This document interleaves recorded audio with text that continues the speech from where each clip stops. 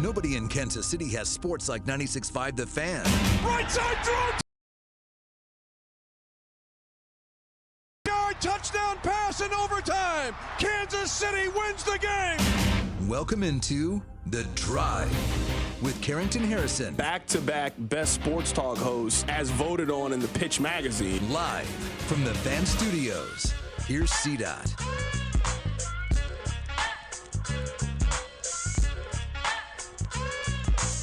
Let's do this. Another day, another dollar, another edition of The Drive. You are listening to The Drive on 96.5 The Fan, 96.5thefan.com, and also the Odyssey app. My name is Carrington Harrison. Excited to be here with you on this wonderful, wonderful Tuesday. We are going to try something a little bit different today. Now, I asked you guys if you wanted this person to be a guest.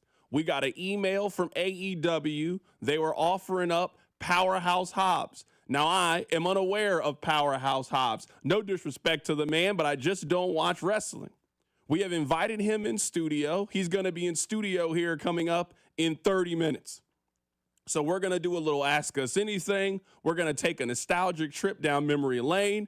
I heard he is a large human being. So there's a lot that I want to know from Powerhouse Hobbs. He's going to be on the show coming up in 30 minutes. They have an event coming up tomorrow night at Silverstein Eye Center Arena. We got a lot to get into in today's show. Joshua Briscoe, a man who seems like he has spent plenty of Wednesdays and Thursdays watching wrestling. He is going to be on the show today as well. We got a lot to get into. I actually do need you guys' help with something.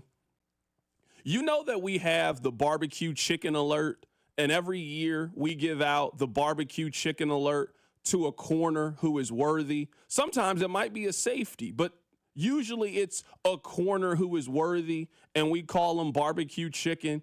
I'm trying to figure out a new name for Chiefs crybaby of the week. And it's not somebody on the Chiefs. It's somebody who usually cries because the Chiefs won. I mean, this might be the Craig Carton Award because he is going for Hall of Fame first ballot. I mean, he's the Joe Montana of Chiefs crybabies. I need you guys' help to come up with a clever name for that. We got a lot to do in today's show. Again, my name is Carrington Harrison. Happy to be here. Rob is here taking you up until 6 o'clock. We got Powerhouse Hobbs of AEW. He is set to join us in studio coming up in about 30 minutes or so. Before we get to the dealings of the day, you know what I need? I need you guys to do me a couple of favors. Number one, I need you to listen to The Drive each day at 2 o'clock right here on 96.5 The Fan, 96.5thefan.com, and also the Odyssey app. Number two, I need you to tell one friend to check out the show. I mean, if you tell two, it would be great, but I need one friend to check out the show. And number three, and this might be the most important, I need you guys to remember that the open of the show is brought to you by our friends over at The Other Place. So if you're looking for a place to watch a little college football, a little pro football, the baseball playoffs are currently going on right now. College basketball season is right around the corner. This is an exciting time in the sports calendar. Then look no further than our friends over at The Other Place. Stop by, watch a little sports, get something to eat, grab a drink, have a good time with your friends and family. Please go check out our friends over at The Other Place. I feel like we need to hit the breaking news sounder because the MVP race is starting to take shape a little bit. Josh Allen was the favorite heading into Monday Night Football. The Buffalo Bills laid a gigantic egg yesterday in Atlanta. Josh Allen is now no longer the favorite to win NFL MVP. Yes, you guessed it. Patrick Mahomes, who will be on the show tomorrow at 3:15, is now the current favorite for NFL MVP. Well, I've got a major question about this. Is there going to be voter fatigue that sets in with Patrick Mahomes? Because we've seen this before. I think we saw it last year when it came to Lamar Jackson, that people were just quite simply tired of voting for Lamar Jackson to win NFL MVP, so they gave it to somebody else. Patrick Mahomes, who has already won 2 of these awards, could we see a scenario where Mahomes is probably deserving of winning MVP? He is widely considered to be the best player in the National Football League, but they have made the decision to give it to somebody else. The player that I would be most worried about in this conversation would be Baker Mayfield. This is my fear in the MVP conversation. My fear would be Baker's never won it before. Baker also very, very popular with fans and the media. So to me, it feels like if it's close between those two individuals, they are going to give the award to Baker Mayfield. And that's certainly no knock on the season that Baker is putting together. Baker's completing 66% of his passes. He has 12 touchdowns, 1 interception, and you could argue that Tampa Bay is the best team in the NFC. So if Baker goes out there and wins the award, he certainly will be deserving if case. But it does feel like if there is a tie, if it's close, I do think that Baker is going to have the advantage in the eyes of the public of wanting to give it to somebody else and the media who just wants a news story. And if you want to talk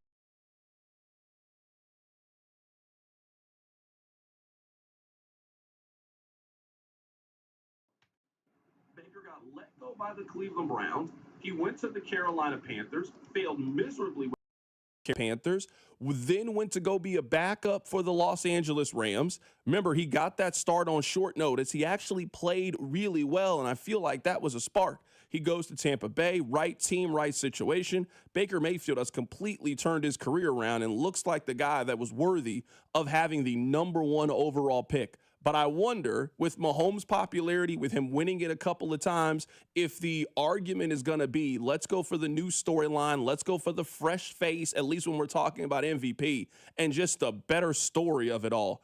Baker would be one of the best stories that we've seen for NFL MVP if he ends up winning the award. Obviously, a long way to go, and I understand that the Chiefs are searching for something a lot bigger than personal accolades, but it's always really good to get them.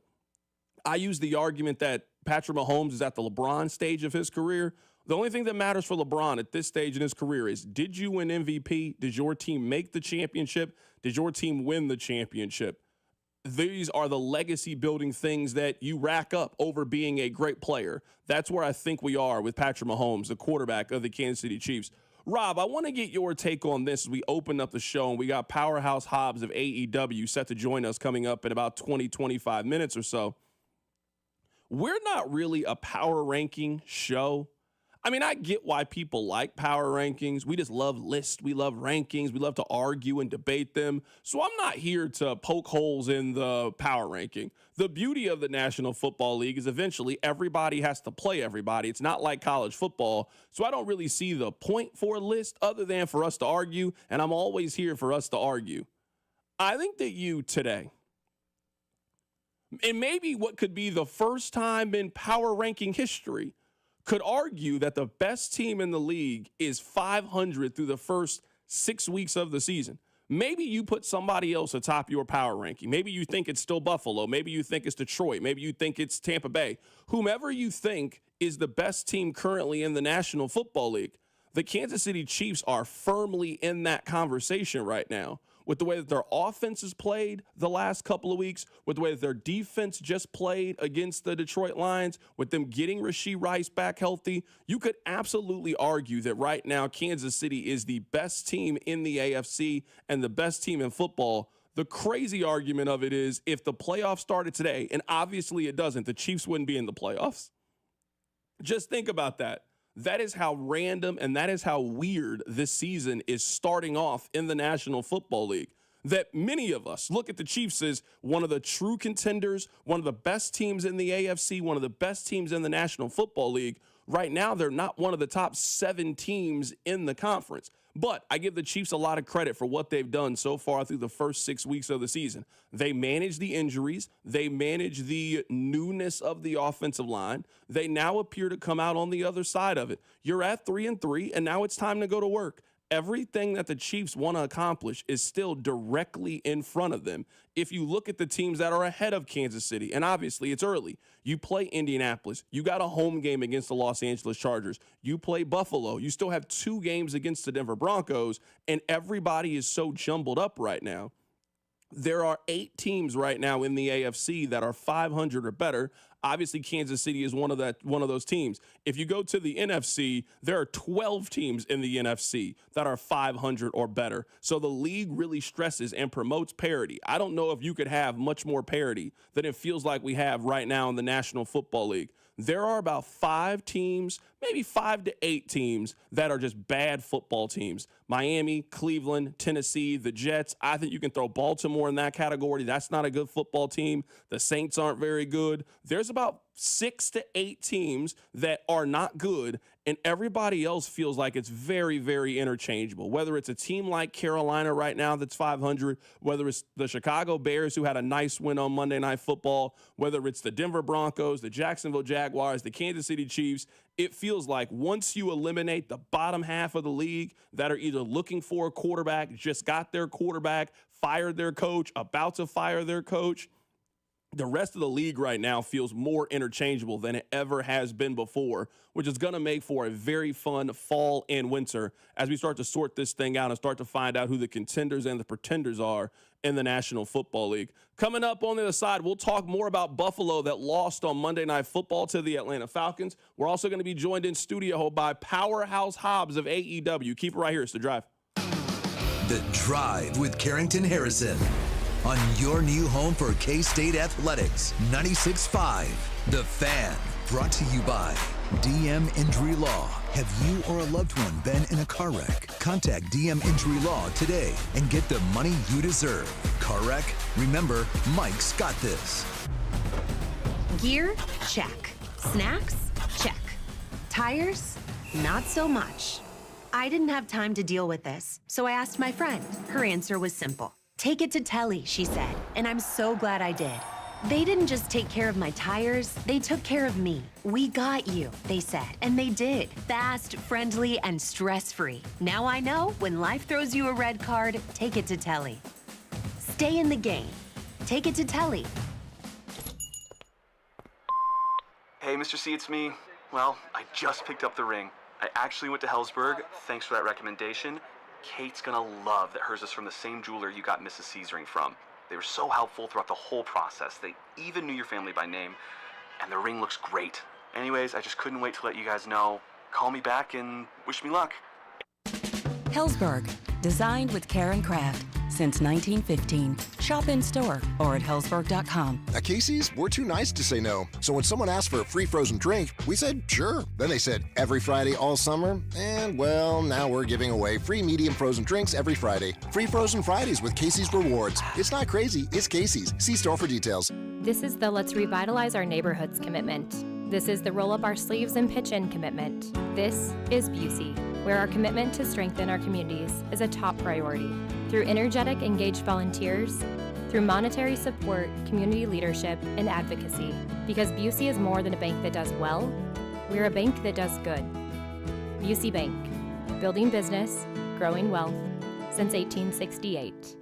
Member FDIC. Hey, it's Cody and Gold. You guys know we've been telling you about our friends over at Centric and how in just as little as 4 months you can find a brand new career in IT.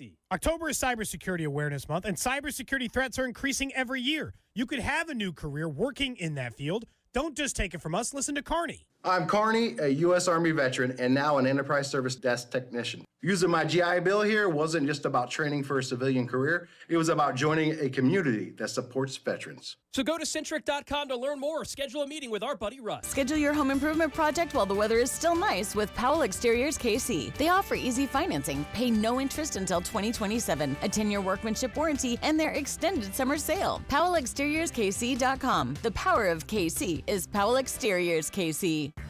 This is the story of the one. As a custodial supervisor at a high school, he knows that during cold and flu season, germs spread fast. It's why he partners with Grainger to stay fully stocked on the products and supplies he needs, from tissues to disinfectants to floor scrubbers. All so that he can help students, staff, and teachers stay healthy and focused. Call 1-800-GRAINGER, click Grainger.com, or just stop by. Grainger, for the ones who get it done. Too many tools, too much stress, and way too many bills. Odoo replaces it all. One connected platform for every part of your business, so you can work faster, smarter, and for less. Odoo, the only software you'll ever need. Try it free today at odoo.com. That's ODOO.com.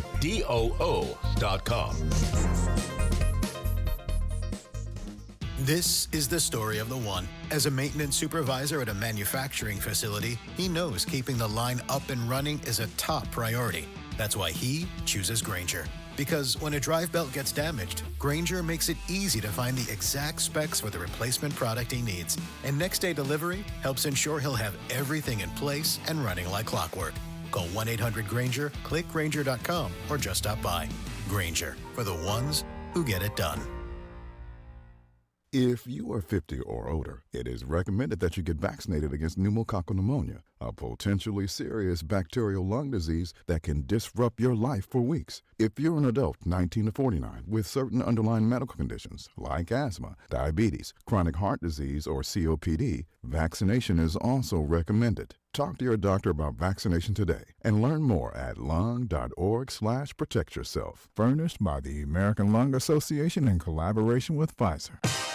I'm Jordan Robinson, host of the new podcast, The Women's Hoop Show. Each episode, I'll be joined by a rotating group of women's basketball experts to talk WNBA, college hoops, the new Unrivaled League, and the shifting landscape of the sport.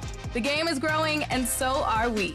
Listen to and follow The Women's Hoop Show and Odyssey podcast, available now for free on the Odyssey app or wherever you get your podcasts.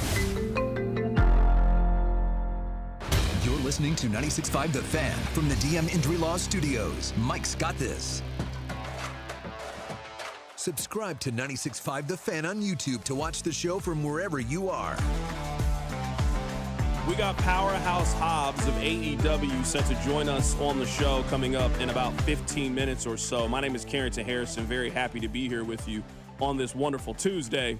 Rob, the text line has brought to my attention a segment that we did last week. So I asked you how many good teams there are in the National Football League. You didn't put a lot of teams into the circle. In fact, you only put one team from the AFC in this conversation, and that team was the Buffalo Bills. Now, to your credit, you put a lot of teams in the I don't know category. Well, I'm looking at it right now. There's a lot of teams in the I don't know category, and I'm not really sure if I can put Buffalo in the good category. Really quickly, let's go through the wins so far for the Buffalo Bills. Now, I know I'm going to contradict myself a little bit because I said it's not fair to play the schedule game. Maybe we can play the schedule game with the Buffalo Bills. Now, I'm still going to give them credit for the Baltimore win. It was the first win of the season. Everybody was healthy and available, and that was a good game. Baltimore had a lead heading into the fourth quarter, and Buffalo won that game. Now, I know how the season has turned for the Baltimore Ravens, but week one, that was a good win. We can have enough hindsight to at least give Buffalo credit for that. Since then, the Jets, Dolphins, Saints. I mean, that's it.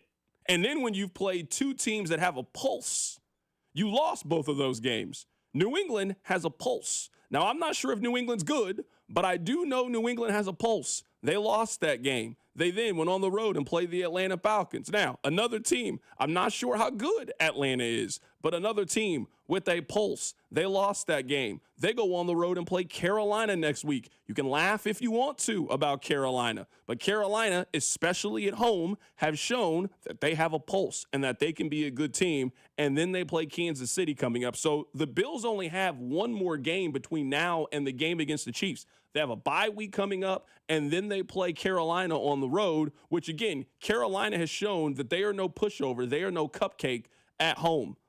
Where are you at now with Buffalo? Do you not have any team right now in your good category in the AFC? Is everybody right now in the I don't know category? I had 7 teams in my good category. You only had one team. We saw them lose again on Monday Night Football. Where are you at right now in the AFC? The Buffalo Bills have fallen into the I don't know category.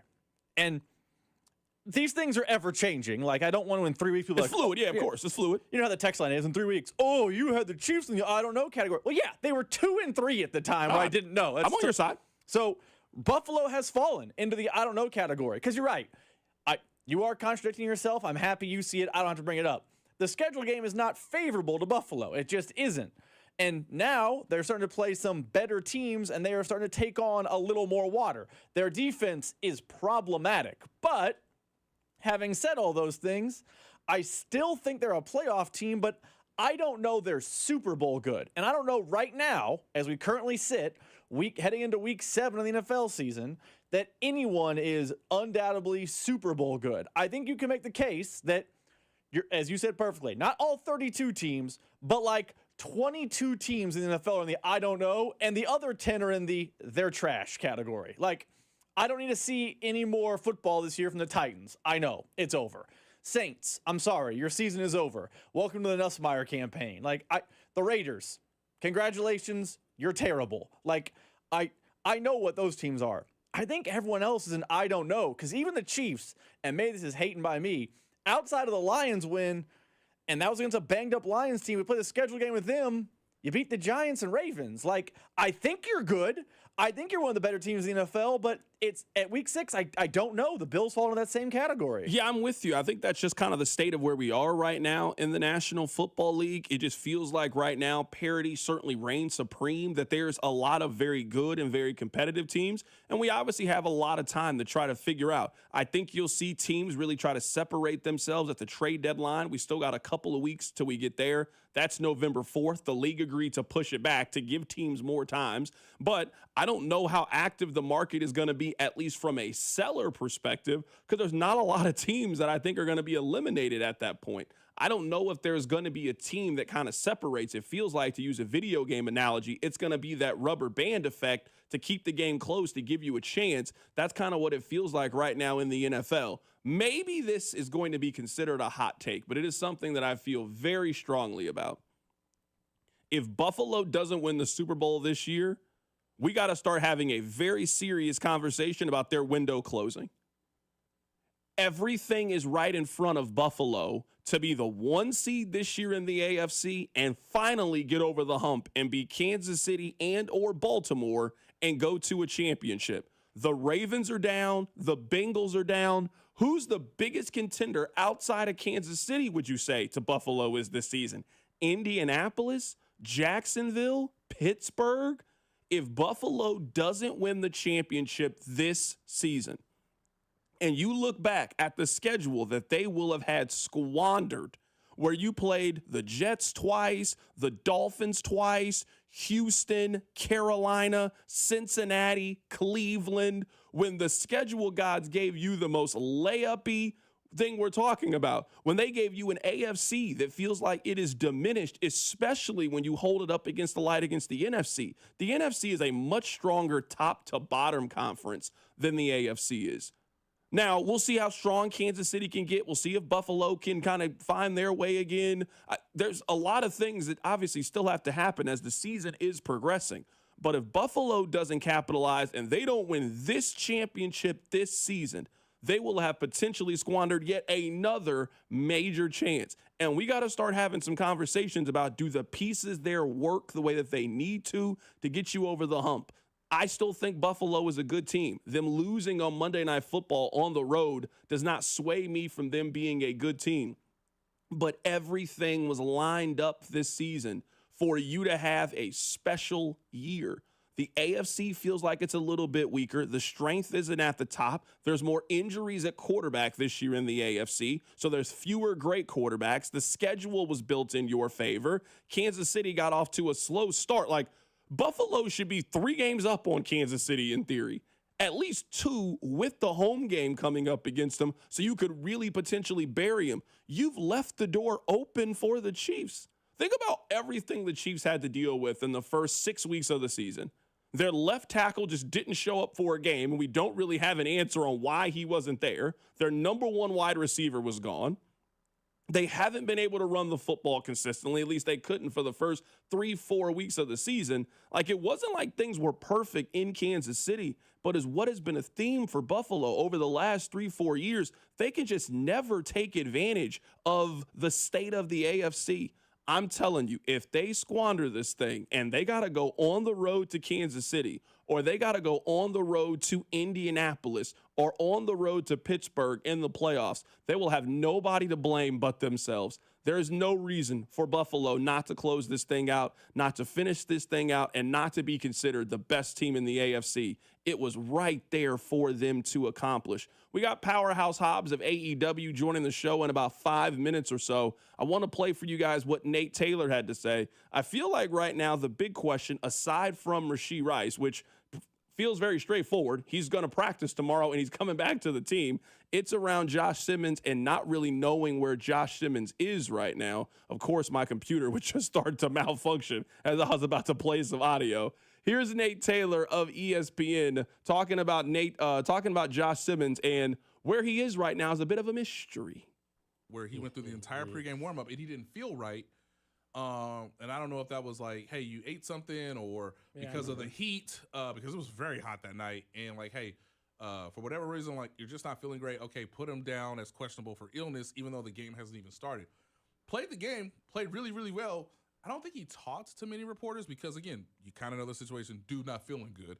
So I know I didn't talk to him after the game in Jacksonville, and then we have this situation, and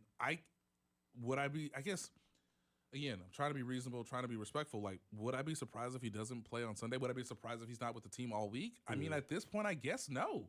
But it does make this perhaps a bit more mysterious, a bit more strange and odd. Unusual is a word I've been hearing a lot in talking to people in and around, the team in the league. Yeah, something feels off about this. I understand it's personal issue, so you can only prize so much. And you are certainly afforded a level of privacy that comes with a personal issue. But this just doesn't sound like a normal personal issue. Like, this doesn't sound like, at least behind closed doors, the people that know, this is the death in the family. Like, I don't know if there'd be a lot of mystery behind it. Or I don't know if people would be using these terms to describe it. It doesn't sound like he just had a kid recently either. You agree? At least the terms and the crowded in mystery. When Chris Jones was gone, it wasn't crowded in mystery. Hey, Chris Jones was back in Mississippi. His aunt died. He's going to play in the game. Now, I guess he didn't have to tell us that. No one's saying you got to tell us those kind of things, but it was a pretty clear A and B. And if Chris Jones decided, hey, I don't feel up to it, I'm not going to play, I think everybody would have respected that. That's just not what it feels like with Josh Simmons. I don't know what it is. I'm not here to speculate what it is, but just the tone that they are using and how it has been addressed, it just doesn't feel like either it's a death in the family, something very private that you are dealing with, that I feel like somebody from the Chiefs would try to put out the fire so there wouldn't be a mystery about it. Hey, Josh is dealing with some family stuff right now. We'll let you know at a later date what's going on. It just doesn't feel like it's a kid. It doesn't feel like it's one of those kind of situations. I don't know what it is, but this just feels like a very different absence than I think you're used to in the middle of a football season. It does feel weird. Now, I will put the major caveat, and you've already said this. We will eventually find out. That's how reporting works, the NFL works. Nate Taylor eventually, or Adam Schefter, Ian Rappaport, someone's going to find out. We're going to, get the alert, and then we can all handle the news, whatever it may be at that time. But so far, it's felt odd, from Andy's comments in postgame to his non-answer of Nate Taylor's question yesterday during the media availability to he didn't really give a timetable for when Josh Jones will return. You haven't seen a Schefter or Rappaport say, he'll be back in the facility on Wednesday. You really haven't seen anything. He's just kind of MIA right now. So it's odd. I don't want to speculate about it, but I think one reason why fans aren't more perplexed by his lack of knowledge of where he is and what's the situation. Because they have a replacement for him. If Jalen Moore was bad, this would be the big story. But 100%. Jalen Moore, not only was we talking about yesterday, not only was Jalen Moore good, he was great on Sunday. And I think that kind of squelches fans' interest in the knowledge. But there's a perplexity around this, in my opinion. Yeah, I don't think that there is a tone from fans, hurry back, we need you. Where I think that would be the case. I think it would be the case if that was the context of it.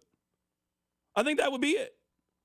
If you're right, if it was last year and their left tackle just wasn't there and they didn't really have a replacement, I think people would kind of be on edge about it. hey, where's Josh Simmons? Where is he coming back? The fact that they do have Jalen Moore and you feel comfortable if you got to carry this thing for a week or possibly longer. Again, it's uncertain. I have no clue where Josh Simmons is or when he could potentially be coming back. But the fact that they seem to be fine on the offensive line, I think tells us something. I do think this. Are we 100% certain if this turns out to be an extended absence, if he automatically gets his job back? You haven't been practicing and you haven't been playing. Let's say that he doesn't practice or doesn't play this week against the Raiders. So now we're talking about you have missed 2 games. If Jalen Moore plays really well, you have been practicing, you have been there. Are we 100% certain that they're just automatically giving the job right back to Josh Simmons? No questions asked. He's just taking all the reps at one. I don't really know how the Chiefs handle that situation, to be completely honest with you guys. Let me play one more cut for you guys. We are expecting Powerhouse Hobbs of AEW to join us here coming up in just a bit. Here is Nate Taylor talking about Omar Norman Lott. That's a name I haven't heard in a long time. Here's Nate Taylor. Love Derek Nottie. It's a wrap. And I know the Chiefs are trying to do the right thing of like balancing this guy's a veteran. He knows the defense in and out, been in all the big game situations. Derek Nottie is a reason why the Chiefs have a dynasty, right? Because he has been helpful in postseason runs, particularly at stopping the run. But at his age, given the amount of injuries he's had, the fact that he is ranked 119th out of 119th, the Lions basically said, every run's going to be towards you and away from Chris Jones. And whether, when they got into a passing situation, Chris Jones and Hugh and those guys got to do a little work. Yes. And so it's time, because we're 6 games into the season, it's time for them to give Omar Norman Lott the full go. Like, no more of this, like, half-measured, rotational, blah, blah, blah. Like, play the young guy. That was Nate Taylor on the midday show earlier talking about Omar Norman Lott. You know what? We got a little bit of time as we wait for Powerhouse Hobbs. I'll play one more talking about Charles Omenihu. The defensive line has been a major talking point in the first half of the season. Here is Nate talking about Charles Omenihu and him being a player who traditionally turns things on in the second half of the season. Charles Omenihu has played his best football, and this isn't just like with the Chiefs. This is also the case with the 49ers, the team he was previously with before he joined the Chiefs. He kind of is a second half of the season player. Even when he's had the ability to play a full season, he's not started seasons off well. It's something I'm actually digging into, fascinated to talk to him about. Like, why do you play better in like November, December, January, whether you have an injury, a suspension, or not? So again, that's a positive sign. That was Nate Taylor of ESPN joining us on the show earlier today. He actually was on the midday show, joining us on the midday show to talk about the defensive line. The defensive line has played really well these last couple of weeks. I think you got to give the Chiefs a lot of credit for how their defensive line performed a couple of days ago against the Detroit Lions. That is a team that has one of the best offensive lines in the National Football League, a team that can run it as well as any team in the National Football League. And the Chiefs really controlled that game, really controlled things up front. And the run game was just never really a problem in that game.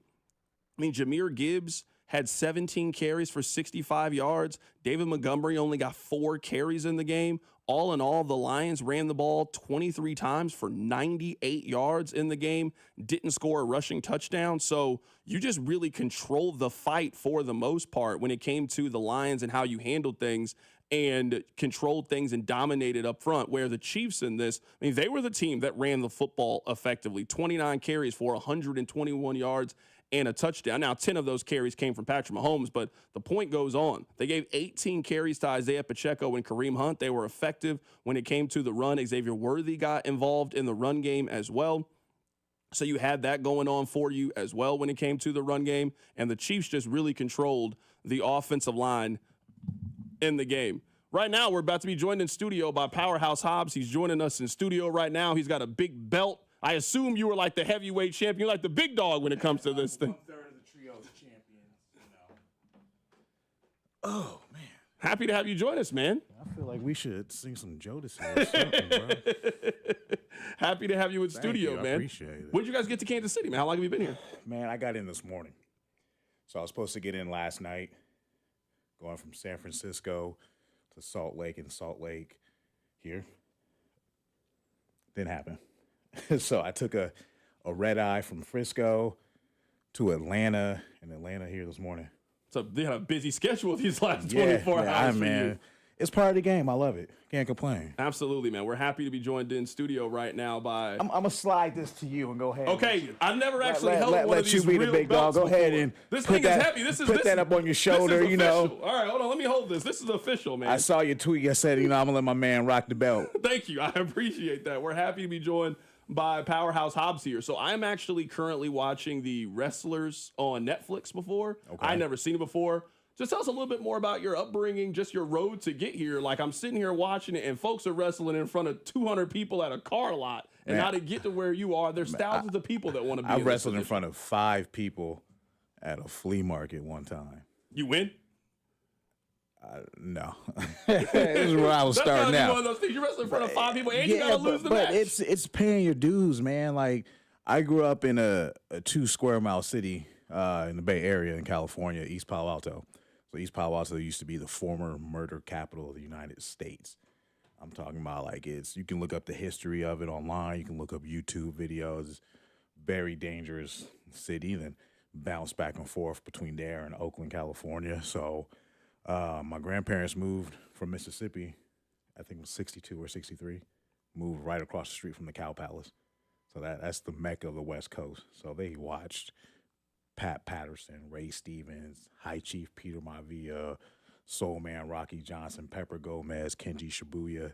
Like, wrestling was already on in my household before I was even thought about.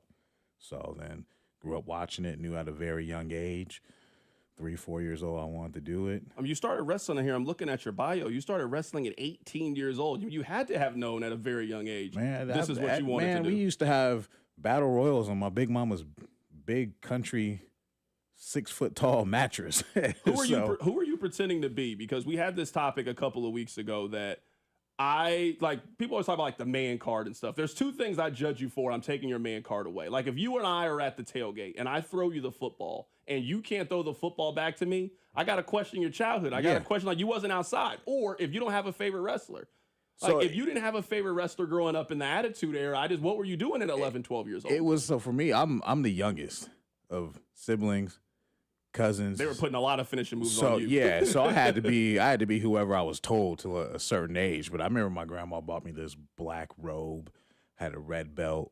My sister bedazzled it up. And, I had to be Ravishing Rick Rude. And, there's times I, took my grandma's roller and curled my front of my hair. I was Razor Ramon, so I wore my grandpa's 3-piece suit vest. I'm Stone Cold Steve Austin, so wearing electrical tape around my arms, I'm Ron Simmons, Farouk. So it all depends, man. We wrote our own cards out, growing up. Had the neighbors come over. We're in the backyard taking my grandpa's brand new sheetrock, his tables, 3D'ing through the tables, body slams, all that stuff, man. So we used to put on shows. Right now, we're joined in studio by Powerhouse Hobbs. He is with AEW. They're going to be in town tomorrow for AEW Dynamite and Collision. It's coming to Cable Dahmer Arena tomorrow, Wednesday, October 15th. You can watch it on TBS. You also can stream it on HBO Max. Yes. When you were 12 years old, what was your favorite finishing move? Rock bottom, Stone Cold Stunner, believe it or not, figure 4. Spine Buster was the one. That was always my go-to, as you can tell now. So it depends who we were, man. Like, the whole neighborhood will be having battle royals. So, it was wild growing up. What I always just love about either the Stone Cold Stunner or the Rock Bottom is it just would always, like, randomly come out of nowhere. Dude, like, Stone Cold would be losing the whole match, and all of a sudden that kick to the stomach, like, oh my goodness, how'd you do this? Yeah, that's what I try to do with the Spine Buster. Try to hit it out of anywhere. So right now, we're joined in studio by Powerhouse Hobbs. We're going to do a little Ask Us Anything here coming up in just a little bit. You joined AEW in 2020. What was it like to join in the middle of COVID? Frightening, because I just got laid off from my job. My daughter was, couple months old. So it was like I couldn't get hired anywhere. Like, I applied at fast food spots, and they were like, nah. And, it was because I was overqualified from what I was told. But, man, I got a call, and QT Marshall actually texted me, and I didn't respond back for maybe like 3-4 hours. So I thought somebody was ribbing me. And I got a, text from Cody Rhodes, then I was just like, I got to bet on myself at this point. So, the story is already out there, man. It took off. I had a debut match against Orange Cassidy. Then my second match was a 6-man against the Dark Order. And then week after week, I started showing up on Dark. And then, Tony gave me that gave me that head nod, that opportunity, which we all want in wrestling. You want that opportunity to prove yourself. And he saw something in me, and the rest is history. TNT champ, 1/3 of the trios tag team champions, So I can't complain, man. This is my belt now. Do you have Hey, your man, own? Like, you Deboing it right now, man. I'm just You asking, Deboing like, it you from brought me. me the belt here. I didn't know Yeah, if you man. had your own. Like you said, it's 1/3. That means there's 2 of them out there. Hey, well, Joe and Shibata got the other 2. But, just winning the face of the Revolution ladder match, and in my backyard at the Cow Palace, like, that meant the world. And then, facing John Moxley for the AEW World Championship, that meant a lot. So I've been on some big stages, had some great moments with this company, and I just think there's nobody like me in this company, in this business. I set myself apart from everyone else. Right now, we're joined in studio by Powerhouse Hobbs. We're going to have him answer some questions here coming up on the other side. We'll get back to football coming up at the top of the hour. If you got a question, text it in 913-586-7965. Dynamite and Collision AEW. It is at Cable Dahmer Arena tomorrow night at Silverstein Eye Center Arena. You can catch it on TBS and stream it on HBO Max. Keep it right here. It's The Drive. The Drive with Carrington Harrison. Watch the show on YouTube by subscribing to the 965 YouTube channel. The Drive, brought to you by DM Injury Law. Have you or a loved one been in a car wreck? Contact DM Injury Law today and get the money you deserve. Car wreck? Remember, Mike's got this. 965, The Fan. BetMGM is inviting you to charge the field this pro football season. Existing BetMGM customers can have a ball without having to sweat. Log into your account to get a pro football no sweat token. Apply the token to your next pro football bet. If you lose with the token attached, you'll get your stake back in bonus bets. That's right. With a no sweat token, you get your stake back in bonus bets if you don't win. There's nothing like a fresh set of downs. And that's just what BetMGM is offering if you don't win with a no-sweat token. Find your favorite matchup and be part of the action. Make this pro football season one for the ages. Make it legendary. BetMGM and GameSense remind you to play responsibly. See BetMGM.com for terms. 21 plus only. Kansas only. Existing customer offer. Subject to eligibility requirements. Rewards are non-withdrawable bonus bets that expire in 7 days. Please gamble responsibly. Gambling problem? Call 1-800-GAMBLER. In partnership with Kansas Crossing Casino and Hotel. Hey, Zach. Are you smiling at my gorgeous canyon view? No, Donald. I'm smiling because I've got something I want to tell the whole world. Well, do it. Shout it out. T-Mobile's got home internet. Whoa, I love that echo. T-Mobile's got home internet. How much is it? Look at that, Zach. We got the neighbors' attention. Just $35 a month. And you love a great deal, Denise. Plus, they've got a 5-year price guarantee. That's 5 whole trips around the sun. I'm switching. Me too. Yes, T-Mobile home internet for the neighborhood. Donald, you still haven't returned my weed whacker. Carl, don't you embarrass me like this, please. What's everyone yelling about? T-Mobile's got home internet. And Donald's got my weed whacker. Yes, T-Mobile's got home internet. Just $35 a month with auto pay and any voice line. And it's guaranteed for 5 years. Beautiful yodeling, Carl. Taxes and fees apply. See T-Mobile.com/ISP for details and exclusions. Another summer is ended, and you may have noticed that your energy is lower, your workouts aren't as productive, perhaps you aren't sleeping as well and feel foggy all the time. Maybe even your sex drive is off. This is Jeff for Heartland Men's Health, and if you're experiencing some or all of these symptoms, it's likely you have low testosterone. And if that's what's going on with you, don't wait. You need to call us at Heartland Men's Health and get treated for your low T, because living with low testosterone is no way to live. With our low T treatments, if you're like most guys, your life will change considerably. Improved sleep, better energy, greater gains in the gym, better mental clarity, and your sex drive will likely improve as well. Plus, most men see these results in just a few weeks. So call us Your initial visit is just $99 and includes PSA and T-test and a medical consult. And if you start on testosterone the day of your appointment, your visit is free. Call 844-447-6600. That's 844-447-6600. Or go to heartlandmenshealth.com. I'm Bob Burke, founder and chairman of Burke America Parts Group, a family of brands that includes RepairClinic.com, an appliance and HVAC parts solution company that's grown into an international brand. Before AmericanEagle.com, we partially launched a new technology platform developed by another firm. American Eagle helped take our technology to a whole new level with digital marketing, software development, and business insights into our key markets, appliances, HVAC, and outdoor power equipment, and did so both on time and on budget. AmericanEagle.com has the resources, experience, and talent needed to produce solutions. Our new technology platform, developed by AmericanEagle.com, has produced tremendous results with higher traffic, conversion, engagement, and online revenue. If you have any home repairs you need to take care of, check us out at RepairClinic.com. If you need a world-class website or technology project, then I would highly recommend AmericanEagle.com. Call AmericanEagle.com at 773-NETWORK. That's AmericanEagle.com, 773-NETWORK. Kansas City, it's time to turn up the heat. The Westport Sunfresh is back and better than ever. Now proudly part of the Cosentino Food Stores family.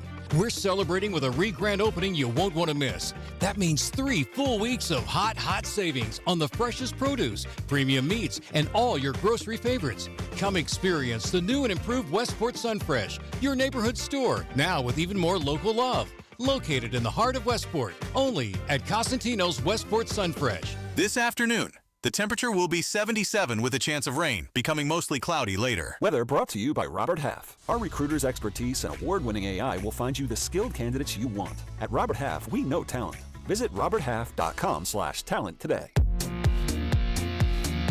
Welcome to your home for Royals baseball. 96.5 The Fan.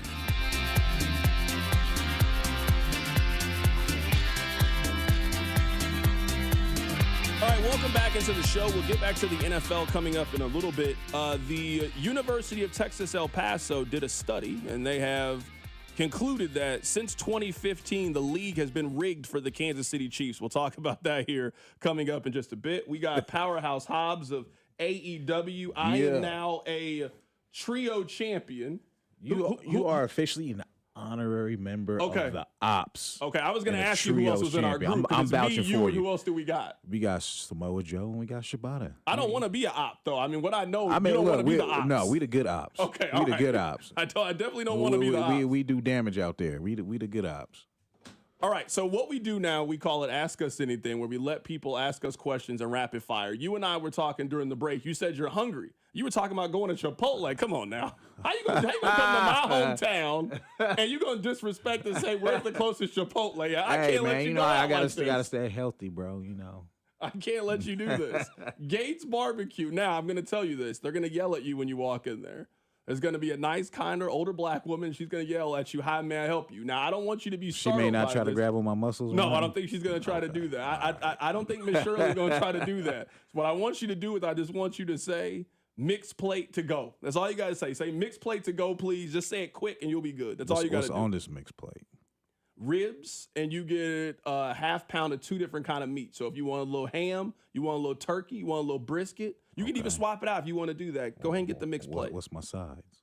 Fries. I mean, now you can get your own size there. I just get the fries. It comes with the fries. You got to dip the fries in the sauce. I always get a strawberry pop. You don't seem like you drink a lot of pop. Maybe you get a bottle of water. I thought I was the only one to say pop.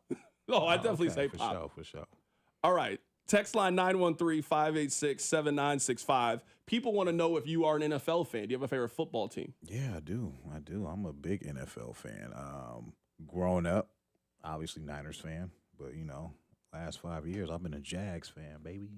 I was about to ask why. I was like, oh yeah, I know why you cheer. Hey, that Jags Chiefs game, man, I got goosebumps. That was a good game. Who was your favorite Niner growing up? Prime Time, baby. Okay, that's a good one. Prime Time, man. He's the reason why I used to, when I played Pop Warner, I wore my Big Mama scarf under my helmet. And I'm telling you, on my playlist, I kid you not, man, Must Be the Money is on my playlist. It's a great song. It is. How'd you pick your intro song? So Mikey Ruckus came up with it. You know, who does a lot of our a lot of talent's entrance music, and you know, I love unsolved mysteries.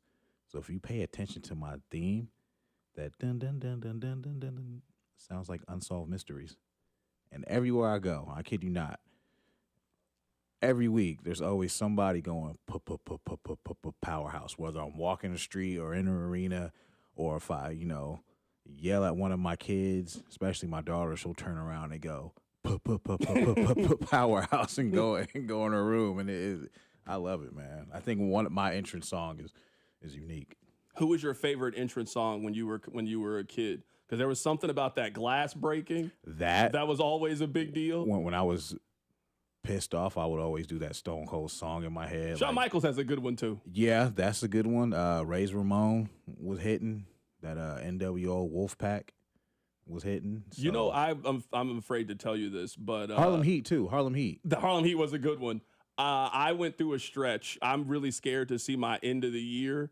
I listened to John Cena's intro for about a week. That was like the only thing. I don't know. It was so catchy to me. I just really thought it was good. My older son was into that, so I heard a lot of that. Cena can flow. The text line 913-586-7965. We got Powerhouse Hobbs in here for a couple more minutes. We're asking him some Ask me something, questions. people. We're asking him some random questions. How did you come up with your finishing move? It was something I was doing as a child. Like I love Arn Anderson, and the spine buster was devastating. I think it's used a lot, and it should be a finisher, just like the DDT. Like when Jake Snake Roberts did it, wasn't no getting up. When Arn hit that spine buster back in the day, wasn't no getting up. So that the way I do it now has a little pizzazz, a little pop on it, a little intensity on it. So that's why it's my finisher. What is a key that people wouldn't think to being a really good wrestler? Because it feels like you have to be really solid at a lot of things. Like you got to be able to cut a promo. You got to be able to sell. You got to be able to do these things. Like what's like an underrated characteristic that you need to be a good wrestler? You got to connect with the audience. That's the biggest thing. If you don't connect with, when John Moxley hit me from behind the back with the chair, and I do this slow turnaround, this lip goes up, people feel that. And what happens after that is they start a "you effed up" chant. Or I'm in the ring and I got the guy in the corner and I lift his right arm up. They know that this big meat hook is coming, and they're chanting meat, meat, meat, meat. You come to the show tomorrow, right? I'm gonna have to show out. I don't know if I'm chanting meat. I don't know if that's. I got to throw the challenge flag on that. Look. You gonna have a lot of people around you. Like, hey, you gonna have to. Everybody else gonna be chilling. Why are they doing this? Right. So when I throw this meat hook, man, it's there. You got to connect with the audience. You know, you can do the fanciest moves, but if you don't have no connection behind it, I personally think it doesn't mean anything. Someone on the text line wants to know, what's it like to work with Sting? A dream come true. Phenomenal. I was Sting's last match in Jacksonville, Florida, before his retirement match. And, you know, he hit me with that scorpion death drop off the little the balcony we had and went through 2 tables. Like, that's crazy. Like, I got to work Sting. I was Sting one year for Halloween. Had my grandma's wig on, had her leather trench coat, you know, and then, like, I'm working with somebody who's trusting me, and it's his second to last match. Like, that says a lot right there. Which one's, like, I guess, more painful to deal with? Is when they throw you through the table or somebody hits you with the chair? Neither one of them seem very fun. No, I mean, you can look it up on YouTube. I get hit with a chair. It don't faze me. You know, I haven't been through too many tables, you know, but it doesn't faze you. Like, dude, that's something you have to like practice. Like, nah, look, you see my back. Have you seen how big my back is? Have you seen what chairs look like? Yeah. Somebody just picks up the chair and you just eating the chair. Yeah, it doesn't faze me. I get hit in the back with the chair and I turn around and I'd be out with workman's comp if I got hit with the chair. You know, right not everybody can be big, black, and jack. You know what I'm saying? Like me, so it's. Someone wants to know, what's your favorite kind of match? Now that I've been in one, the Anarchy in the Arena. I don't know if you saw that. I haven't, no. So it was it was a wild. You got HBO Max? Yeah, of course. Okay, well you gotta look up Double or Nothing, baby, because that was our pay-per-view in Phoenix, Arizona, and it was chaos everywhere around the arena. Like, it was just action everywhere. Who are you fighting tomorrow when I come out to the event? So we are defending our trios titles against. So you're fighting a tag team match. The LFI trios. Okay. All right. 3-on-3. Okay. 3 versus 3. So we putting the gold on the line, and Hangman Adam Page is defending his world title this Saturday. Wrestle Dream against 1/3 of the trios champs, my partner Samoa Joe. He's actually going to be ringside commentary, and then you got John Moxley and Darby Allin, who's going to be face to face, and they're having an I Quit match this Saturday. So this is the go home show, man. So it's a lot of action. For sure. That is Powerhouse Hobbs joining us in studio. He is wrestling tomorrow at Cable Diner Arena. Man, you got to put that belt up on your shoulder, bro. For sure. Belt on my shoulder. It's going to my house. I don't know about all that. What are you talking about? You said I was an honorary member. That means you get to hold it here. You getting me warmed up talking about you going to take my belt. Yeah, this is like whenever rappers give other rappers their chain. You gave me your championship Usually belt. they take it. But you know what I'm saying? You got to put it up on your shoulder, man. Walk around here and, let people know you. I might hit somebody with it and see how it works. Go ahead. I see been somebody right there. I've been waiting to hit Rob with this thing. I've been waiting to hit Rob. That's Powerhouse Hobbs joining us. Catch him tomorrow at Cable Diner Arena. AEW Dynamite and Collision. This is their last show before their pay-per-view, which is going to be in St. Louis on Saturday. Man, really appreciate your time, man. Good luck to you, man. Excited to come out to the event tomorrow. Coming up on the other side, there is a study that says the league is rigged for the Chiefs. We'll talk about it. Keep it right here. It's The Drive. This is Wyatt Thompson from K-State, and you're listening to The Drive with CDOT right here on 96.5 The Fan and the Odyssey app. Brought to you by DM Injury Law. Have you or a loved one been in a car wreck? Contact DM Injury Law today and get the money you deserve. Car wreck? Remember, Mike's got this. Actual price will depend on product and subscription plan. Featured products are compounded drug products, which the FDA does not approve or verify for safety, effectiveness, or quality. Prescription products require an online consultation with a healthcare provider who will determine if appropriate. See website for details, restrictions, and important safety information. Want a boost in and out of the bedroom? Hims has you covered. Introducing a new 2-in-1 approach to level up your game. Tadalafil for better bedroom performance and zinc for testosterone support. Put it all together and you've got what you need to turn things all the way up. Getting started is simple. Just go to hims.com/joy to start your free online visit. Through Hims, you can access ED treatments including pills, chews, and more. 100% online.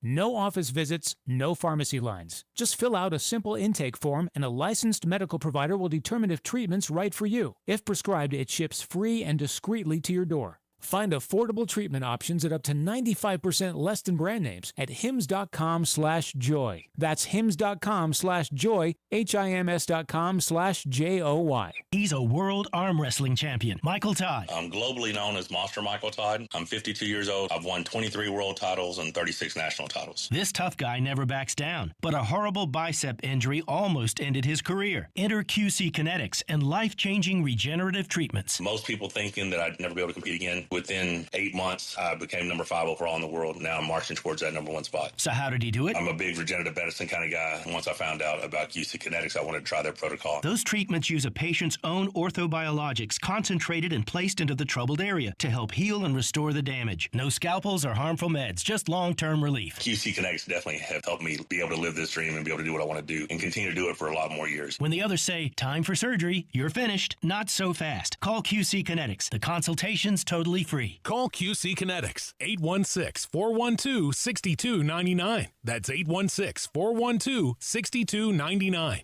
816-412-6299. Dane Hughes here. I've seen a lot of stat lines in my playing days, but these numbers, they caught my attention. Flight by Yingling. 2.6 carbs, 95 calories, and all the crisp, refreshing flavor you want in a light beer. It's brewed by the oldest brewery in America, so you know it's got some serious history behind it. If you're into stats and taste, you're going to love this beer. Flight by Yingling, the next generation of light beer and the official beer of Dane and Hughes. DG Yingling & Son, Pottsville, Pennsylvania. Men, if the long lines to the bathroom have been holding you back from attending sporting events and you're waking up in the middle of the night dealing with frequent urination, it could be an enlarged prostate. Jeff Montgomery here to talk about the minimally invasive procedure I had that made a big difference. I went to Dr. Brown at Miva Medical, the leader in minimally invasive treatments in Kansas City. The procedure was quick and easy, and I'm very happy with the result.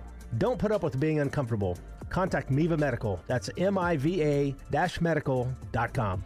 It's time to build that dream deck over at All Weather Decks. Schedule a free estimate today at 913-206-1974 or online at allweatherdecks.net. All Weather Decks, the right deck at the right price. This is the story of the one. As a maintenance supervisor at a manufacturing facility, he knows keeping the line up and running is a top priority. That's why he chooses Grainger.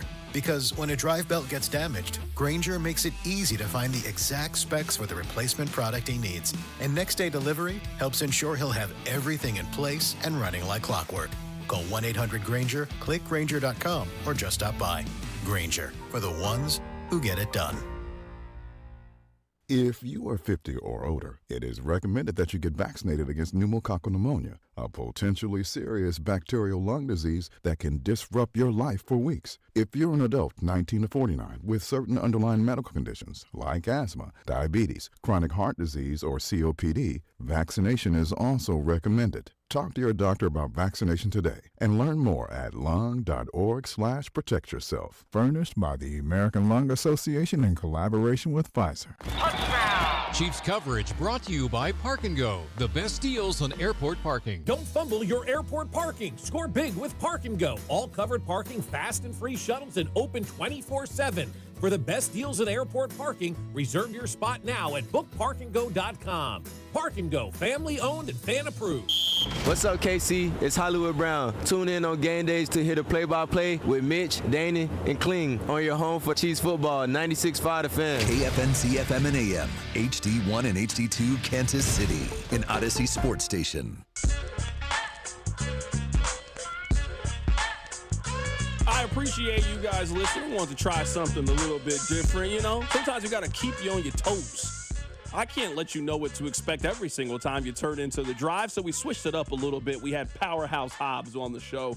I'm now a trios champion, Rob. Unfortunately, you are not a trios champion. You're a heel in this story. I get to be the champion in all of this. You didn't have a favorite wrestler as a kid. That's why you can't participate. That's why you can't be a champion with me. I'm just excited. I'm cutting it right now. You said you're proud to be part of the ops. That is something we'll be using throughout. I'm not the ops. I heard that on the air. I'm like, oh, did he just say I'm part of the ops? No, and mark that and get that done immediately. That's why I didn't want nothing to do with that. That's why he said you in the ops. I'm like, hold on. Then he said I had to start chanting meat. I'm not chanting meat with you tomorrow. Absolutely not. Let me read to you guys a little bit of a blurb. Now, there was a study that was done by the University of Texas, El Paso. For those of you that are wondering, where in the world is the University of Texas, El Paso? Have you guys seen the movie Glory Road? That's UTEP. That's a real school. Yes, UTEP. So I don't know why they did this study. I don't know why taxpayer dollars were spent towards this, but this is a real study. Research was done by a team at UTEP that presents evidence that the Chiefs have benefited from slanted officiating from 2015 to 2023, a time that coincided with their rise as one of the most marketable franchises in the league. Hold on. Hold on. Because this doesn't make any sense. Wait, this is what you want me to think. You want me to think back in 2015 when Patrick Mahomes is a sophomore at Texas Tech and in the middle of Alex Smith, Jason Avant, you want me to think that there was a master conspiracy from the National Football League to build up a franchise who had won one playoff game in the last 25 years in the 33rd media market in the country? You want me to think that one day Roger Goodell and whoever his handlers are, whoever is Roger Goodell's close inner circle, you want me to believe that one day the commissioner of the league said, you know what? Press the button. And folks around like, oh, we've never done that before. Yeah. And then somebody said, no, wait. Why don't we do this for the Bears? He was like, nah, too obvious. And somebody's like, well, what if we do that for the Cowboys?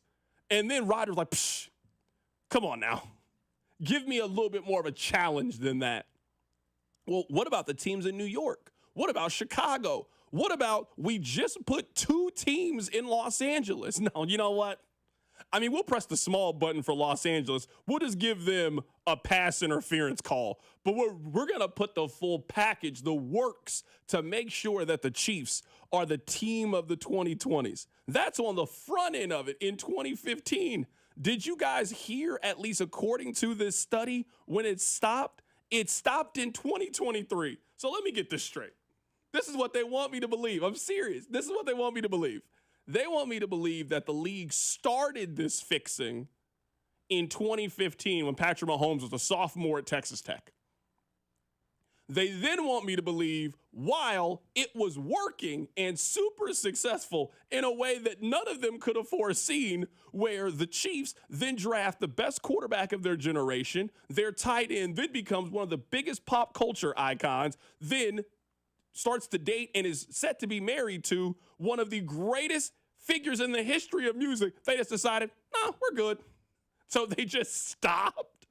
That's what they want me to believe. So they started this before the Mahomes era, and then in the middle of the Mahomes era, while it would be the most profitable and most advantageous to then help Kansas City, they were like, nah, we're good. We got it. Our work here is done. We've done enough. Now, I know you guys might be wondering, why would they have done this? Well, let me read to you what Spencer Barnes has a PhD. He is a doctor. He led this study. This wasn't done by some Rudy Poo. This is done by somebody who went to school long enough where they put PhD on your title. Quote, our findings suggest that the league's financial health is at stake. Rule enforcement may subtly shift to protect market appeal. And the fact that postseason penalties consistently favor one franchise, while similar dynasties have shown no such pattern, points to the powerful role of financial incentives in shaping neutral decisions. So this is what they're saying, Rob. This man who is a doctor, I can't stress this enough. This is not random Bills fan 123 on Instagram. This is somebody who went to school and got their doctorate. He is arguing that the league started to help the Kansas City Chiefs because viewership was declining because of Colin Kaepernick. I'm not joking. I swear to you guys, I'm not making this up. Spencer believes that the result of financial pressure from the league stemming from the sharp decline in viewership in 2015 to 2017, marked by controversy over racial issues, led to this. These people are nuts. You can't hear this any other way than how I hear it. These people are cuckoo. They're cuckoo. So they want me to believe that when Colin Kaepernick was protesting and the ratings were going down, that the league was trying to figure out how we were going to get ourselves out of this. And they just played Wheel of Dynasty, and they spun the wheel, and it landed on the Kansas City Chiefs. And like, well, I mean, we got to do something. Here we go. We got to create one team that's better than everybody. Let's really give ourselves a challenge. I mean, it'd be too easy if we just made it the Dolphins and we just picked Miami. That's too easy. No, we got to pick it in little Kansas City. I mean, think about every other dynasty. It was San Francisco and Dallas and New England. Like, we've conquered dynasties in big markets. We got to now try to conquer a dynasty in a smaller market. Okay, all right. I can't take these people seriously. They're nuts. Every single one of them. This man, nuts. Craig Carton, nuts. Not one penalty in a 60-minute game of football. When Detroit executes, somewhat sloppily, but when Detroit executes the touchdown pass to Jared Goff in the first half, all of a sudden it's a touchdown, and then tick-tock, tick-tock, the referees somehow decide, wait a minute, we're going to call that touchdown off because he didn't settle himself before running in motion there to the left side. And I'm sitting there going, these might very well be the two best teams in all of football. And I'm ready for a great game. But when one team does not get called for a single penalty, it's like, come on, guys. Like, there's a part of me that appreciates the transparency, that the NFL is doing everything in their power to help Kansas City get to 500, which they did last night.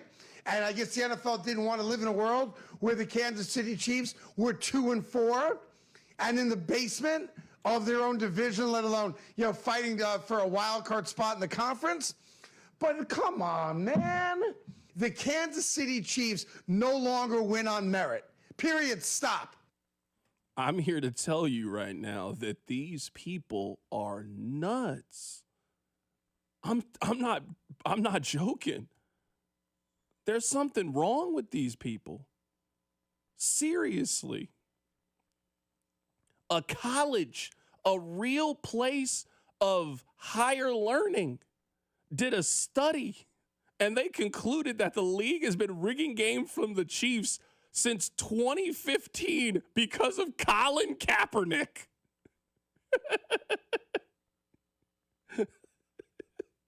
That's what he said. And then they stopped in the middle of Travis Kelce and Taylor Swift's relationship. They just stopped. Okay, all right. Hey, real quick, where were the officials at when the Marcus Mariota thing happened? I mean, that happened during this time frame, right? I'm not crazy, right? Where was the officials rigging the games at when they called holding on Eric Fisher in the postseason when the Chiefs were trying to go for a 2-point conversion at home against the Steelers? Why did they not press the button then? They didn't get the memo? These people, what is wrong with them? Has it always been like this? Maybe I'm just now noticing it, and maybe it's social media, which amplifies these things. Have people always been like this? Because I think they're cuckoo, legitimately cuckoo. For you to go on the air and say that the Chiefs don't win games on merit, that's telling the rest of us that we shouldn't listen to you. That's what the sign is. Hey, don't take what I'm saying seriously. These people, I don't know what's going on.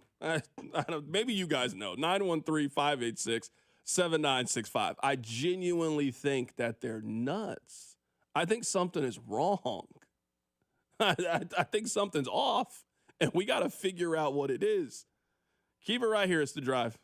The Drive with Carrington Harrison, a show that prides itself on getting it right. I don't know what I'm talking about. Brought to you by DM Injury Law. Have you or a loved one been in a car wreck? Contact DM Injury Law today and get the money you deserve. Car wreck? Remember, Mike's got this. 96.5, The Fan.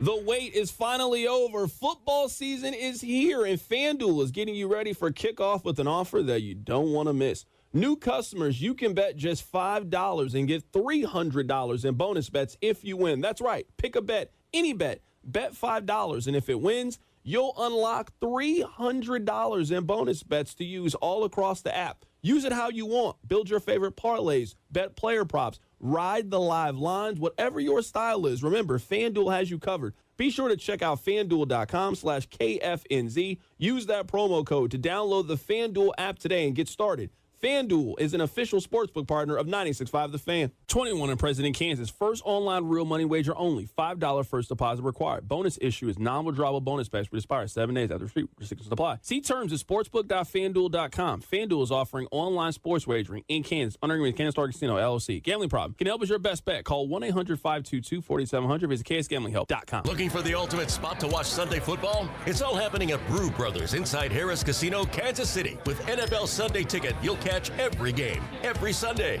So no matter who you root for, your team is always on. Add in ice-cold drinks, mouth-watering food, and a crowd that loves football just like you. And you've got the perfect game day atmosphere. Every snap, every score, every Sunday.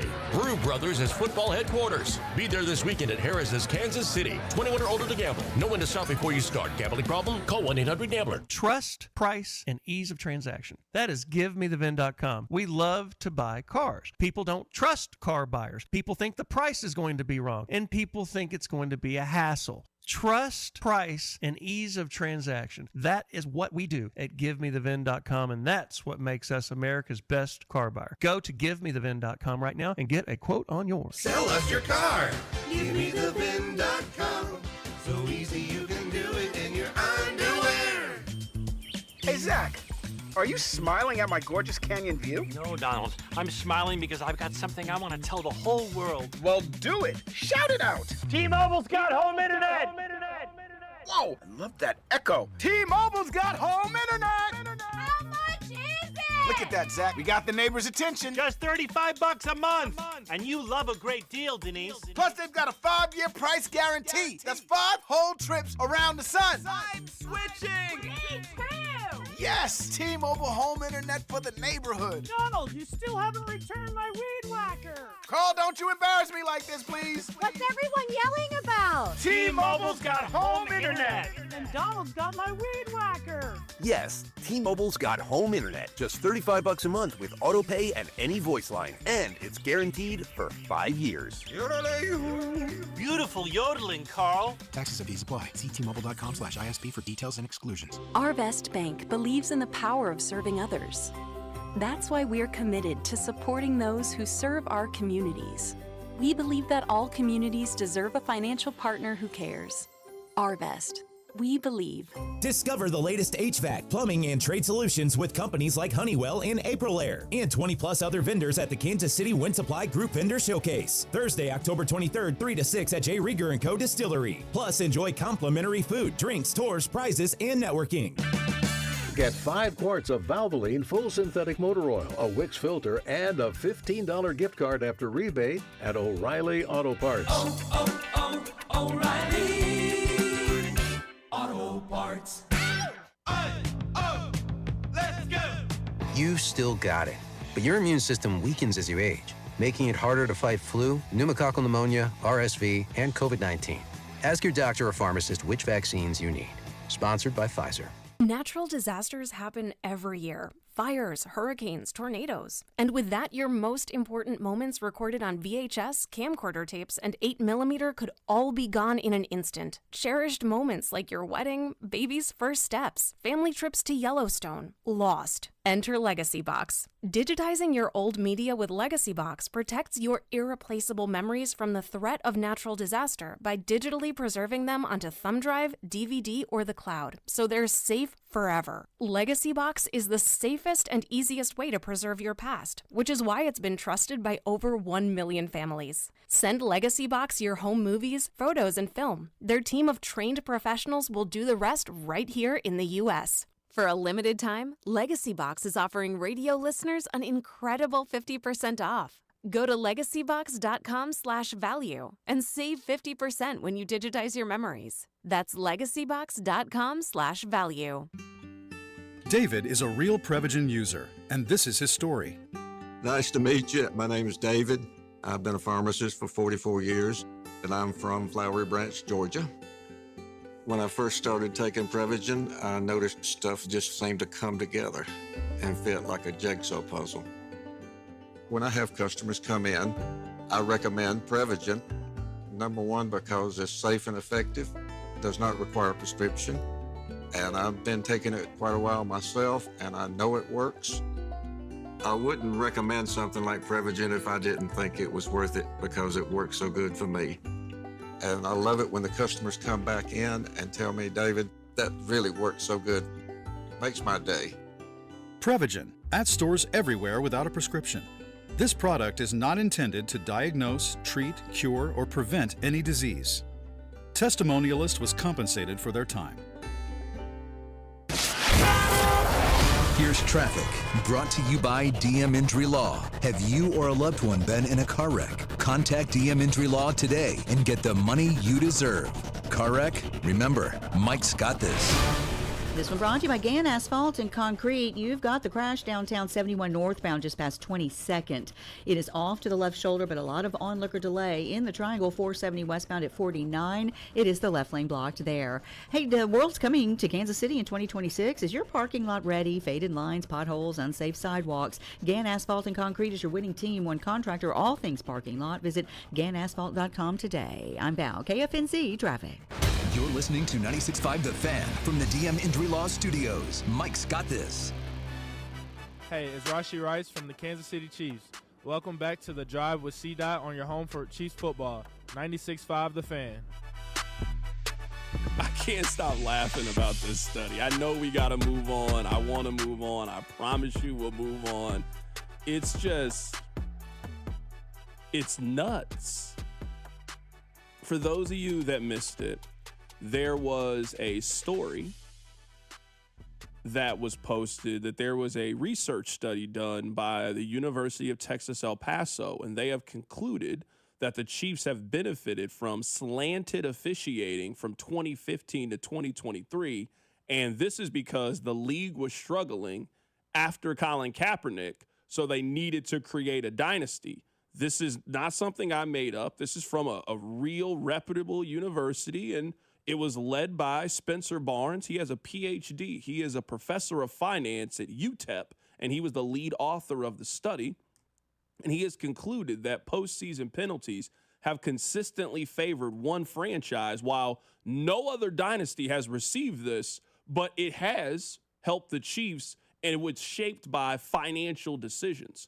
So the offsides that benefited the New England Patriots and hurt the Kansas City Chiefs, I don't know how that factors in. I don't know how Marcus Mariota factors in. I don't know how holding in the playoff game. I don't know how those things work, but I'm here to just give you guys the information. That's my job. That is my responsibility. It is to inform you on what people are saying about the Kansas City Chiefs. Why don't we continue to do that? You know what? Why don't we just clear our mind and let's hear what Nick Wright thinks about the Kansas City Chiefs, shall we? We are so back, baby. You know how we're back?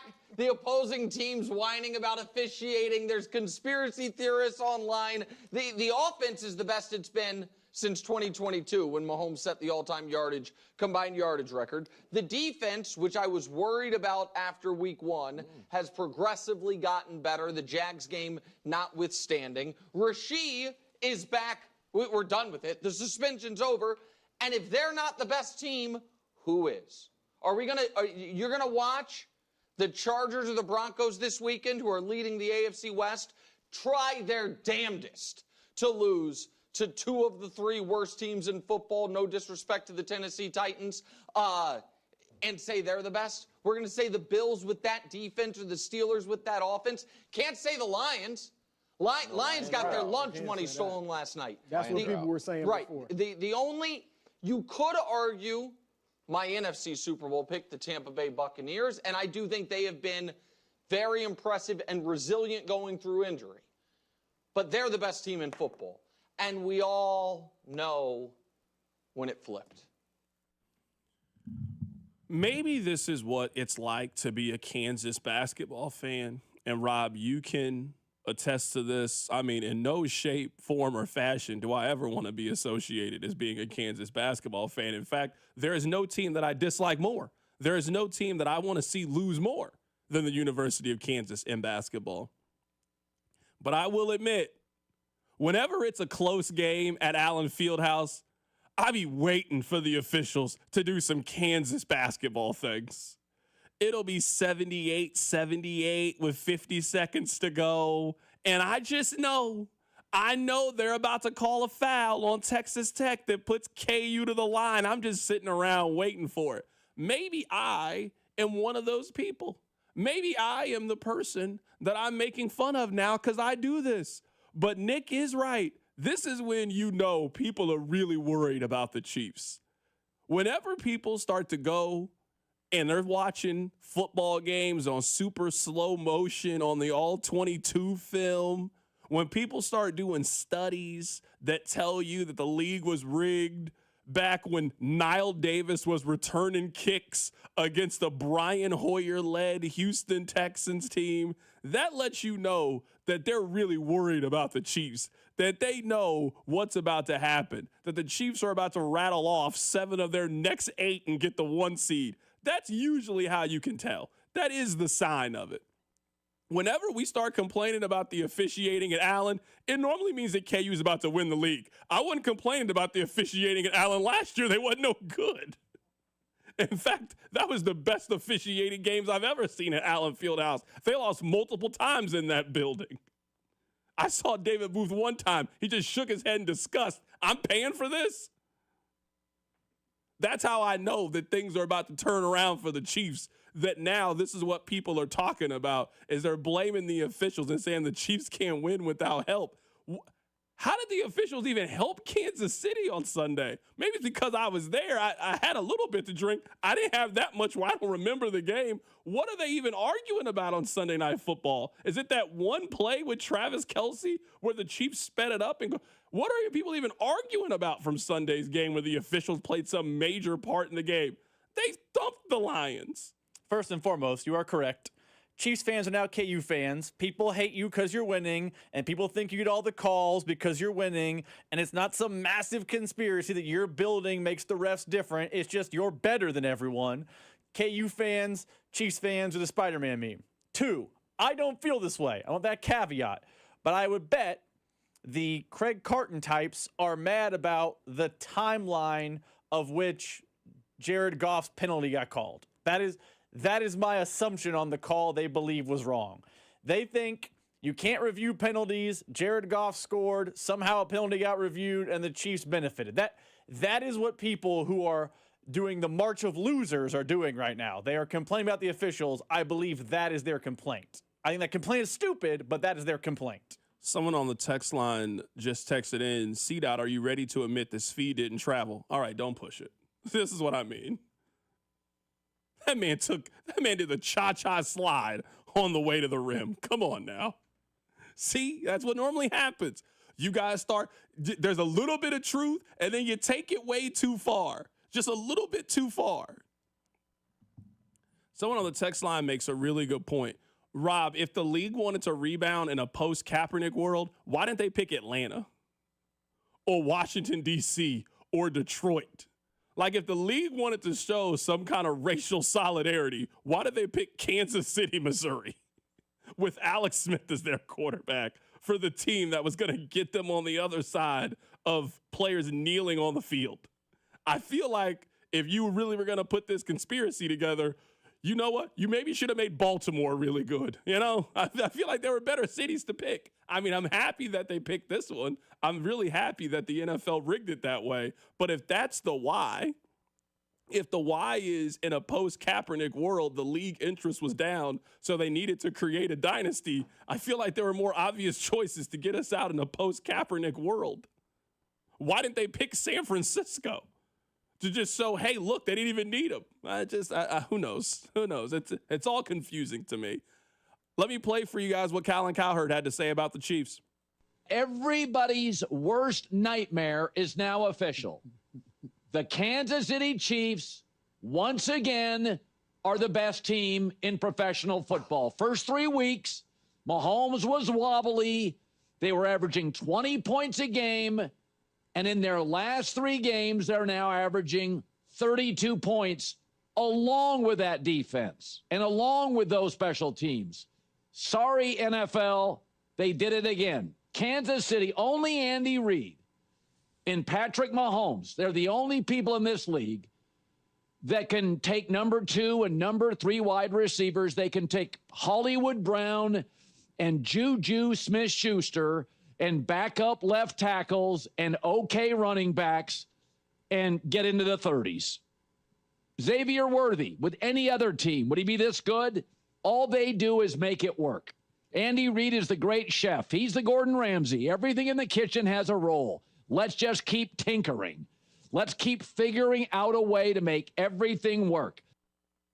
Someone on the text line says, CDOT, are you ready to admit that Thomas Robinson got a clean block? Yo, why are y'all doing this? There was no need for this. You know what? I introduced this when I said Kansas basketball. Now you guys are going to use my take to try to troll me. You know that wasn't a clean block with Thomas Robinson. Was a foul called? Okay. Thank you, John Higgins. Great call, as always. And, Rob, you know that's not even the one that upsets me. You know the foul from that game that upsets me. I get it. It's not the image that the block was. The fact that they called that foul to put Tyshawn Taylor on the line. KU won that game by shooting 2 free throws. Shameful work. There's no other building in America they would have called that foul with less than 30 seconds to go in overtime other than Allen Fieldhouse on a ticky-tack foul to put KU at the free throw line. That's the foul that really upsets me, not really the block. The block just sends the game to overtime. Like, all right, whatever. Like, go win it in the 5 minutes. Missouri was in the process of winning it in the 5 minutes, and that opportunity was taken away from them. I don't know why you guys see. I'm trying to talk football here, and you guys have derailed me. So now you're willing to miss feed in travel. What are you talking about? That man did the hotline bling dance on the way to the rim. You guys tell me you can't watch the NBA. You watch Svi. That happens every night in the league. It's celebrated. Here's the last one I'll play for you, Kyle Brandt. This is like Michael Myers got up. You're supposed to set him on fire and pour holy water on him. However the hell you kill him, you have to keep him down because they had a real reality where when you're a team that starts 0-2, you're a team that starts 1-2, like maybe you might miss the playoffs. Maybe you 2-3, you missed the playoffs. Now they're 3-3. They just beat allegedly what I thought was the best team in the NFL by double digits in a game that wasn't terribly close. All I care about with the Chiefs is, are you in the playoffs? Just get in. If they get in at 10-7 and they're a wild card on the road, they're different from every other team in the club because they win the AFC every single year. Here are the facts. They're still in third place in their own division, guys. They're in third place in their own division. They have already lost to the Chargers. It's not like they got it made. They got a lot of work to do, a lot. This is not like, oh, man, they beat the Lions. Well, Arrowhead Invitational, the AFC title game. No. They got months of work to do. But to your point, Worthy made a difference when he came back. Rice is going to make a difference when he comes back. And I think the Chiefs defense was embarrassed against Jacksonville. They were humiliated, not just Chris Jones. You know, they let Jacksonville go down the field in the last play and win the last drive and win. Their defense was amazing last night. You don't see the Jared Goff Lions get held to 17 points. 30-17. They are alive, they are well, and everybody who is dancing a jig, trying to get engagement, saying the Chiefs are done, they're done. They're not done. They're never going to be done. And they just beat the Lions in one of the most impressive wins of the season. So Chiefs very much alive. It's a problem for everybody else. I'm not saying that people didn't say this, so I don't want you to interpret it this way. Who was saying the Chiefs were done in week 5 of the NFL season? Because if you were saying that the Chiefs were done in week 5 of the NFL season, there's absolutely no reason to listen to your football commentary ever again. On any team, any subject, at any week 5? And the Chiefs were done? Based on what? They were 2-2 and lost a close game on Monday Night Football against a team that we think is going to make the postseason. They had a rookie left tackle. They didn't have their number 1 wide receiver. How could anyone have thought that the Chiefs were done? Again, I'm not saying people didn't say it or did say it. I just didn't see it, but I believe it. I certainly believe that people said that about the Chiefs because people are idiots. That's what we've learned so far in the first 30 minutes of this segment is that people are idiots. I can't imagine formulating that thought and that opinion about really any team that you think is good right now in the league. I mean, I can't. How could you think that about San Francisco or the Rams or any team? I just look at the league right now. Everybody really appears to be in it other than the Jets and the Saints. Everybody seems to have a chance right now. This is the most parity I think we've ever seen, at least in the early portion of the National Football League season. Rob, I had not thought of this until my dear friend Matt Oates just sent me this, and I want to get your opinion on it about Patrick Mahomes since we led the show talking about him potentially winning MVP. Do you think that Mahomes can win MVP if the Chiefs don't win their division? Because in the middle of this, the Chiefs have always won their division. Now, maybe Mahomes puts up a fantastic year. I mean, he is currently in the middle of having a fantastic year.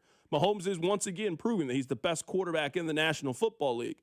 Do you think that he can win the award if, let's say in this scenario, the Chiefs win 11 games, which is not outside the realm of possibility, and the Chargers win 12 games, and the Chargers are the team that represents the AFC West? Do you think that Mahomes can win MVP in that scenario? No. I think he has to win the division. Because, let's be honest what the MVP is, and I mean this as a positive toward Patrick Mahomes.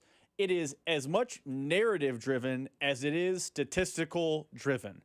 And the story of Patrick Mahomes coming off getting boat raced in the Super Bowl and a couple bad statistical seasons, and then starting 0-2 and then ascending to AFC West champion, the 1 seed, Arrowhead Invitational, all those things all over again. If he does all of that while having a 2022-like statistical year, then I think he can win MVP. But I think if it's 0-2 and they battle back and they made the postseason, but the Chargers, the Broncos, whomever was still able to keep them at bay and win the AFC West, and now Patrick Mahomes is playing road games in the playoffs because he didn't win the division, I don't know he can win MVP. I think the story, the narrative is very important with the award, and the story of Mahomes bouncing back to get back to the 1 seed is appetizing for the award, but bouncing back to be the 6 seed or the 5 seed in the AFC doesn't move people in the same way. So I think he has to do a lot of statistical work and a lot of winning on the field to rise to the 1 seed and AFC West champion, because without that, I do not believe he can win the award. Yeah, I think kind of when in doubt this year, they'll give it to a new player. I mean, I think that's kind of been the theme of really MVPs in general. I would say last year, for example, in the NBA, we love to bring up basketball. Last year, Jokic was probably the best player in the league, but Jokic has already won MVP. So they gave it to Shai Gilgeous-Alexander, who certainly was a deserving MVP, and his team won the championship last year. So no harm, no foul in him winning the award last year. I could see Mahomes being in a real similar conversation, especially if the other person is Baker Mayfield. I think it's different if it's Josh Allen because Allen won the award last year, and these two play a head-to-head game, so whoever wins that kind of has a heads up, at least in regards to who could win MVP. But I do feel like if it's close at the end of the season and Tampa Bay has a chance to be the 1 seed in the NFC, which is a realistic possibility, I think Baker's likability gives him the nod in that unless the Mahomes numbers are just undeniable. Like he has to throw for 4,700 yards, 42 touchdown passes, 7 interceptions. Like you just put up one of those seasons like, all right, we got to give it to you. But I do feel like if it's close in the same way we say in baseball, tie goes to the runner, I think the tie kind of goes to the new guy. I think they just want to create a new storyline. Mahomes has already won 2. He's won Super Bowl MVP 3 times. He's going first ballot Hall of Fame. Like, there's no harm in not giving it to him. Let's create a new storyline. Baker makes us feel good. That's why I think Baker has a chance of being the favorite, at least when it comes to getting that award. Coming up in just a little bit, I want to tell you guys that there is a team that is interested in Matt Nagy being their head coach. We'll talk about that coming up in a bit. Rob, you and I have spent a lot of time talking about the Chiefs' run game. I want to give you a stat. This stat is centered around Isaiah Pacheco. Did you know that when Isaiah Pacheco has run the ball from shotgun, Isaiah Pacheco is averaging 3.6 yards per carry? He has not been very successful when they have decided to do that. And you remember a couple of weeks ago, it was in the 5 o'clock hour. I don't remember what exactly day it was, but you remember I gave my 4 fixes for the Chiefs offense. And one of them is you got to start getting Isaiah Pacheco going downhill. You need to get in single back. You need to get Mahomes under center, turn around, and hand him the football. Because I felt the biggest problem with Isaiah Pacheco was he was just thinking too much. He just wasn't his usual self. You got to get him and get his confidence back and get him a full head of steam, running forward, running over people, and playing with that fire. Well, did you know that when the Chiefs run the ball under center with Isaiah Pacheco, that 3.6 yards per carry moves up to 5.2 yards per carry? Now, I know you guys don't want to give this person any credit, but maybe, just maybe, that adjustment comes from their offensive coordinator. I know it's possible. I know it's possible that maybe the Chiefs saw something that was going wrong with the run game. They were listening to this show, because you know that this show is a petri dish of ideas. One day, Matt Nagy was driving home and heard my suggestion and said, you know what? You're right. I'm going to try that. And then he went home and he was having he had the old school projector out, the old school film, not on the iPad. He had the old school projector. He's an old school ball coach.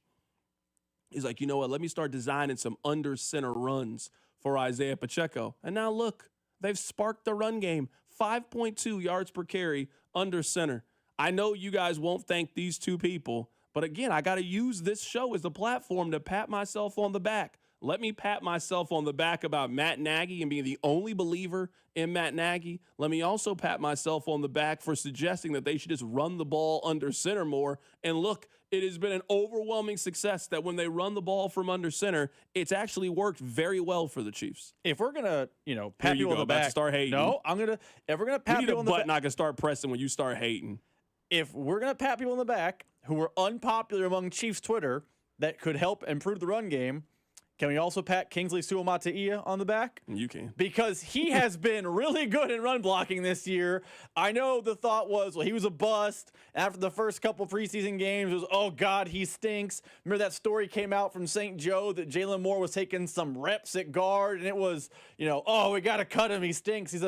What a total failure. This, that, and the other. Kingsley Suamataia is a really good run blocking guard. And no, he's not as good as Joe Thuney. But the interior, as Chris Collinsworth calls it, the red wall, which is a terrible nickname, but that's neither here nor there.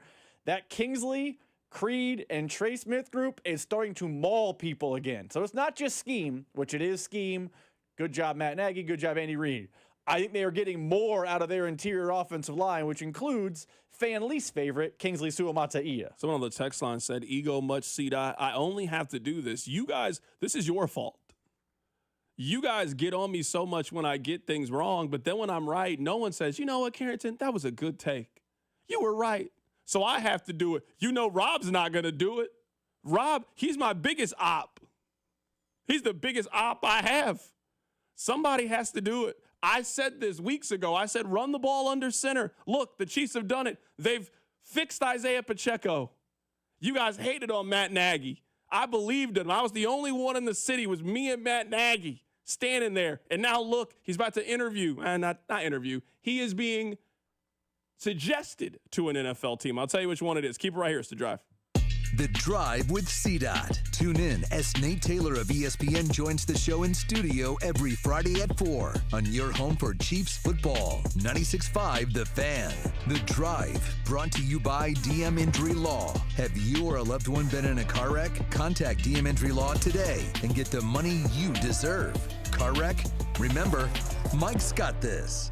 The wait is finally over. Football season is here, and FanDuel is getting you ready for kickoff with an offer that you don't want to miss. New customers, you can bet just $5 and get $300 in bonus bets if you win. That's right. Pick a bet, any bet. Bet $5, and if it wins, you'll unlock $300 in bonus bets to use all across the app. Use it how you want. Build your favorite parlays, bet player props, ride the live lines, whatever your style is. Remember, FanDuel has you covered. Be sure to check out FanDuel.com/KFNZ. Use that promo code to download the FanDuel app today and get started. FanDuel is an official sportsbook partner of 96.5 The Fan. 21 and present in Kansas. First online real money wager only. $5 first deposit required. Bonus issue is non-withdrawable bonus bets which expire 7 days after free. Restrictions apply. See terms at sportsbook.fanduel.com. FanDuel is offering online sports wagering in Kansas under agreement with Kansas Star Casino, LLC. Gambling problem? Can help is your best bet. Call 1-800-522-4700. Visit ksgamblinghelp.com.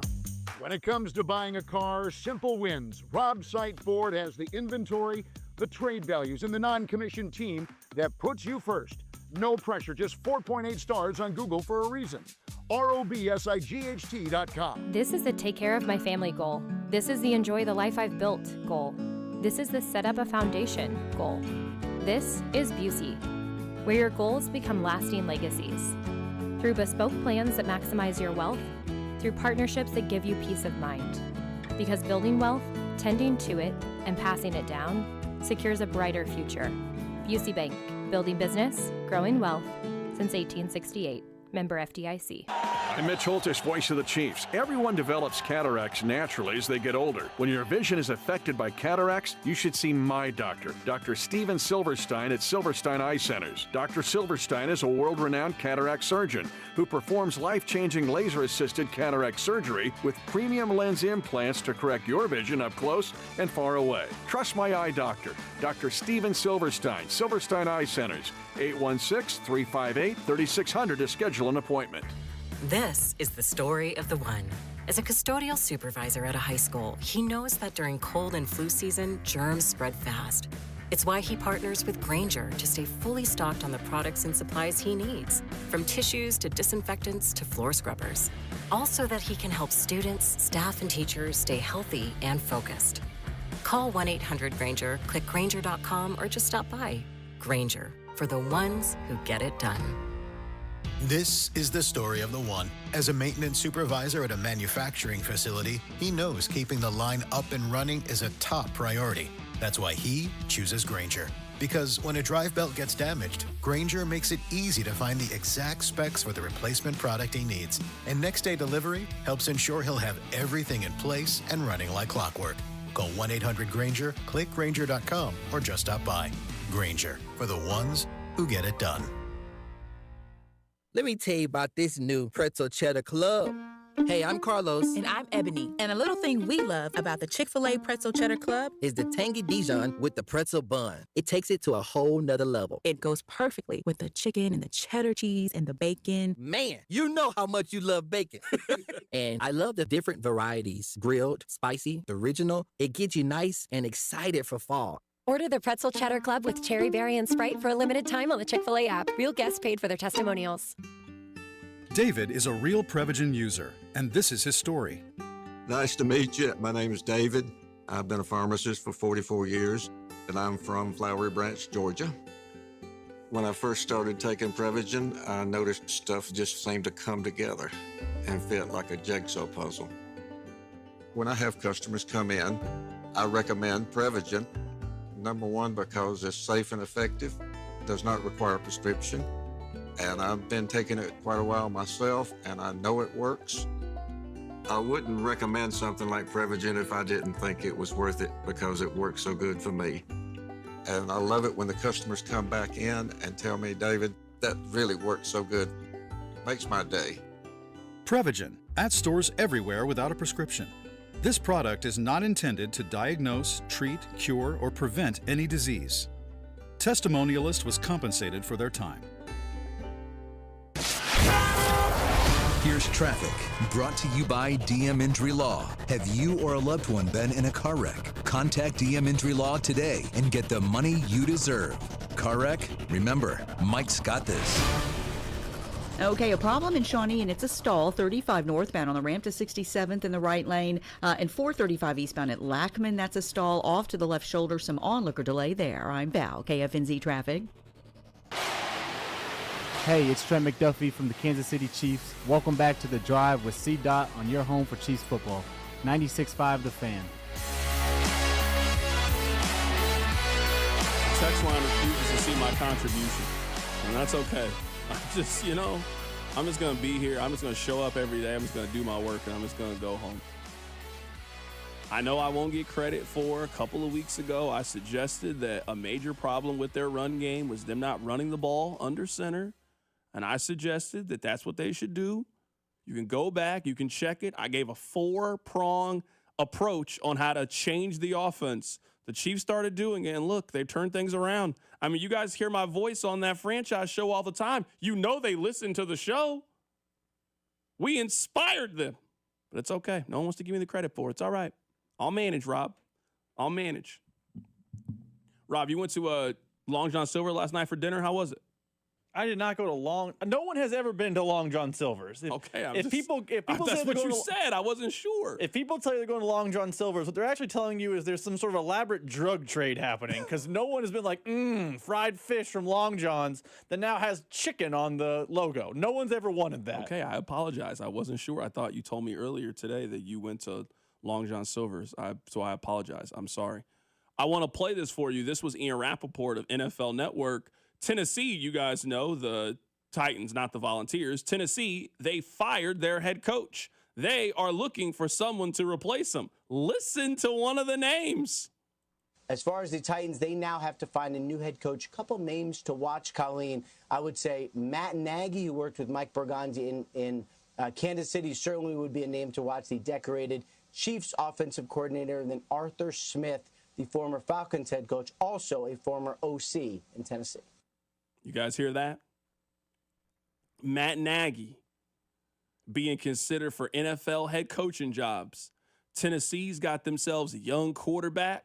They want to get him on the right path. So they're looking at offensive-minded head coaches to turn things around. And they're going to look no further than Kansas City to try to poach their offensive coordinator. There is not a question in my mind. Now, this is serious. There's not a question in my mind that Matt Nagy will be an NFL head coach again. There's no question in my mind. You've been under Andy Reid. I don't think people really blame you for what happened to the Chicago Bears. You got a great relationship with Patrick Mahomes, and we know this is how the league goes. I mean, I can give you countless examples of offensive coordinator maybe failed on the first job. If it wasn't a total and complete disaster, if you are willing to repair your image somewhere else and do a good job somewhere else as the offensive coordinator, then you move to the front of the line and you'll get another chance to be a head coach. So if the offense continues to look how it's looked, Matt Nagy will be a very hot name for a team to go out and get.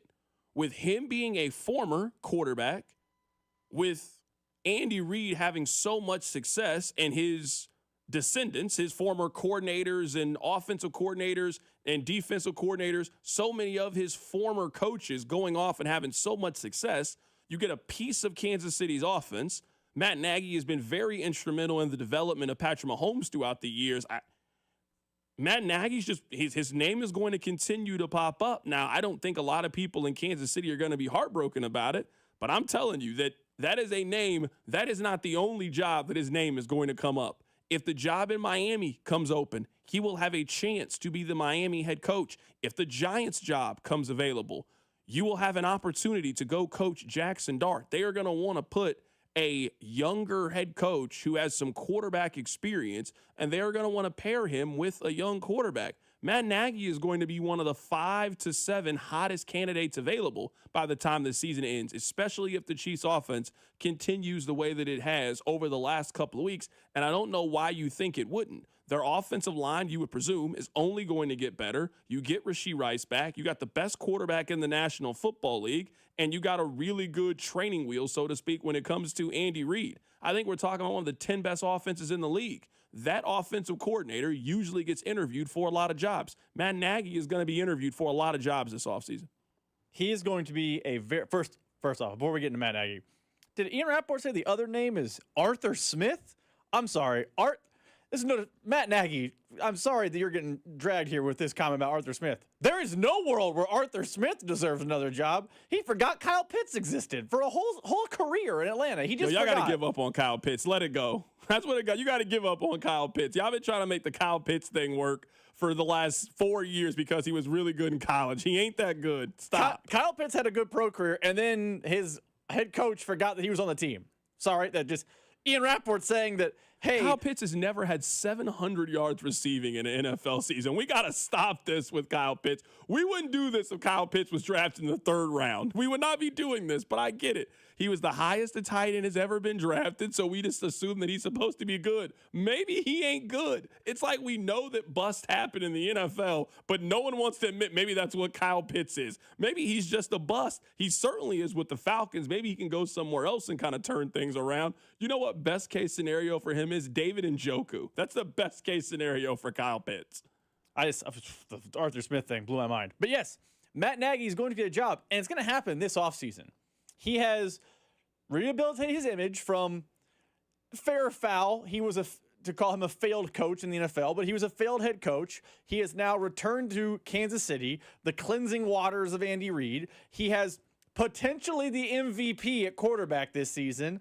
The offense has now turned a corner. He has head coaching experience. He's worked with Patrick Mahomes. He runs the Andy Reid system. We know historically Andy Reid's coaching tree, pretty successful. And what does every single owner and GM want when they have a young quarterback? They want an offensive mind. I don't know it's Tennessee, but Matt Nagy come March 1st, just pick a nice clean date, is not the offensive coordinator of the Chiefs. Or at least I don't believe he will be if the Chiefs offense ascends to the levels that people think that offense will ascend to. Matt Nagy doesn't stick around. Now, of course, this leads to the conversation of people saying who the next offensive coordinator will be.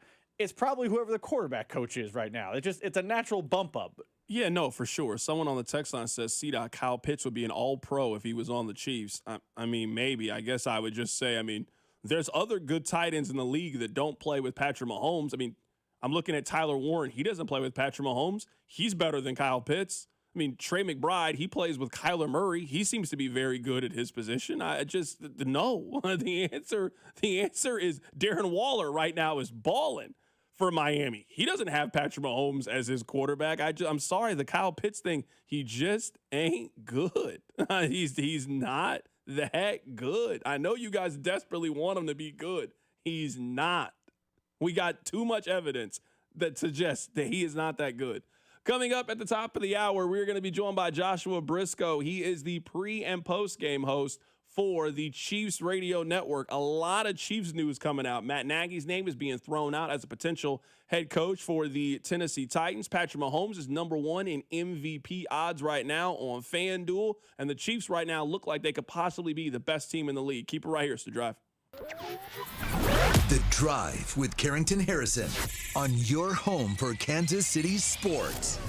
96.5 The Fan. Brought to you by DM Injury Law. Have you or a loved one been in a car wreck? Contact DM Injury Law today and get the money you deserve. Car wreck? Remember, Mike's got this. Here's traffic, brought to you by DM Injury Law. Have you or a loved one been in a car wreck? Contact DM Injury Law today and get the money you deserve. Car wreck? Remember, Mike's got this. This one brought to you by Duke's Mayonnaise. Down south, debris in the road, center lane blocked. 435 westbound, just past Holmes. Crews on the side of the road, probably going to shut down a lane or two to get that debris out of the way. Again, 435 westbound, just past Holmes. Stall, 435 northbound, the on-ramp from front. I'm Val, KFNC Traffic. Brought to you by Duke's Mayonnaise. This is the Duke's country song. It's a song about the best mayo. It has a yellow lid, and its full name is Duke's Mayonnaise. Get Duke's Mayo in store. It's got twang. Looking for the ultimate spot to watch Sunday football? It's all happening at Brew Brothers inside Harris Casino, Kansas City. With NFL Sunday Ticket, you'll catch every game, every Sunday. So no matter who you root for, your team is always on. Add in ice-cold drinks, mouth-watering food, and a crowd that loves football just like you. And you've got the perfect game day atmosphere. Every snap, every score, every Sunday. Brew Brothers is football headquarters. Be there this weekend at Harris's Kansas City. 21 or older to gamble. Know when to stop before you start. Gambling problem? Call 1-800-GAMBLER. Hey friends, it's noisy out there. With information coming at us all day, every day, it's hard to know what to trust. And the world of wealth management is no exception. That's why UMB Private Wealth Management helps you tune out the noise and tune into what matters most. They'll create a financial plan based on your unique goals. So it's your voice that comes through loud and clear. Get financial clarity. Go to umb.com/privatewealth to schedule an appointment. That's umb.com/privatewealth. Schedule your home improvement project while the weather is still nice with Powell Exteriors KC. They offer easy financing, pay no interest until 2027, a 10-year workmanship warranty, and their extended summer sale. PowellExteriorsKC.com. The power of KC is Powell Exteriors KC. When your team's best players have all been traded and the latest pick is overrated, just raise a glass with a friend or two and tell them more, tell them more, tell them more do. May your team be great and your picks be true, and if it falls apart, you'll know what to do. Just raise a glass with a fan or two and tell them more, tell them more, tell them more do. It's a crazy world, so what do? You tell them more, tell them more, tell them more do. Hey! Tullamore Dew Irish Whiskey, imported by William Grant. Hi there, I'm Charlie. And I'm Carter. Our dad is Rex with Rex Buys KC. If you're thinking about selling a home in Kansas City and don't know where to start, our dad can help. Sometimes life throws curveballs, like moving for a new job, dealing with a divorce, or inheriting a house you weren't expecting. Dad doesn't just make offers, he talks with people to help them understand all of their options. No pressure, and it doesn't cost anything to talk with his team. He's a local home buyer who really knows Kansas City. If selling to him is the right choice, he'll give you a fair cash offer, and you can close on your timeline even in as little as 7 days. He buys homes in any condition. No need for repairs, no fees, no surprises. Just an honest, easy process so you feel good about your decision. Want to talk to him? Call 330-6000 or go to rexbuyskc.com. Rex Buys KC, helping people make smart choices one home at a time. If you're a man waking up in the middle of the night dealing with frequent urination, it could be an enlarged prostate. This is Jeff Montgomery. Do what I did. Contact Dr. Brown at Miva Medical, the leader in minimally invasive treatments in Kansas City. Go to miva-medical.com. BetMGM is inviting you to charge the field this pro football season. Existing BetMGM customers can have a ball without having to sweat. Log into your account to get a pro football no sweat token. Apply the token to your next pro football bet. If you lose with the token attached, you'll get your stake back in bonus bets. That's right. With a no sweat token, you get your stake back in bonus bets if you don't win. There's nothing like a fresh set of downs. And that's just what BetMGM is offering if you don't win with a no-sweat token. Find your favorite matchup and be part of the action. Make this pro football season one for the ages. Make it legendary. BetMGM and GameSense remind you to play responsibly. See BetMGM.com for terms. 21 plus only. Kansas only. Existing customer offer. Subject to eligibility requirements. Rewards are non-withdrawable bonus bets that expire in 7 days. Please gamble responsibly. Gambling problem? Call 1-800-GAMBLER. In partnership with Kansas Crossing Casino and Hotel. Oh, no. Ah, that's the sound of someone who's misplaced my debit card. Their debit card. Where did I leave that thing? Not at the gas pump, or the checkout counter, or the roof of your car. Now, if he has the Chase mobile app, he can use Card Lock. Wait, I could just lock my card. Yep, just a few tippy taps on his phone, and that sound? That's peace of mind from Chase. Chase mobile app is available for select mobile devices. Message and data rates may apply. JP Morgan Chase Bank N.A., member FDIC. I woke up this morning feeling like I was coming down with something. Cough, congestion, headache. My first thought was, nope, this can't happen. I have big plans this weekend. So I took Mucinex Kickstart. It provides all-in-one and done relief with a morning jolt of instant cooling sensation. Thanks to Mucinex Kickstart, I didn't even need to cancel my weekend plans. If you start feeling cough and congestion coming on, take Mucinex Kickstart for relief with a kick. At your favorite retailer. Use as directed. Car wreck? Get the money you deserve. Mike's got this. Paid for, client portrayal, and endorsement. Choice of a lawyer is an important decision and should not be based solely upon advertisements. After my car wreck, there was a lot I didn't know. I do know. If you've been hurt in a car wreck, call me. I've got this. Mike's got this. 816-888-7500. Mike's got this. Listen to the Chiefs and Raiders on Sunday with pregame starting at 9. Kickoff at noon with Mitch, Danon, and Kling. Right here on your home for Chiefs football. 96.5 The Fan. KFNZ FM and AM, HD1 and HD2. Kansas City. An Odyssey sports station.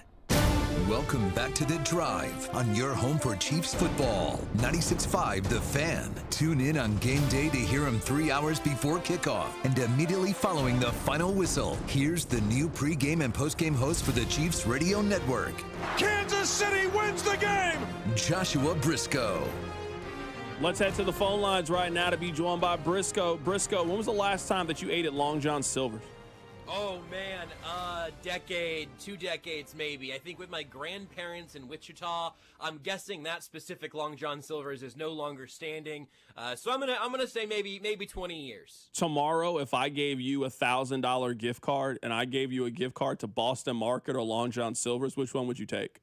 Ooh, well, $1,000 is a lot. I think $1,000 of Long John Silver's would do like irreparable damage to me and whoever else I took. So I might give Boston Market a go, but that's another one. I'm curious how you guys found this topic today because those are like throw in a little A&W in there, and you were mentioning 3 chains that I don't think I have seen in the wild in 10 years. Nobody has eaten an A&W since 1997.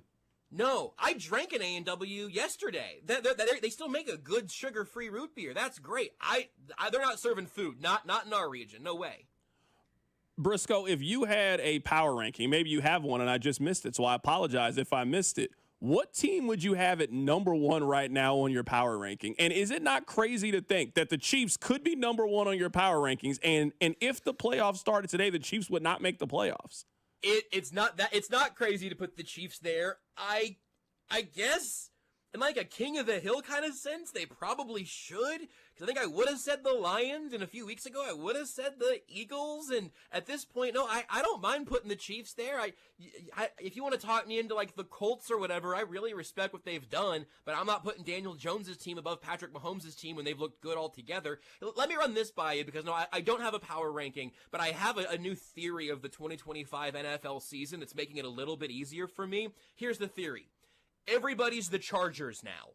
All of them. There are 31 Los Angeles Chargers and then the New York Jets. And that's it. Everybody else is some version of the Chargers. Pretty good and can beat you, pretty injured and probably won't beat you, Super Bowl hopes, high draft pick hopes. Like, there is just such a tar pit of NFL teams right now that are all so close together. The margins are so thin that if you tell me, yeah, I get Patrick Mahomes and a 3-3 football team that's getting its number one offensive weapon back, I think that's probably the best team in football, because everybody is just neck and neck. Yeah, we talked about this earlier, that I think there are 8 teams that are just, why are you even talking about them? Like, there's never a reason that you and I should be talking about the Saints or the Jets or the Dolphins. They're not going anywhere. They don't have a chance this year. Why waste anybody's time? Once you get past those 8 teams, there's 24 teams that just anything is absolutely possible. One week, you'll think that Buffalo's the best team in the league. They got dominated start to finish by the Atlanta Falcons. The Falcons lost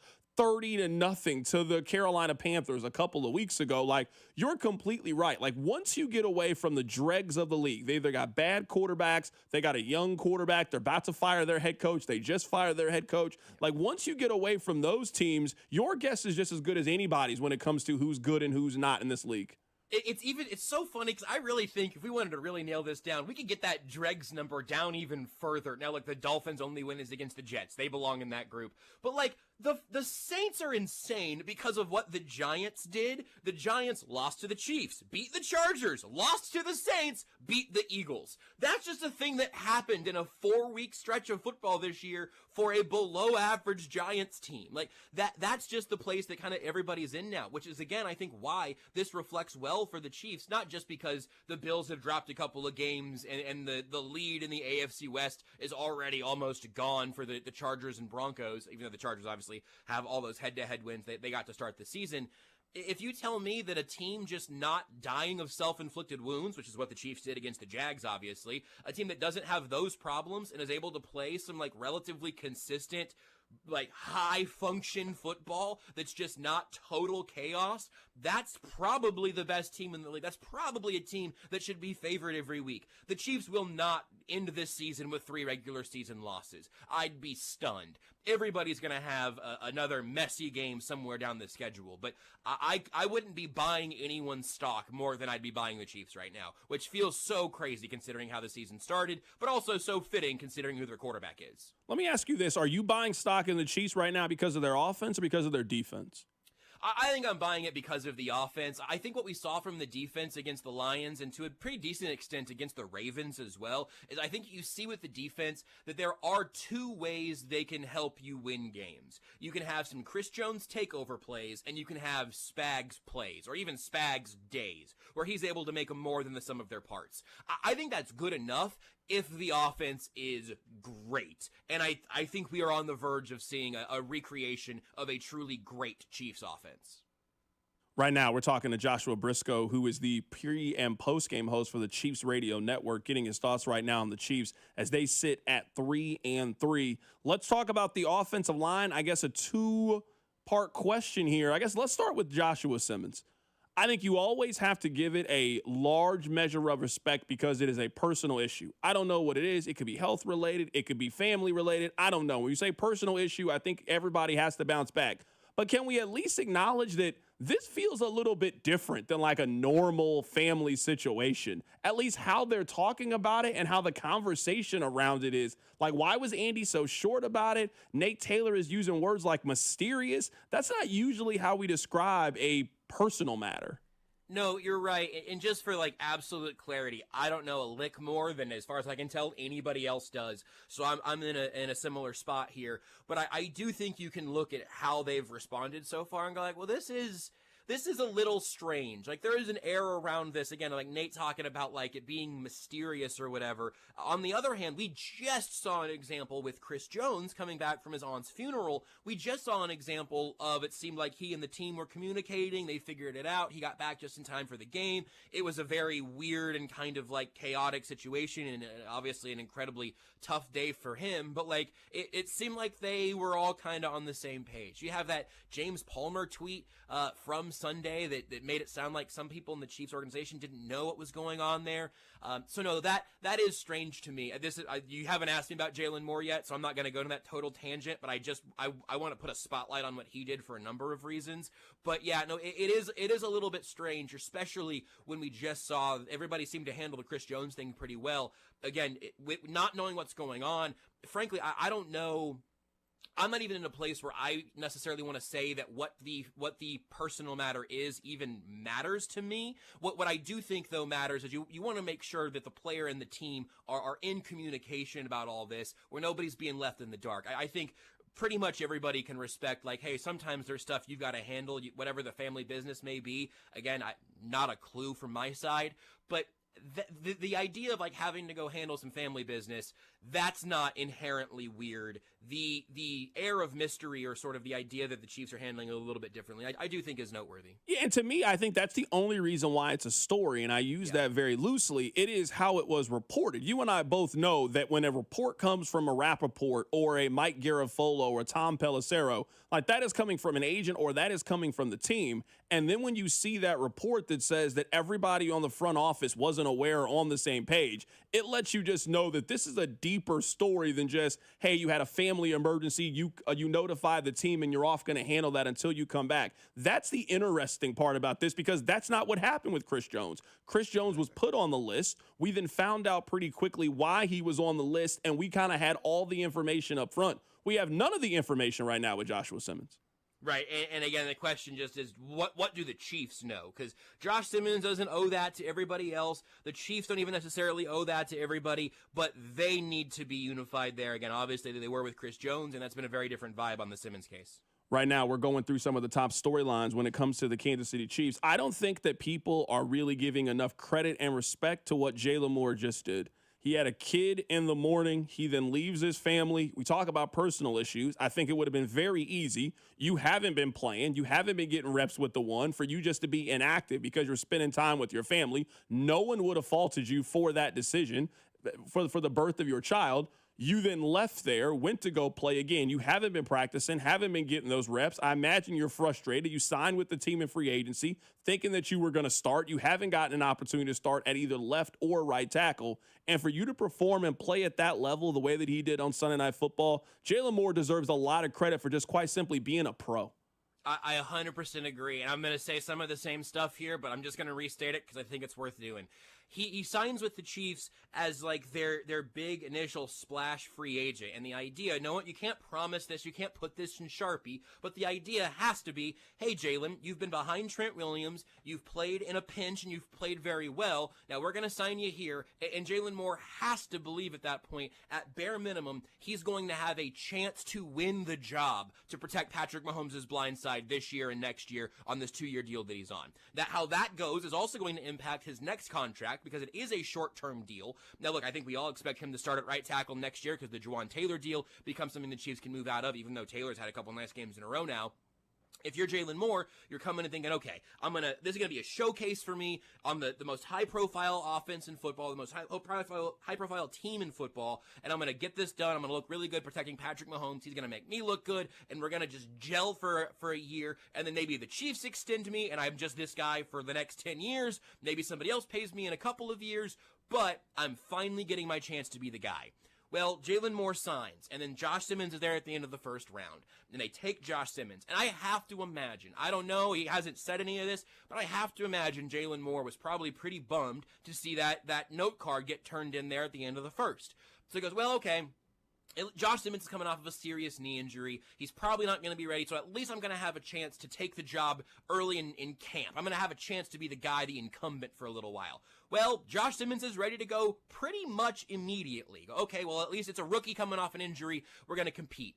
Unfortunately, Jalen Moore, it's never a competition. The rookie who looks good, who's healthy, he's going to get every rep at left tackle with the ones that he can possibly get in training camp. You're going to do some backup stuff with the left and right side. You'll get a couple reps with the starting ones at right tackle when Jawan Taylor's out, but it's not going to be a whole lot. You might be the guy that steps in if Kingsley Suamataia can't hold on at left guard. You're just our expensive and well paid, right? He's making good money for this, but you are our do-it-all backup guy for the foreseeable future. That is a far, far cry from what he had to be imagining when he signed with this team in March. And to his unending credit, I didn't hear a peep about it. I haven't had an inkling that he's been pouting or anything, which would be so easy to do, man. I know that backup players talk all the time about how you have to prepare as if you're the starter. And I think that's true. I believe that. But you also can't tell me that Patrick Mahomes and Gardner Minshew are in the same headspace an hour before kickoff every week. It's just not possible. You prepare that way, but it's still different knowing you're the guy. Like you just said, Jalen Moore wasn't running with the ones all week in practice. He wasn't thinking, okay, well, I've got a few days here to really get ready for a full day across from Aiden Hutchinson in an overall pretty good Lions pass rush. It was short notice, it was a quick elevation, and then he played really, really well at left tackle in a tough spot to make his first start with this team. I think you said it already, but the professionalism of what Jalen Moore has done so far this year, I don't think should be overlooked, and it wasn't overlooked by Andy Reid. They put out the clip out of the locker room post-game, or I guess it was yesterday morning, I think they posted it, and it's Andy talking to the locker room, and then he calls out Jalen Moore, who comes in and he leads the breakdown in the huddle in the locker room after the game. I think that is a really cool encapsulation of how Jalen Moore's year has gone so far. I think he deserves a lot of credit for how he's navigated these last 6 months. What was your favorite part of the fight? Oh man, I mean I knew that I think it was okay. No, I know it for sure. It was Patrick Mahomes before the fight began. He puts his hand out to Brian Branch, and when Branch walks by, Mahomes kind of smirks and like smacks him on the back of the shoulder pad a little bit, like, okay, bud, all right. Not knowing that would potentially, I guess, light the fuse for the next 2 minutes of chaos. I was nervous when Juju was on the ground. The pictures out of that have been pretty good. But no, I think the thing that really got got me to smirk a little bit at the moment was the Mahomes like, okay, pal. Tap, tap, we'll see you later then. And then all hell broke loose shortly thereafter. I have never, ever heard a defensive player say that he was tired of being bullied. You're supposed to be the bully. You're the one that tackles people. The fact that as a defensive player, you feel like all the other players have been ganging up on you, I'm sorry, that's funny to me. I understand he got popped by Kingsley. Kingsley punished the jumper in Brian Branch. That's what linemen are supposed to do there. The idea that he's just been getting blocked so hard by Juju Smith-Schuster, who's played such a physical brand of football, that the vaunted physical Detroit Lions and their like incredible playmaking leader over there just got burnt out is truly hilarious. Yeah, I did think it was nice that they were able to draw blood as a defense eventually. I just would have suggested doing it before the game ended. Right now, we're talking to Joshua Briscoe. He is the pre- and post-game host for the Chiefs Radio Network, joining us for a couple more minutes. Are you surprised that Matt Nagy's name is already starting to pop up for some of these jobs? I imagine that's going to continue if Miami becomes available. I think they're going to want to hire an offensive-minded head coach. If the Giants become available, especially with Jackson Dart, I think that Nagy's going to be a candidate for most of these jobs that could potentially come open. Yeah, I'm really curious to see if it's Tennessee with Mike Borgonzi calling the shots there, or if it's going to be everybody. I was a little surprised, and look, like it's kind of funny. Like Arthur Smith and Matt Nagy being the first two names to get floated out for the Titans job is pretty funny, just kind of considering like how their previous tenures have gone and what they've done since then. I do think that it makes sense outside of Kansas City for Matt Nagy to be in these conversations. I think Chiefs fans by and large have gotten pretty comfortable over the years just blaming the offensive coordinator, whoever it is, for whatever is going wrong, even though it is Andy Reid's offense. Meanwhile, Andy Reid is always very effusive in his praise, not just of Nagy, but of all of the guys on that coaching staff helping to build the game plan and everything. And Andy Reid takes takes blame for the bad plays and gives credit for the good plays to those guys. It's one of the things that I think must make him a pretty good coach to work for. But I think it makes sense that just whoever is closest to the hem of Patrick Mahomes' garment is always deserving of being in some of those head coaching interview discussions. And I think it makes sense if you want to have a guy that definitely did learned some things from his first head coaching stint, and he went to the playoffs with Mitch Trubisky, right? Like, I mean, it wasn't all bad there, but I think Nagy has unfairly been villainized by some Chiefs fans when the offense has sputtered. I also don't know that I would have him extremely high on a head coaching ranking right now, but if you're a team that maybe you felt like you've gotten burnt by the first time head coach things, and you're not going to be in perhaps a potential John Harbaugh sweepstakes that I guess could pop up if Baltimore makes a change.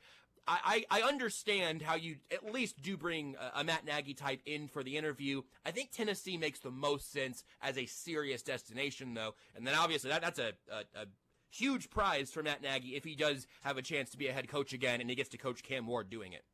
If you had to do a power ranking of Chiefs rivals, where would the Raiders rank? Man, I mean, they've just been dropping for a long time now, right?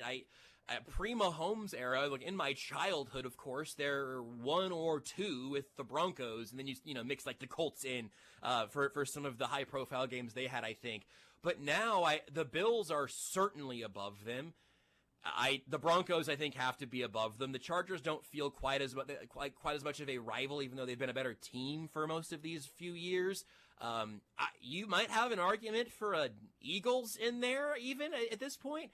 I think I'd probably put the Raiders at maybe 4 or 5 still, purely because both of these organizations do have so much shared history and so much, I think, like, mutual respect for where all of that hatred and history comes from. And both of these, well, I don't know if I could say both of these teams. The Chiefs, at least, are very, very tied to their own history. The Raiders moving to Vegas takes another lick out of that for them. So I still think they're in, like, the top 5 of Chiefs rivals because I do think the history is that important. But the games haven't felt that way in quite a long time, even with that Christmas meltdown in recent history. I can't remember if I've asked you this, so if I have, I apologize. What is the word that you can't spell without spell check? My word is convenience. What's your word? Oh, man, unfortunately, receiver took me a long time in this line of work. I did eventually figure that out.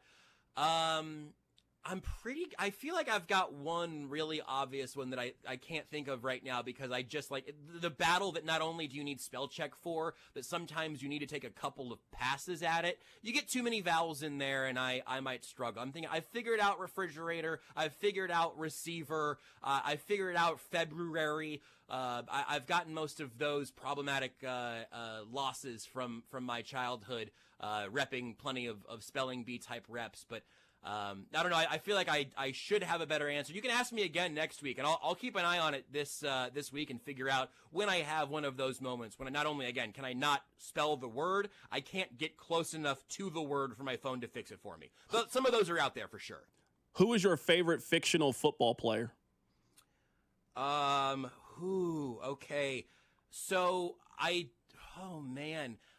thinking of lots of them. I'm not thinking of any that I have an immediate, extremely strong feeling towards. Have you had other answers on this that are like No, dominating? it popped in my head to ask you because I mean the obvious answer is Tim Riggins, but I didn't know if you were a Friday Night Lights guy. I wasn't sure.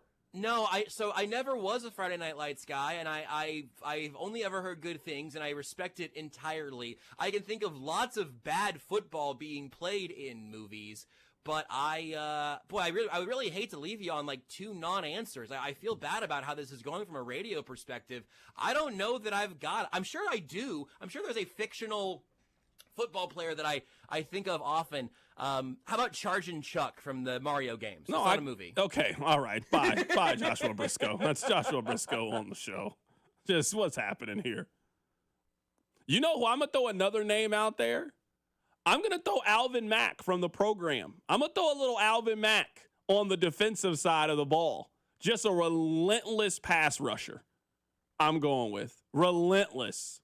Derek Thomas-like, just coming off the edge, disruptor, Alvin Mack. I hate that an injury derailed his career. Never played football again. He was going to buy his mom a house. Let me ask you a question, because it's a movie, but it's based on real life. Do Gary Bertier and Julius Campbell count? No, those are real people. Yeah, but in the movie, Gary Bertier is different than in real life. Okay, but yes. He gets hurt in the movie in high school. That's not his real life. But yes, they're based off real people. Yeah. No, I was just asking the rules on the question. You can use Willie Beeman.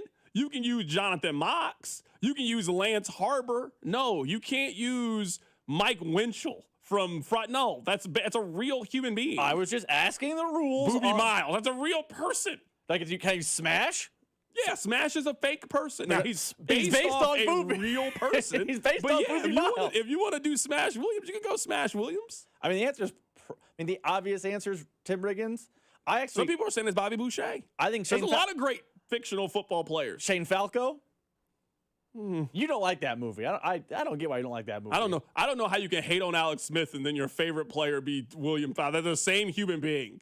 No. They're the same person. You love a game manager quarterback. That's your guy. Shane Falco is basically just no jail Adam Sandler from Longest Yard. Shane Falco was Rob Johnson from the Buffalo 100%. Bills. That's who he was. He was Rob Johnson. He was left-handed Doug Flutie. Yeah. Great in college, disappeared and had a moment in the league. That was your favorite player? Somebody said mine is Hot Hands from Little Giants. That's what I'm talking about. Give me a Hot Hands. We should have got that for Scott Moore when he was here. We should have got him the Hot Hands. Becky O'Shea. What you know about a Becky O'Shea? Rob, you don't know about a Becky O'Shea, man. You didn't have Little Giants on VHS Icebox. back in the day. Calling her Becky O'Shea is wild. That's her name. She's the Icebox. Yeah, she's Becky O'Shea. Can we find her real life person and have her on the show over the summer? That's what we should do. We should, during the All-Star break this year, we should just find actors who were fictional football players and ask them about that. That's what we should do. That should be our responsibility for the summer. Let's start working on that now. Let's have Becky O'Shea on the show and ask her what it was like to be the Icebox. Can you draw us the annexation of Puerto Rico? That would be a phenomenal experiment. That's what I would love to do. She was last on television in 2013. Well, she's about to be on the drive in 2026. That's all that matters. Coming up on the other side, there are 3 players on the Chiefs offense that I want to give credit to. I'll tell you who. Keep it right here. So drive. The Drive with Carrington Harrison, brought to you by DM Injury Law. Have you or a loved one been in a car wreck? Contact DM Injury Law today and get the money you deserve. Car wreck? Remember, Mike's got this. Tune in Mondays at 4 to hear the play-by-play voice of the Chiefs, Mitch Holtis, on your home for Chiefs football. 96.5, The Fan. This is James Hawkins, president of Golden Oak Lending. With rates as low as 4.5% and your home's equity at record highs, now's the time to refinance. Our cash-out customers save an average of more than $1,000 a month and even skip 2 payments. Call 913-890-GOLD today. Golden Oak Lending cured my blues. 5.442 APR, FHA 15-year, 20% equity, qualified credit, additional terms apply. NMLS 114937. Trust, price, and ease of transaction. That's our philosophy at GiveMeTheVin.com. We love to buy cars. Fat ones, skinny ones, curvy ones, fast ones, slow ones, round ones, and square ones. Yes, square body Chevys. We buy them at GiveMeTheVin.com. Go to GiveMeTheVin.com right now, put yours in, and get a quote. We'd love to buy it. GiveMeTheVin.com, America's best car buyer. Sell us your car. GiveMeTheVin.com. So easy you can do it in your underwear. Hey, Zach, are you smiling at my gorgeous canyon view? No, Donald. I'm smiling because I've got something I want to tell the whole world. Well, do it. Shout it out. T-Mobile's got home internet. Whoa, I love that echo. T-Mobile's got home internet. How much is it? Look at that, Zach. We got the neighbors' attention. Just $35 a month. And you love a great deal, Denise. Plus, they've got a 5-year price guarantee. That's 5 whole trips around the sun. I'm switching. Me too. Yes, T-Mobile home internet for the neighborhood. Donald, you still haven't returned my weed whacker. Carl, don't you embarrass me like this, please. What's everyone yelling about? T-Mobile's got home internet. And Donald's got my weed whacker. Yes, T-Mobile's got home internet. Just $35 a month with auto pay and any voice line. And it's guaranteed for 5 years.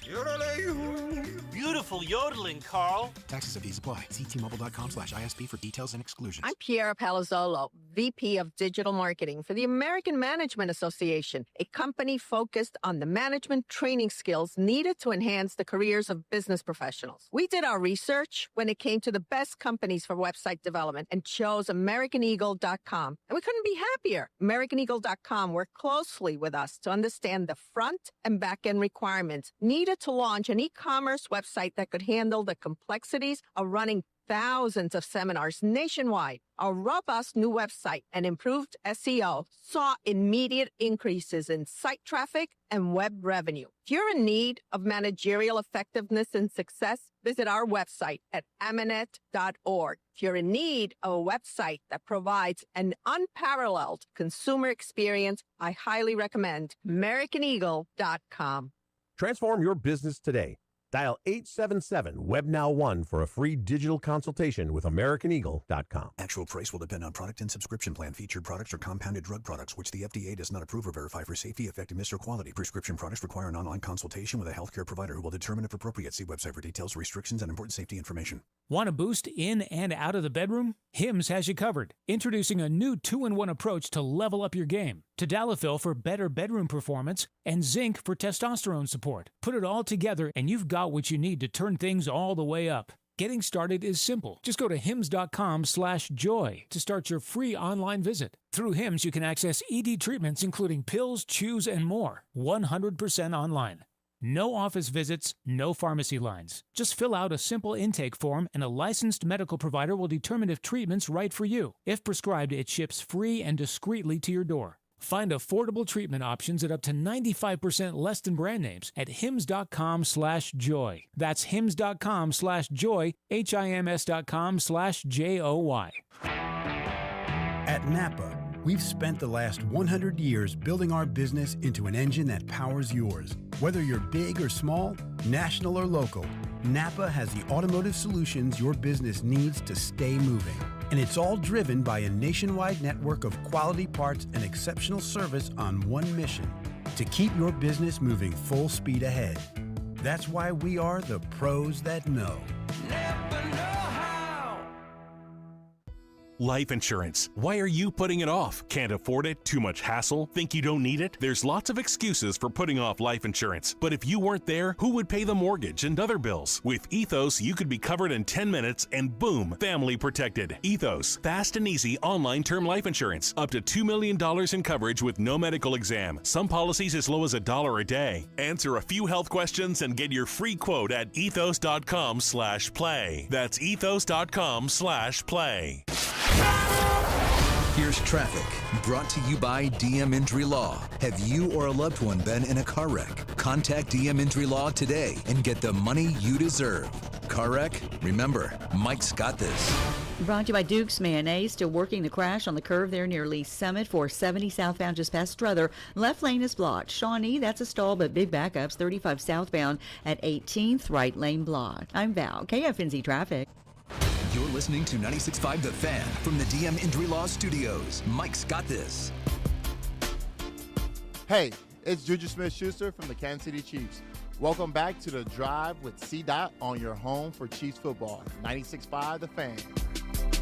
All right, there are 3 players that I would like to give some credit to because I think they have been very instrumental in helping the Chiefs offense turn things around. You know what?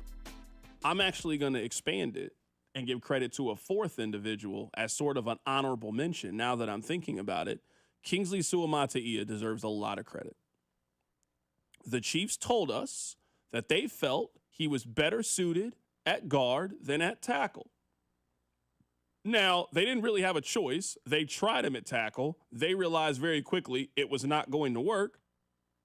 But they have never wavered that Kingsley Suamataia was their left guard, when a lot of us, and I say us because I am included in this, suggested that you should put Jalen Moore there and put your 5 best offensive linemen out on the field. The Chiefs have never wavered that Kingsley Suamataia is their guard. It is working out for them. He is playing at a very high level. This offensive line is starting to come together and eliminate some of those mistakes. That starts from you having a very strong and cohesive front 5. From left tackle over in Josh Simmons, who has been a day 1 starter for this team, over on the other side with Jawan Taylor, who we have not heard a peep from in the last couple of weeks. Not a penalty, not a nothing, not lined up incorrectly, not a hold, not an illegal procedure. Now, let me knock on wood here because I don't want to jinx it, but it feels like they are on the pathway to fixing some of the mental and physical errors that we saw from Jawan Taylor. That doesn't mean that you have to play perfect, but you couldn't continue to carry someone who was going to commit penalties at the pace that he was committing them in. Now, if you had asked me 2 weeks ago, what did I think was going to stop? Did I think it would be Harrison Butker missing kicks or Jawan Taylor penalties? I'd have told you Harrison Butker was going to figure it out. So the Chiefs have fixed one of their problems so far this season. Now we are working to see if they can fix another one of their problems when it comes to Harrison Butker and the missed field goals. So let me give Kingsley Suamataia, let me give him the honorable mention. Now let's go to the wide receiver room, because the wide receiver room has taken some arrows, and I certainly have fired my fair share of them. Hollywood Brown right now is on pace for 85 catches, for 855 yards, and 8 touchdowns. Now, I don't think that's what he does, but you can live with this version of Hollywood Brown. I don't know what the targets and shares are going to look like once you get Rashee Rice back, but if I told you that, hey, this is all you need from Hollywood Brown, you need him to be a 4-catch for 45 yards and possibly score a touchdown, I think everybody listening would have taken that. That's what he's been. I think we can agree that the game plan switched in game 1 when he got 16 targets, and they were asking him to be something that he's not. But since then, 30 yards, 42 yards, 38 yards, 48 yards, 45 yards. I mean, we know what he is. He's not a guy that's likely going to give you a big number, but you don't need him to give you a big number. That's not what you signed him to do. You signed him to do exactly what he's been in that role. Be a tough, willing to go over the middle. Can you get somewhere between 40 and 50 yards? And if he can do that consistently, there will always be room for you in the National Football League. He's also stayed healthy during a time that we were all kind of worried whenever they would get Rashee Rice back, could they get all of their wide receivers? I wasn't worried about Rashee Rice. You weren't necessarily as worried about Xavier Worthy, especially when you found out that they weren't going to put him on IR and he didn't need surgery. The one you were worried about was Hollywood Brown. He has stayed healthy so far this season. Again, he is on pace for 85 catches for 855 yards and 8 touchdowns. Now, I think the targets are about to go down. I mean, he is on average right now for 124 targets. He ain't getting that this season. He ain't getting 124 targets. Not in this offense, but he is having a very, very good start to his season. I also got to give Juju Smith-Schuster a lot of love for the way that he has played these last couple of weeks as well. Now, he got off to a little bit of a slow start, but these last couple of weeks, he's been critical. If you look at Juju and what he's trending for, he is trending for 53 catches, 600 yards, and a couple of touchdowns. You can live with that with Juju. This is what I mean when guys are just filling in their role. We talk about next man up, but sometimes as equally as important as next man up, it's know your role and execute your role. Remember Bill Belichick's old saying, do your job? Right now, they are getting Marquise Brown to do his job. They are getting Juju Smith-Schuster to do their job. They are not dynamic players in that way. They are nice complementary role pieces that fill in what you're doing. And if those guys are going to be your 4th and your 5th receiver, you can certainly live with that. It means you can move on from a guy like Jason Brownlee because you got experienced wide receivers that you're throwing it to. Tell me the last time that you thought you could go 4 or 5 deep at wide receiver and feel good about it. With Rice, Worthy, Hollywood Brown, Juju Smith-Schuster. We're not even talking about a guy in Jalen Royals that they drafted. He's not a part of this mix right now, but you assume at some point he's going to be a part of this mix. So if we're going to talk about the offense turning things around, we got to talk about either guys improving the way that Kingsley Suamataia has or guys executing their role in Juju Smith-Schuster and Hollywood Brown. And you know what? Because now you have so many more options at wide receiver and there isn't the stress on Travis Kelce that you shouldn't be putting on a 30-something-year-old individual, Kelce has been very good. Now, Kelce got off to a little bit of a rough start. He was screaming at folks and throwing stuff, and it was a lot of nonsense coming on. Now, I don't know if it was Taylor Swift's publicist. I don't know what it was. But the moment that his fiance started promoting that album, Travis's attitude changed. Travis been a completely different person since that album been out. He been cool. He ain't been yelling at folks. Now, the offense is turned around. Not a whole lot to yell about right now with what they've been doing. But this is the version of Travis Kelce you can live with. This is the one. He had 6 catches for 78 yards on Sunday. He had 7 catches for 61 yards in the Jacksonville game, 5 catches for 48 yards against Baltimore. He's maybe not going to give you the 7 for 125 and 2 touchdowns like he could in his prime, but you're talking about a guy right now that you're still throwing the ball to somewhere between 5 to 8 times and is getting you somewhere between 50 to 75 yards every time out there. You obviously will take that, especially at his age. So I got to give credit where credit is due. It hasn't just been Xavier Worthy coming back, and that's really been it, and now he's putting up monster games. He's played well, but since Xavier Worthy has come back, they have really started to round out and find everybody's role. Kelsey's been a leader. Kelsey's been great. Juju's been great. Hollywood's been great. You've been getting more contribution from your run game from Isaiah Pacheco. You've been getting a little bit more from Rashard Smith, implementing him into the offense. Kareem Hunt continues to be someone you're very confident in short yardage situations. Guys have stayed healthy. Guys have played well. Guys have been a major reason of how this offense has turned things around. And now you feel like this offense is ready to run. Now let's see what kind of game shape Rashee Rice is in. Let's see how many snaps he can participate on Sunday. But for me, it's always been about ramping up to get him ready for the game at Buffalo. That's the most important game that you have this season, on the road against the team that you think is an AFC championship contending type team that you know you're likely going to see down the road. So can you get him ready over these next 2 games, whether it's against Vegas and Washington? Can you get him ramped up that he can really help you in a couple of weeks against Buffalo? That's all I care about with Rice. I think, pivoting away from Rice and going back to those players you highlighted, I think it shows something that has me excited for the return of Rashee Rice. And not just what Rice brings to the offense, but I feel like Andy Reid, Matt Nagy, Patrick Mahomes, the power structure of the Chiefs offense has found a way to get the most out of players in their role. And now if you slide Rashee Rice into a role, I think you can even get more out of those players you highlighted, the Jujus, the Hollywood Browns, the Travis Kelce's. You can get more out of them because Rashee Rice is going to take a lot of the load off their plate. And now it's what Mitch said the other day. It's not Travis Kelce in the middle kind of draws 4 eyeballs. It's, Rashee Rice is drawing the 4 eyeballs. So now on 3rd and 3, people might be alert to, hey, Juju's kind of their chain mover. But now it's hard to do that because they got Juju and Travis Kelce out there, and you can't cover everyone. So I think what's exciting about the Chiefs offense is everyone is fitting into a role, and those roles are going to get even easier to live within once Rashee Rice comes back from his suspension this week. Yeah, and I also think it's important to note, I forgot about Tyquan Thornton. So, you legitimately right now feel very confident in your 5 wide receivers. From Rice, Brown, Thornton, Juju, Brown.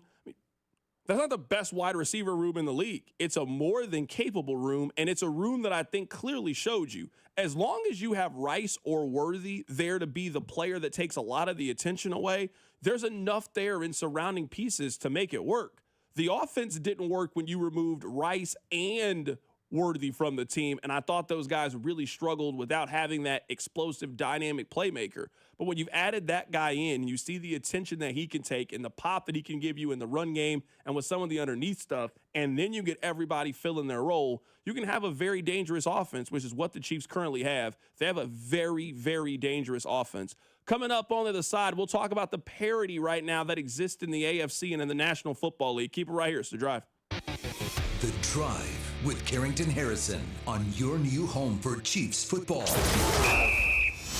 96.5, The Fan, brought to you by DM Injury Law. Have you or a loved one been in a car wreck? Contact DM Injury Law today and get the money you deserve.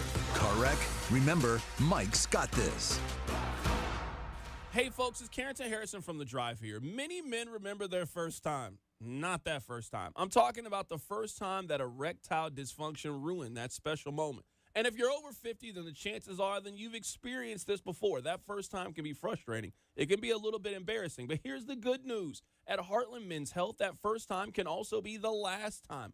Heartland Men's Health specializes in treating ED when the pills and herbals fail. With a success rate of over 90%, many men see results just after one visit. So your first visit is just $99, which includes a consult, lab work, and if medically advised, you get a test dose. And if it doesn't work right there in the office, then your visit is on the house. So don't let ED define your sex life. Call my friends at Heartland Men's Health today at 844-447-7666. 6600 or check out the website, heartlandmenshealth.com today. You can also stop by and visit any of the 3 area locations, Overland Park, Independence, and North Kansas City. Be sure to stop by Heartland Men's Health. Kansas City, it's time to turn up the heat. The Westport Sunfresh is back and better than ever. Now proudly part of the Cosentino Food Stores family.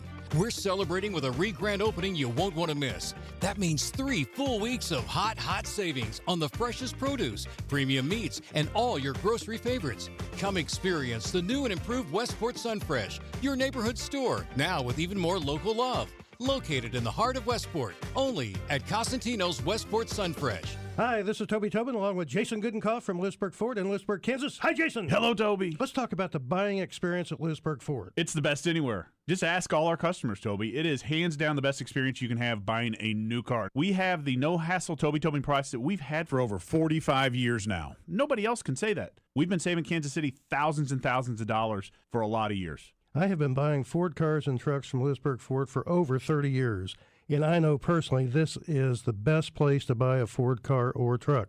Great prices, but there's a whole lot more than that. It doesn't just stop at price, Toby. Yeah. There's other factors to this equation, and it's trade-in allowance, financing, and the experience of how knowledgeable the people are that you're dealing with. And we surpass everybody in all those areas. We always have. We always will. That's why calling us is important. Do you have that new pickup? Absolutely. And it's dynamite. Okay. Lewisburg Ford is your best place to buy a Ford car or truck. What's your toll-free number? 816-444-2300. Lewisburg Ford or LewisburgFord.com. Hey, Chiefs fans, Crown Royal is the official whiskey of the Kansas City Chiefs. And this season, it's not game day without the generous spirit of Crown Royal. Whether you're at the tailgate, in the stands, or watching from home, Crown Royal is the reason and the reward for coming together. Grab a glass with the Crown Royal rig at a stadium near you, because we'll be sharing the generous spirit with fans across the country. Crown Royal, fueling game day with a generous spirit. Visit www.crownroyal.com/Royal Rig for more on the Crown Royal Rig Tour. Please drink responsibly. At Napa, we've spent the last 100 years building our business into an engine that powers yours. Whether you're big or small, national or local, Napa has the automotive solutions your business needs to stay moving. And it's all driven by a nationwide network of quality parts and exceptional service on one mission: to keep your business moving full speed ahead. That's why we are the pros that know. Life insurance. Why are you putting it off? Can't afford it? Too much hassle? Think you don't need it? There's lots of excuses for putting off life insurance. But if you weren't there, who would pay the mortgage and other bills? With Ethos, you could be covered in 10 minutes and boom, family protected. Ethos, fast and easy online term life insurance. Up to $2 million in coverage with no medical exam. Some policies as low as $1 a day. Answer a few health questions and get your free quote at ethos.com/play. That's ethos.com/play. Brought to you by Duke's Mayonnaise. This is the Duke's country song. It's a song about the best mayo. It has a yellow lid, and its full name is Duke's Mayonnaise. Get Duke's Mayo in store. It's got twang. Here's traffic, brought to you by DM Injury Law. Have you or a loved one been in a car wreck? Contact DM Injury Law today and get the money you deserve. Car wreck? Remember, Mike's got this. Brought to you by Duke's Mayonnaise. Still working the crash on the curve there near Lee Summit. 470 southbound just past Strother. Left lane is blocked. Shawnee, that's a stall, but big backups. 35 southbound at 18th. Right lane blocked. I'm Val. KFNZ Traffic. The only place in town to hear the hypothetical button game is on The Drive with Carrington Harrison. Welcome back into the show. I want to play this audio for you guys because we had Joshua Briscoe on the show earlier, and he made a very good point. I try to give credit to people who make very good points. Now, last week on this show, I gave Rob a homework assignment. I asked Rob to make a list, and I asked Rob to write down every team in the league that he thought was good. For the AFC, he only wrote down one team. He wrote down the Buffalo Bills. Now, I would have told you that Buffalo was the best team in the AFC. They still might be the best team in the AFC. They just got dominated by the Atlanta Falcons on Monday Night Football. I mean, start to finish, dominated. The Chargers got off to a hot start, 3-0. They then lost 2 games. I mean, they needed to scratch and claw last week against the Dolphins for them to win. So much, it's got Tua questioning their leadership. I think it starts with the leadership in helping articulate that for the guys, and then what we're expecting out of the guys, right? We're expecting this. Are we getting that? Are we not getting that? We have guys showing up to player-only meetings late, guys not showing up to player-only meetings. Like, there's a lot that goes into that. Hey, when do you guys think Mike McDaniel's getting fired? Because he's getting fired. I mean, there's no question in my mind. Did you hear what the quarterback of the team said? He said there's no leadership. You're one of the leaders. So I just, it don't sound to me like things are going very well in Miami. So Rob only put one team in the good category in the AFC. Who knows who's good? Joshua Briscoe, dear friend of the show, he has a theory. Let me run this by you because, no, I don't have a power ranking, but I have a new theory of the 2025 NFL season that's making it a little bit easier for me. Here's the theory. Everybody's the Chargers now. All of them. There are 31 Los Angeles Chargers and then the New York Jets. And that's it. Everybody else is some version of the Chargers. Pretty good and can beat you, pretty injured and probably won't beat you, Super Bowl hopes, high draft pick hopes. Like, there is just such a tar pit of NFL teams right now that are all so close together. The margins are so thin that if you tell me, yeah, I get Patrick Mahomes and a 3-3 football team that's getting its number one offensive weapon back, I think that's probably the best team in football because everybody is just neck and neck. If you are looking at it right now, we can just take the AFC and we can go to the NFC here in a bit. The teams that I would say are outright eliminated. We don't need to talk about you anymore. You shouldn't come up in conversation anymore. Dolphins, Jets, Browns. What do we do with the Ravens? Because I've been saying for 3 weeks now that I don't think the Ravens are making the postseason. The Ravens are sitting at 1-5. They do have a bye week, and they are getting Lamar Jackson back. Now, I'll say this. You better get going. You already got 5 losses before Halloween. Like, you need to get red hot. I don't think the Ravens are getting red hot. Not with that defense. They have the worst defense in the AFC. They have allowed more points than any other team in the conference. Like, you're bad defensively. I don't think you fix things. So I'm willing to eliminate Baltimore. So we are at Miami. The Jets are out. The Ravens are out. The Browns are out. I imagine the Bengals also out in this conversation. The Titans are out. That kind of seems like it's it in terms of just being done, and probably the Raiders. So we're talking about right now in the AFC, there's probably still 10 teams that you think are viable playoff teams at this point, and you don't even want to go to the NFC because in the NFC, there's not many teams that I would say are just outright eliminated. It's basically the Saints, Cardinals, and the Giants are essentially it. There are about 8 teams right now in the league that are done, that have no chance. And then there's 24 other teams that feel as interchangeable as possible. We all laughed at the Dallas Cowboys. Man, the Cowboys, especially with that tie, they're not completely out of winning their division. Now, I don't think they will because of their offense. Their defense. Their defense is also bad. They've given up the second most points in the National Football League. But a majority of these teams, from Chicago to Minnesota to Jacksonville to Houston, being 2-3 and being a couple games back in their division, for the most part, Rob, everybody is basically still alive in this thing. It is. I like Josh Briscoe's theory that everyone's the Chargers. It is. For a league that preaches parity, I don't know we've ever seen parity at this level. And maybe in 3-4 weeks, the cream of the crop will start to rise, and it'll be the Chiefs and the Bills and, whoever in the AFC. And then the NFC will have a lot of the same, the Eagles and the Lions. But for right now, I feel like if I just named a random NFL team, you might say, I think they're good, but I could poke holes in their resume.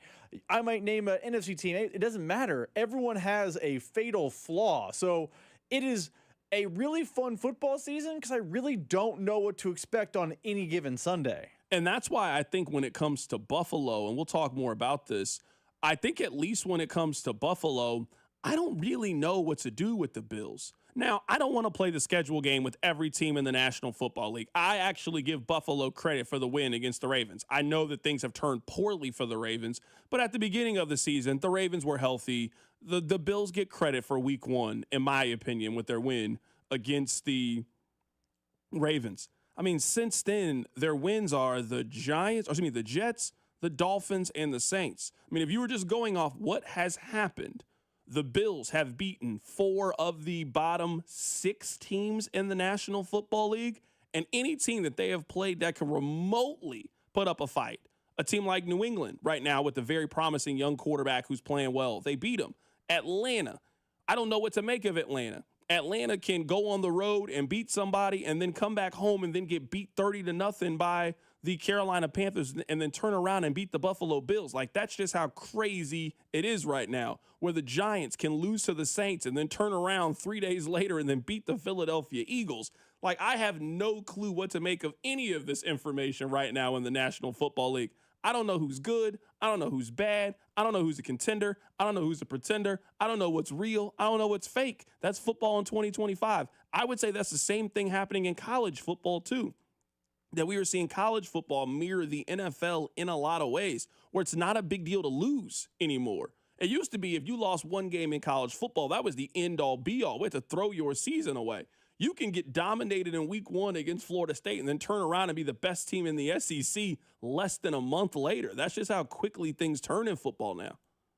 It is very fast evolving. And I feel like as much as it's fast evolving, I think maybe just this year we are seeing the talent even out. Like, we talk about how in college football, like, it used to be like the haves and the have-nots. And you still kind of see that in college football. And the NFL had a more level playing field. But if you delved into it in the NFL, there were like the Chiefs and, back in the day, the Ravens, and there were teams with big talent differences between them and like the Jets. I feel like everyone in the middle is kind of equal talented right now. Like, we just saw on Sunday, you mentioned Tua to start the segment. The Dolphins gave the Chargers everything they wanted in Miami on Sunday. It took a great Lad McConkey play and a game-winning field goal to beat them. How many times have we seen 1 in 5 teams take on teams at home and they just get drubbed in the NFL? I don't know, maybe it's not talent, maybe it's coaching, I don't know, but it feels like there is no longer a wide chasm in the NFL between the haves and the have-nots. Coming up at the top of the hour, we'll get you the top stories of the day in Kansas City. Patrick Mahomes right now, he is the favorite to win NFL MVP. We'll talk about it. I think there is a strong contender. I'll tell you who it is. Keep it right here. It's The Drive. The Drive with Carrington Harrison on your new home for K-State Athletics, 96.5. The Fan, brought to you by DM Injury Law. Have you or a loved one been in a car wreck? Contact DM Injury Law today and get the money you deserve. Car wreck? Remember, Mike's got this. Here's traffic, brought to you by DM Injury Law. Have you or a loved one been in a car wreck? Contact DM Injury Law today and get the money you deserve. Car wreck? Remember, Mike's got this. This one brought to you by Kansas City Wind Supply Group Vendor Showcase, Thursday, October 23rd at J. Rieger and Company Distillery. Headed into downtown, 35 northbound just past Mission. The left lane is blocked. Kansas side of things, that's a crash. 635 southbound just past 70 in the right lane. Discover the latest HVAC, plumbing, and trade solutions with companies like A.O. Smith and 20-plus other vendors at the KC Wind Supply Group Vendor Showcase, Thursday, October 23rd, 3 to 6 p.m., J. Rieger and Company Distillery. Enjoy complimentary food, drinks, tours, prizes, and network. We'll see you there. I'm Val, KFNZ Traffic. FanDuel, America's #1 sportsbook, is coming to Missouri. On December 1st, you'll finally be able to bet on all your favorite teams and all your favorite sports. With FanDuel, there's a ton of ways for you to get in on the action. You can bet everything from the money line to over-unders to which team will win it all. You'll be able to build parlays, bet player props, or even ride the live line. Whatever your style, FanDuel has you covered. Plus, with live betting, you can pick which player will score the next touchdown or the touchdown after that. However you play your game, FanDuel's got your back. On December 1st, you'll be able to see for yourself why FanDuel is America's #1 sportsbook. With FanDuel, there's a ton of ways for you to get in on the action. FanDuel, play your game. FanDuel Sportsbook is an official sports betting partner of the NFL and 96.5 The Fan. 21 and present in Missouri. Gambling problem? Call 1-800-GAMBLER. When your name's on the paint job, your primer better hold up. Painters trust Kills primers for serious adhesion, stain blocking, and a finish that lasts. Now, the full Kills lineup is available exclusively at the Home Depot. Need it fast? Get same-day or next-day delivery, or order online and pick it up in-store. Kills primers. Pro results. Faster. The Home Depot. If you're a pro, you know. There's nothing like when you get that part from eBay, and it just fits. Yeah, the first time. So you can do less of this and get right back to more of this. At eBay, you'll find all the parts you need, guaranteed to fit, at prices you'll love. Sounds good, doesn't it? eBay. Things people love. Eligible items only. Exclusions apply. This is the run my own business dream. This is the college is paid for dream. This is the retire early dream. This is Busey, where your dreams and possibilities become moments. Through trusted guidance and expertise, through lifelong relationships. Because we're here to help you achieve the life you've always envisioned. Busey Bank, building business, growing wealth since 1868. Member FDIC. Score big savings with Hy-Vee and the Kansas City Chiefs. Big points mean even bigger savings. Just shop Hy-Vee the day after a game and earn a fuel saver discount equal to the Chiefs score and based on the amount you spend. If the Chiefs score 42 points, you save 42 cents a gallon with any $42 purchase. The more we score, the more you save. Win or lose, everyone scores the day after a Chiefs game only at Hy-Vee. Offer good in-store and online. Some restrictions apply. See store for details. I love going to Hy-Vee, but I've got 2 kids in high school and life is busy. That's why I love the convenience of ordering my groceries with Hy-Vee's Aisles Online. It's easy. Just download the app or go to Hy-Vee.com. Then choose your store, select your items, and Hy-Vee will do all the shopping. All you have to do is pick up your order or have it delivered to you. Try it today. New customers get $10 off your first Aisles Online purchase with the code. Save time, save money. What could be better? Only at Hy-Vee. Need to sell your house in Kansas City but not sure where to start? Selling a home can feel overwhelming, especially if you're facing foreclosure, a divorce, an inherited property you don't want, or just need to move quickly. But you don't have to figure it out alone. Rex Buys KC is here to help. As a local home buyer, I understand the Kansas City market inside and out. My family and I live right here, so I know the neighborhoods, the trends, and the challenges homeowners face. That's why I take a consultative approach, helping you explore your options and find the best path forward. We buy houses in any condition, no need for repairs, no agent commissions, and no hidden fees. You'll receive a fair cash offer with a closing timeline that works for you. Whether that's in as little as 7 days or at your own pace, just a simple, hassle-free process designed around your needs. If you're ready to talk through your options, call me today at 816-330-6000 or visit rexbuyskc.com. Let's find the right solution for you. Rex Buys KC. Local, fair, and focused on you. Chiefs coverage brought to you by Park & Go, the best deals on airport parking. Don't fumble your airport parking. Score big with Park & Go. All covered parking, fast and free shuttles, and open 24/7. For the best deals in airport parking, reserve your spot now at bookparkandgo.com. Park & Go, family owned and fan approved. Hey, it's Creed Humphrey. The Chiefs Radio Network pregame show starts 3 hours before kickoff, right here on your home for Chiefs football, 96.5 The Fan. KFNC FM and AM, HD1 and HD2 Kansas City, an Odyssey sports station.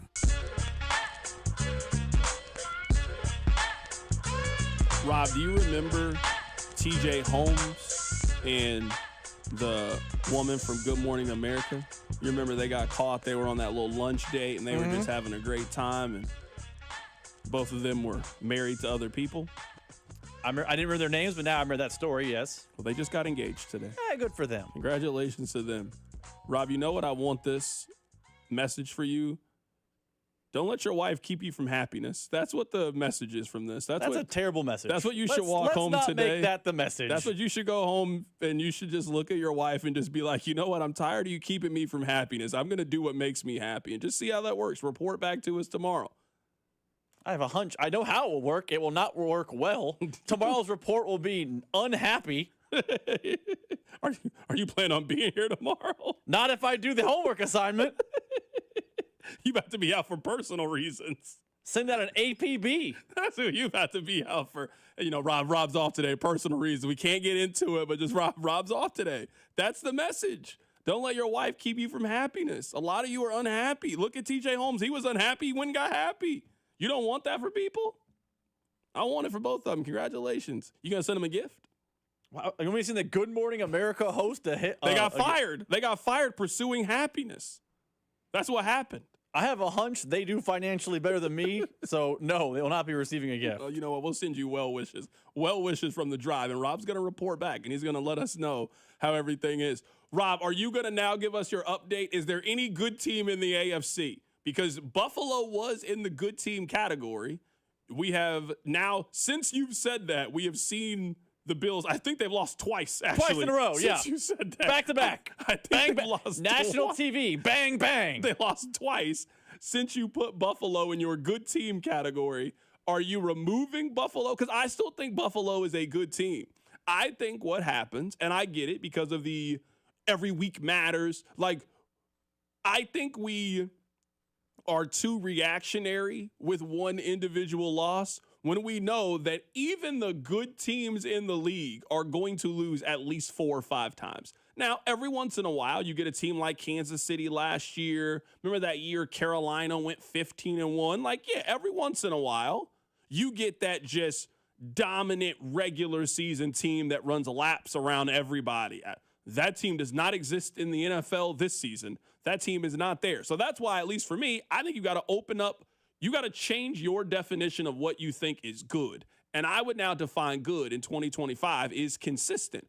Who do you trust on a week in, week out basis? I am getting to the point, I think most people are there, in which Kansas City, I think, is giving you reasons to trust them. They got off to a very slow start, but their offense has been very good for the last 3 weeks. Their defense has been good for most of the season. They are also getting healthy and getting right and starting to play their best football. The schedule is also going to lighten up a little bit. The Chiefs have played a lot of the really good teams in the league. Philadelphia is a good team. The Chargers are a good team. The Lions are a good team.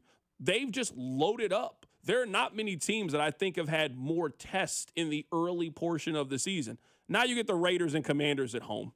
Those are 2 games that you should win, you should control. You are better than both of those teams. So I think we have to just change what our definition of good is in 2025, and you just got to take consistency. What do they do that you like? And do you think they can replicate it on a week-by-week basis? Tampa Bay has shown us that they can do that. The Chiefs, I think, are showing you that they can do that. Buffalo, for the most part, has shown you that. I think we have to change what good means. I would say, first and foremost, I have taken Buffalo out of my good category.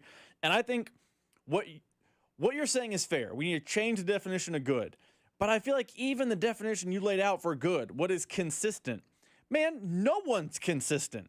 Unless we just have fun with endpoints. Like if we say the Chiefs are consistent, look at the last 2 weeks. Well, or last 3 weeks. Well, yeah, okay, great. But even in that timeline, the Jags game exists. For sure. So that's not really the model of consistency. The Bills have not been the model of consistency. I agree with you. I think the model of good in the NFL needs to be consistent. Right now, I don't think any of the teams we call good are consistent. Or there are teams that are consistent or are struggling to be consistent, but it's because of injury or, suspension or whatever. But I think right now there's no good or great teams in the league. There's a lot of, I like the term Josh Briscoe used earlier in the show, a lot of teams in the tar pit where they're just terrible at the bottom of the NFL. And I think everyone else is just in the wash. Like Buffalo's in the I don't know category because they've gobbled up wins against bad teams and struggled against, middle of the pack teams. But isn't everyone kind of a middle of the pack team right now? I want to read this text to you guys really quickly. Someone said, CDOT, the Colts are catching a lot of disrespect. No, the Colts, at least for me, are still in that I'm not sure category. Now, I acknowledge that I am hypocritical when it comes to the schedule game. I can acknowledge that. For some teams, I don't want to use the schedule game, and then for some teams, I do. So I stand here before you acknowledging that I'm a hypocrite. I mean, Indianapolis, Miami, Tennessee, Vegas, Arizona, sure, they beat Denver on a last-second field goal in which the reason Denver lost was The Colts missed a 60-yard field goal. The Denver defensive player jumped over the center. You cannot do that. That's a 15-yard penalty. They got another chance to re-kick it. You know what? We have a very important game coming up on Sunday between the Colts. They go on the road and play the Chargers. That's a good win for both teams. The Chargers are 4-2. The Colts are 5-1. That's one of the better games this week. You'll get a chance to watch that in Kansas City because the Chiefs play at noon. So if you're staying home and you're watching the game, you get a little Chiefs and Raiders. And then right after that, you get the Colts and the Chargers, a very important game in the AFC. The Colts look like a team that should be in the conversation and be in the 1 seed. They're going to be able to gobble up some wins. The Chargers lead the division right now. So a very important game in terms of seeding, positioning, and trying to figure out who's good in this thing. So I don't know right now about the Indianapolis Colts. I understand that they are 5-1 right now, but I'm looking at who they've played. I'm looking at who their quarterback is, and I'm just kind of waiting for that other shoe to drop because it's Daniel Jones. The other shoe has dropped basically his entire career. I forgot to say this earlier. Congratulations on getting through your 9 to 5. Thank you so much for listening. It is The Drive. If you missed it and you're a wrestling fan, we had Powerhouse Hobbs on the show earlier today. He has anointed me an honorary member of. I'm part of the Ops, Rob. Is that what team I'm on? I'm on the Ops. You're on the Ops. Now. Okay. Are you part of the Ops? I wasn't named an honorary member of the Ops. I am. I don't know. Part It of the depends Ops. on because you're the Ops for Mizzou. You're the Ops for running backs. That's true. Two good things to be an Ops for, though. Really? Mizzou running backs did not have a very good weekend. Mizzou and Renault. Good point. I can't argue that. No, I wish that I could. The fine people over at AEW, they have an event coming up. It's called Dynamite and Collision. It's going to be at Cable Dahmer Arena tomorrow, October 15th. It's going to be on TBS, and you can also stream it on HBO Max. So, again, congratulations on getting through your 9 to 5. You know what? I don't want Baker University to feel like we don't appreciate them because we care about Baker University so much. Hit it, Rob. Your workday is over. Oh, yeah. You're headed home, and now you're stuck in traffic. Time to get caught up on the biggest stories in Kansas City and around the country with CDOT and Rob. It's time for the hits. Number 1. As Carrington mentioned, the hits are brought to you by Baker University. This weekend at Baker, October 18th to 19th, more than 30,000 visitors will gather under Baldwin City's brilliant maple trees for Maple Leaf Festival. Enjoy family fun, food, music, and art as we celebrate over 65 years of Kansas tradition. Details at bakeru.edu/Maple Leaf. When is that coming up? Maple Leaf This Fest? weekend. Sounds like a great fall activity. It's an elite fall activity. Who KU got this week? Bye week. They can't lose. Rob, all you guys need to do is focus on winning 2 more games. All you need to focus on, 2 more. Really just one, because Oklahoma State's in the schedule, and they're a gimme. No, you guys, let me ask you this. All right, hold on. Turn the music down. This is going to be hit number 1. KU misses a bowl, but they beat K-State, or they win 7 games and lose to K-State. Which one would you rather have? At this point, beat K-State. Now that they've lost already to Missouri and you can't unring that bell, got to beat K-State. So I'm saying you don't go to a bowl game this year. 5-7 and beat K-State. I'll have. You say K-State's your bowl game then? I'll have frustrations with Lance, but you can't go 7-5 and lose to both rivals. You just can't. Okay. Especially next year's going to be in a tiny stadium because of construction. No, just beat Still, K-State. goodness gracious, how long is this going on for you guys? They didn't get David Booth's second wave of money until August. Now it's time to finish the job. I mean, they didn't know the money was coming in. I don't know if he's around all the time. They didn't ask him. Apparently he was playing coy. Text line 913-586-7995. This is a serious question if you're a KU fan. Would you rather go 5-7 this year and miss a bowl, but you beat K-State? Or would you rather win 7 games but lose to K-State? Because it is better for Kansas football to make a bowl game and win 7 games this year. You agree, right? It is better for KU, but you're tired of losing to this K-State team. It's been 16 straight years. The streak can drive a car. If it was like 4 or 5 in a row, bowl game. 16. Let's do the math. That would have been KU last beat them in the 08 season because the first loss was in 2009. Obama 1 was happening. Obama won. Actually, it was in October. It might not have officially been happening yet. No, it didn't happen. He was not president yet. No, that did not happen. We hadn't had the election. You know what, man? How many have we had since then? Enough. So many. We've had enough. Frank White was popular when this happened. Frank White was working for the Royals. He was. When that happened. It'll be all right, man. You know what? I'm pulling for you guys this year. I really am. I'm pulling for you guys. So right now, if you go on FanDuel and you click on NFL and you scroll over to awards, when you get to awards, it'll tell you NFL MVP odds. Let me give you the top 5. Right now, Patrick Mahomes, he is 2-1. So you bet $10, you'll win 20, you'll get back 30. Josh Allen is plus 300. He is second. Baker Mayfield is plus 350. That is really it. I mean, Drake May's 10-1. Jared Goff is 16-1. Matthew Stafford is 16-1. I don't really see a scenario in which Matthew Stafford wins NFL MVP this year. Something would have to drastically change for that to be the case. Let's start with this. Maybe this can be the unofficial hit number 1. Rob, do you agree? Do you think that Patrick Mahomes should be the NFL MVP favorite 6 weeks into the season?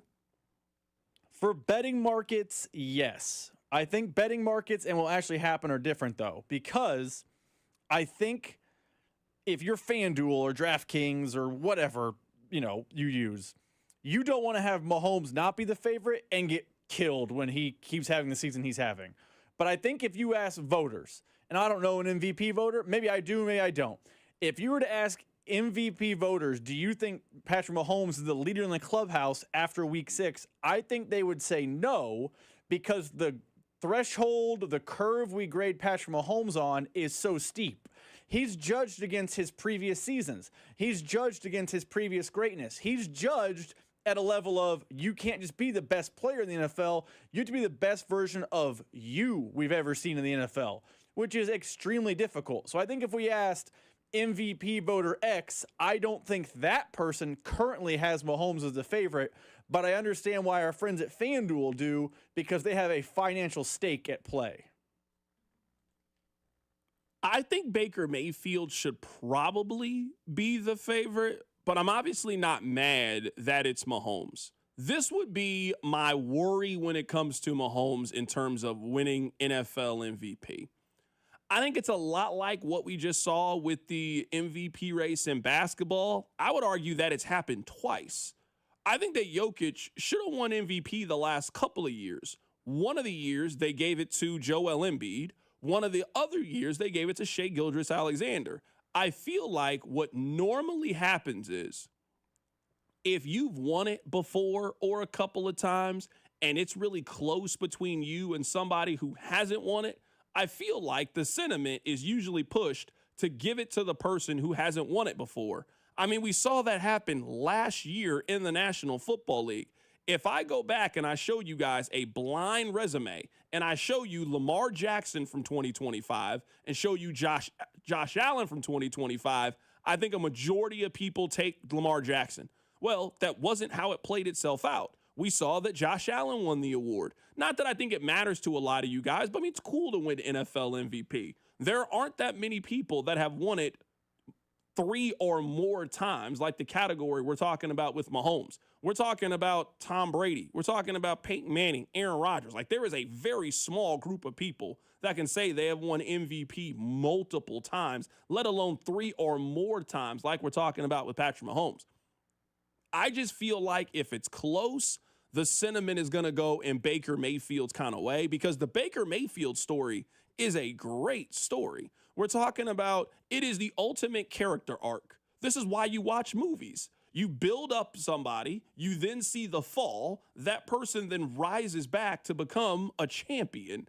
That's what we're talking about with Baker Mayfield. Baker was the number 1 overall pick, Heisman Trophy winner. He was supposed to go in and fix the Cleveland Browns. He didn't fix the Cleveland Browns. He then got let go. He went to the Rams. He went to the Panthers. I mean, it looked like for a while there that Baker was about to be out of the league. 3 years ago, Baker Mayfield in 2022, Baker Mayfield threw 10 touchdowns and 8 interceptions and completed 58% of his passes. Baker was terrible.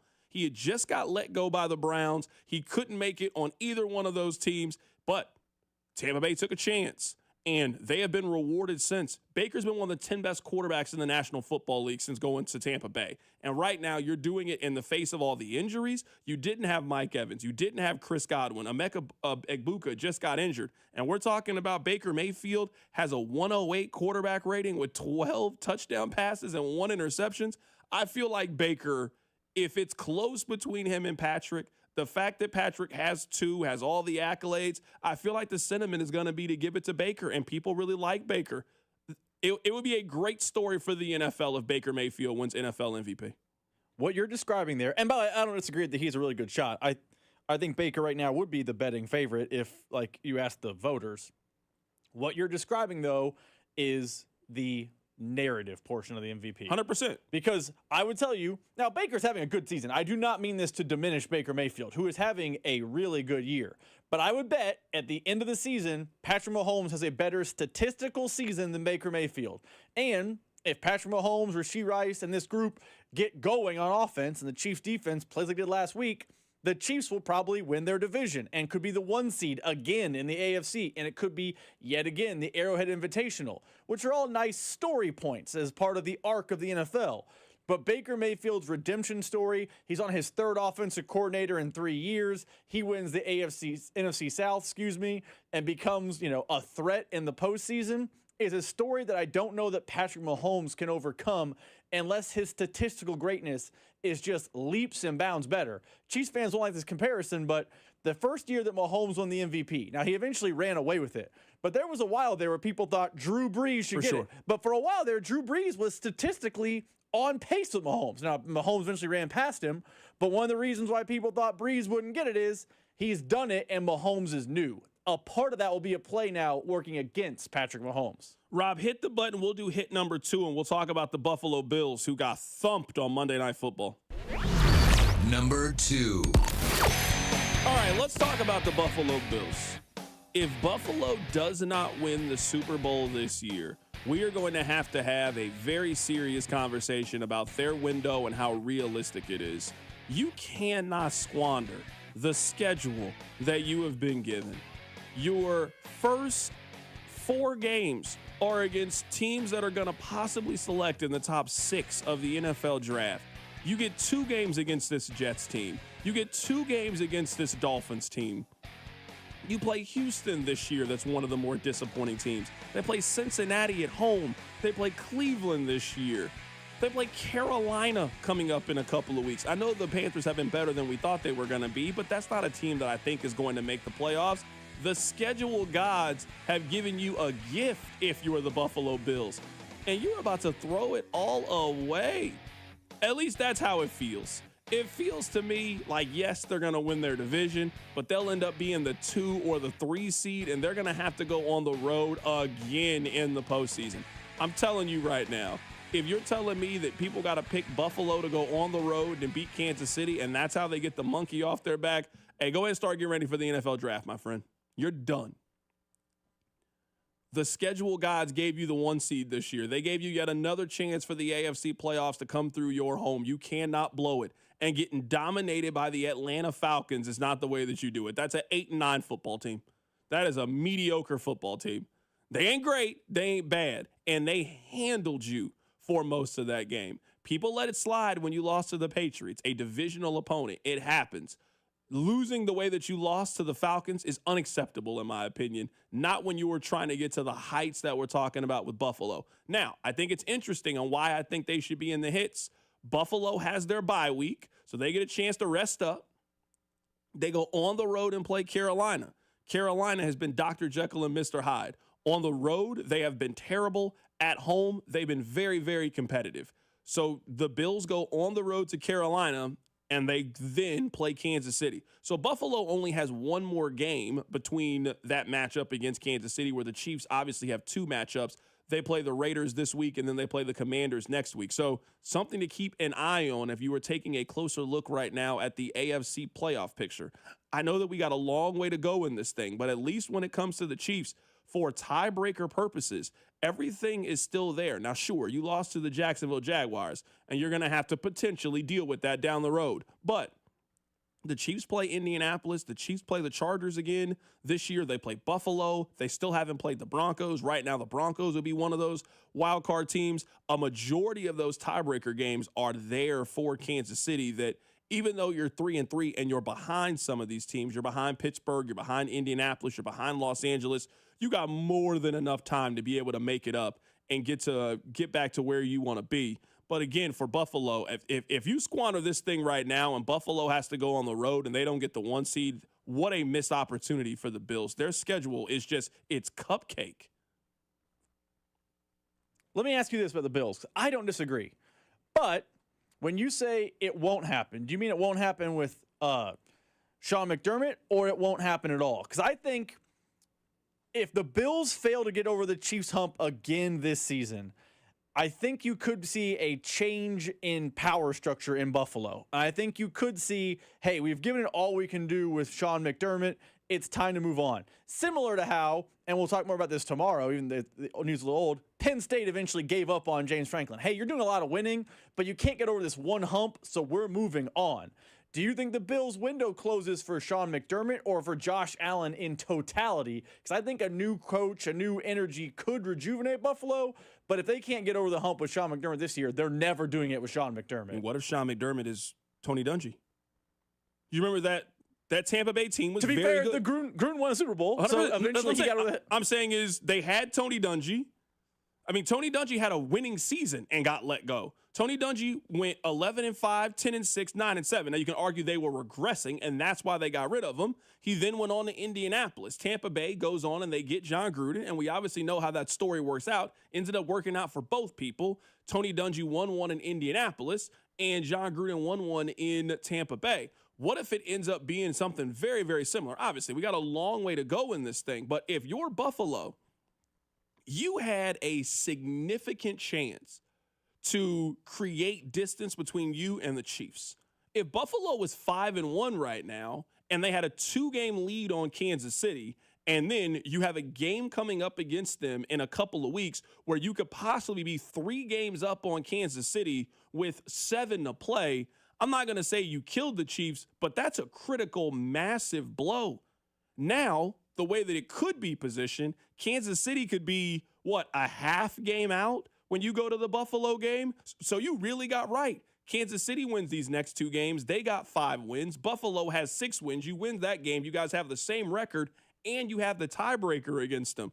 There was a time to take advantage of Kansas City's deficiencies early on in the year. And if you were the Chargers, you needed to do that. You're 4-2. You got them in your rearview mirror right now. I would say that the Broncos also succeeded in that. You got a winning record right now. But if you're Buffalo, especially with the schedule that you were given, you got to win one of those 2 games between New England and Atlanta when you've only played one really good team over the first 6 weeks of the season. To lose both of those games in the fashion in which you lost it and potentially give up some of the advantage that you had over Kansas City, you just got to look at that as disappointing as you are trying to have those playoff games in your venue. I know they've already had one in Kansas City went in there. That could be the last game in Buffalo Stadium, could be the potential AFC Championship game against Kansas City and their hated rival, Patrick Mahomes, with a chance to go to the Super Bowl. That's just not an environment I would want to be in if I'm any team in the National Football League, and the Chiefs could have potentially avoided that with that loss that we just saw Atlanta have over the Buffalo Bills. Coming up on the other side, there is a study right now that suggests that the league is rigged for the Chiefs. We'll talk about it. Keep it right here. So Drive. The Drive with Carrington Harrison. Watch the show on YouTube by subscribing to the 965 YouTube channel. The Drive, brought to you by DM Injury Law. Have you or a loved one been in a car wreck? Contact DM Injury Law today and get the money you deserve. Car wreck? Remember, Mike's got this. 96.5, The Fan. Hey, Mr. C, it's me. Well, I just picked up the ring. I actually went to Hellsberg. Thanks for that recommendation. Kate's gonna love that hers is from the same jeweler you got Mrs. C's ring from. They were so helpful throughout the whole process. They even knew your family by name, and the ring looks great. Anyways, I just couldn't wait to let you guys know. Call me back and wish me luck.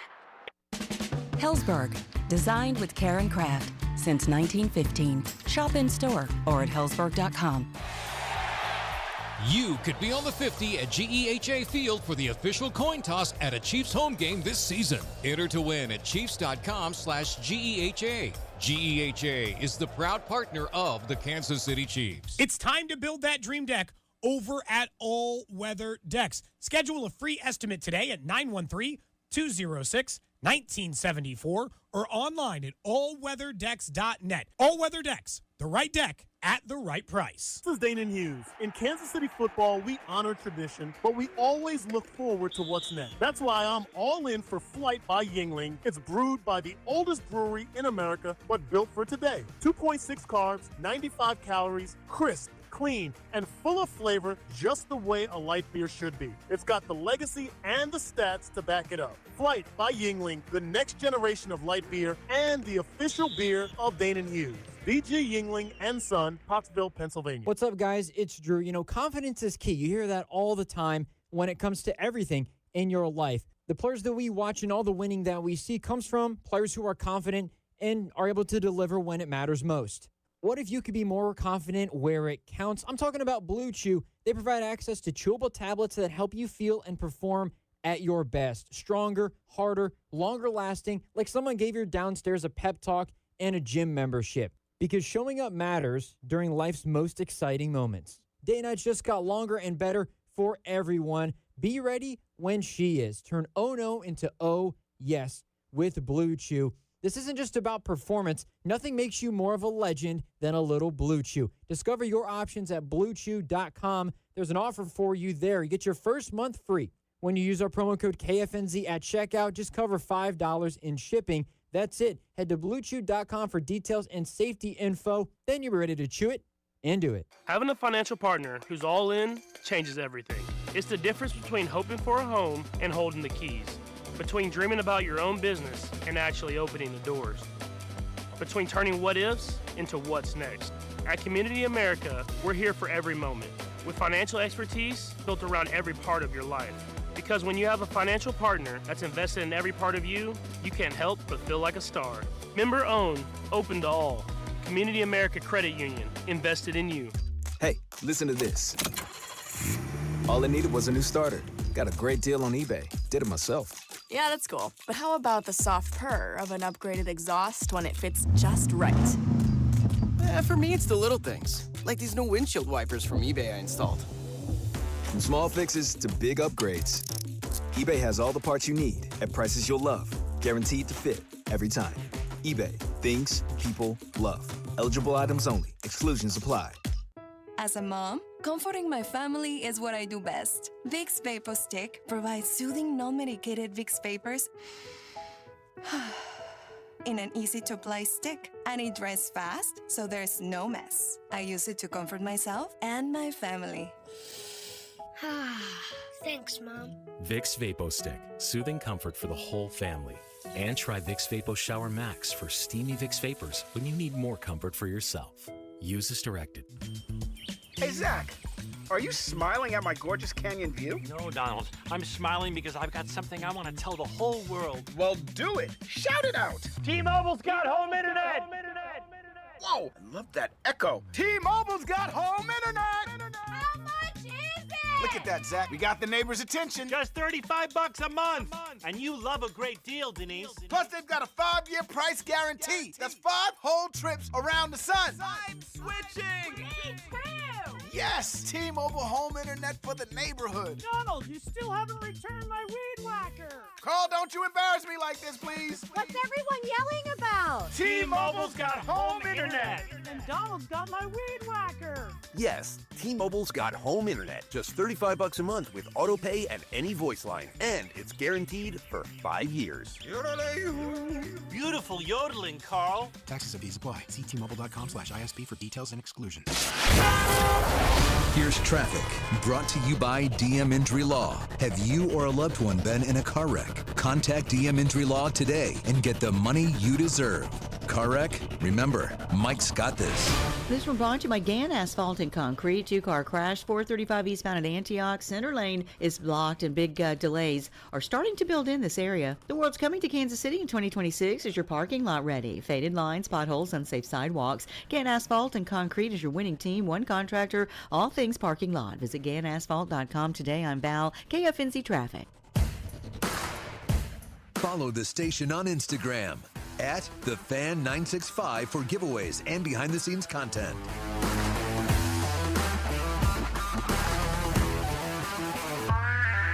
All right, welcome back into the show. My name is Carrington Harrison. Very happy to be here with you guys on this wonderful, wonderful Tuesday. If you guys missed it on the podcast page, we had Powerhouse Hobbs on the show earlier today. He is a wrestler with AEW. He's going to be wrestling in the city tomorrow. They have Dynamite and Collision. It's going to be a Cable Dahmer arena. So if you want to go out there and see a little bit of wrestling, I would encourage you to do that. I want to read a story to you guys. This is a real study. There was a study that was done from the University of Texas, El Paso, UTEP. For those of you that have seen the movie Glory Road, that was UTEP. It was Texas Western, and then they changed. They're UTEP. So research was done at UTEP that has concluded that the Chiefs received what they would call slanted officiating from 2015 to 2023, a time that coincided with their rise as one of the NFL's most marketable franchises. And this journal you can read, it was published in a journal. It says that the study provides, quote, one of the clearest empirical looks how financial pressures can influence real-time rule enforcement. So I'll get more into kind of what their conclusion was and why they think the NFL did this. But first, we have to examine how preposterous this idea is.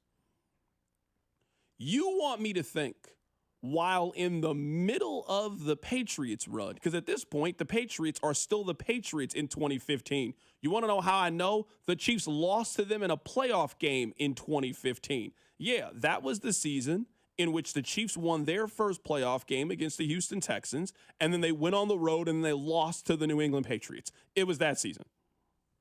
So in the middle of the Patriots run, the NFL concocted an idea in which they were going to prop up the team that was in the 33rd media market in the United States. They were going to prop up a scheme that was going to help Alex Smith, Niall Davis, and Derek Johnson. That was the plan. I'm sure at this meeting, it wasn't just Roger Goodell by himself. I'm sure it was a brain trust of people. And somebody said, well, why don't we do this to the Bears, who are in the third biggest media market? And someone's like, nah, it's too easy, too obvious. We got to be more under the radar than this. And then somebody snapped back. Hey, what about Los Angeles? I mean, we really want this Los Angeles thing to work. They're building a new stadium, and we want both the Rams and the Chargers to move there. Now, again, I need you guys to think outside the box. And then someone suggested, what about the Arizona Cardinals? Okay, now, come on, be serious. And then somebody eventually it landed on the Kansas City Chiefs that the NFL was going to slant the officiating for the 2015 Kansas City Chiefs, all while Patrick Mahomes is a sophomore in college. Do we think that the NFL told the Bears to draft Mitchell Trubisky and not draft Patrick Mahomes? Because we wouldn't be having this conversation if that was the case. The Bears took the first quarterback on the board. They could have got Patrick Mahomes if they wanted to. If they knew that Pat was going to be so special, why didn't the third biggest media market take him? They wanted Kansas City to have him. Okay, no, I got it. That makes sense. So this came from a real live doctor. This man's name who did this study, he was the lead author. His name is Spencer Barnes. He is a PhD. He is a professor of finance at UTEP. And, quote, our findings suggest that when the league's financial health is at stake, rules enforcement may subtly shift to protect market appeal And the fact that postseason penalties have consistently favored one franchise, while similar dynasties show no such pattern, points to the powerful role of financial incentives in shaping supposedly neutral decisions. Wait. Before we get to what they are saying sparked all of this, let's go back. You're telling me in 2015, this is when it started, in 2015. So explain what happened with Marcus Mariota in the wild card game. I mean, that's a big call. If you're telling me the league has been helping Kansas City since 2015, why didn't they make the right call against Marcus Mariota in the wild card round? If you think that the league is slanted towards helping Kansas City, why didn't they not call holding in the game against Pittsburgh? You guys remember that game? Chiefs had a bye week divisional round. It was at Arrowhead. Remember, it got moved around because of the ice. I'm not here to bring up bad memories. I'm simply using it as a frame of reference. I mean, if the officials are out to help the Chiefs, why would they then call a holding call on a play in which eliminated the Chiefs from the postseason? It seems to me to be counterintuitive to what you're trying to do. If we're talking about that the league is in business of trying to prop up Kansas City, why did they have one of the officials go tell D Ford to scoot back a little bit? Why didn't they do that? Hey, big dog, hey, move back a little bit. I mean, would have been easy. Everybody's in on this, right? They have slanted officiating. Their words, not mine. Slanted officiating. Yet, one of the worst calls I've ever seen happen against the Chiefs with the Marcus Mariota, they called forward progress on a sack that still makes absolutely no sense to me. They called holding on a 2-point conversion against the Pittsburgh Steelers. They then called offsides. How? If the league is in the business of helping the Chiefs. Let me read to you guys the why they think this has happened. I'm serious. This is the why. This man, he is a doctor. This is not random person on Twitter. This is somebody who studied and went to school enough to have PhD in their title. Dr. Spencer. He believes that this may be the result of financial pressures on the league stemming from the decline in viewership because of Colin Kaepernick. I'm serious. I wish you guys would read this. This guy's conclusion is that the league, the ratings were down because of the racial protest and the kneeling, and people were so mad about Kaepernick that the league conspired to create a dynasty. And they created that dynasty in Kansas City, Missouri. Not in Dallas, not in New York, not in Chicago. They created it in Kansas City, Missouri. Okay. All right. All right. Then they had another doctor who was working on it. This research not only deepens our understanding of sports, but also illustrates a larger societal concern. When financial pressure weighs heavily, impartiality can erode. You people are idiots. And I mean that as respectfully as I can for somebody who went to school for far longer than I did. I dropped out of college. If that's what your conclusion is that the league started slanting things for the Kansas City Chiefs before Patrick Mahomes got there and then just stopped in the middle of Travis Kelce and Taylor Swift dating each other, I don't know what other thing to call you other than you're stupid. You're an idiot. I'm beside myself. This is real. They spent real tax dollars on this. This is where we need to be worried about where our tax dollars are going from. The league, after Colin Kaepernick, created a dynasty and put that dynasty in Kansas City.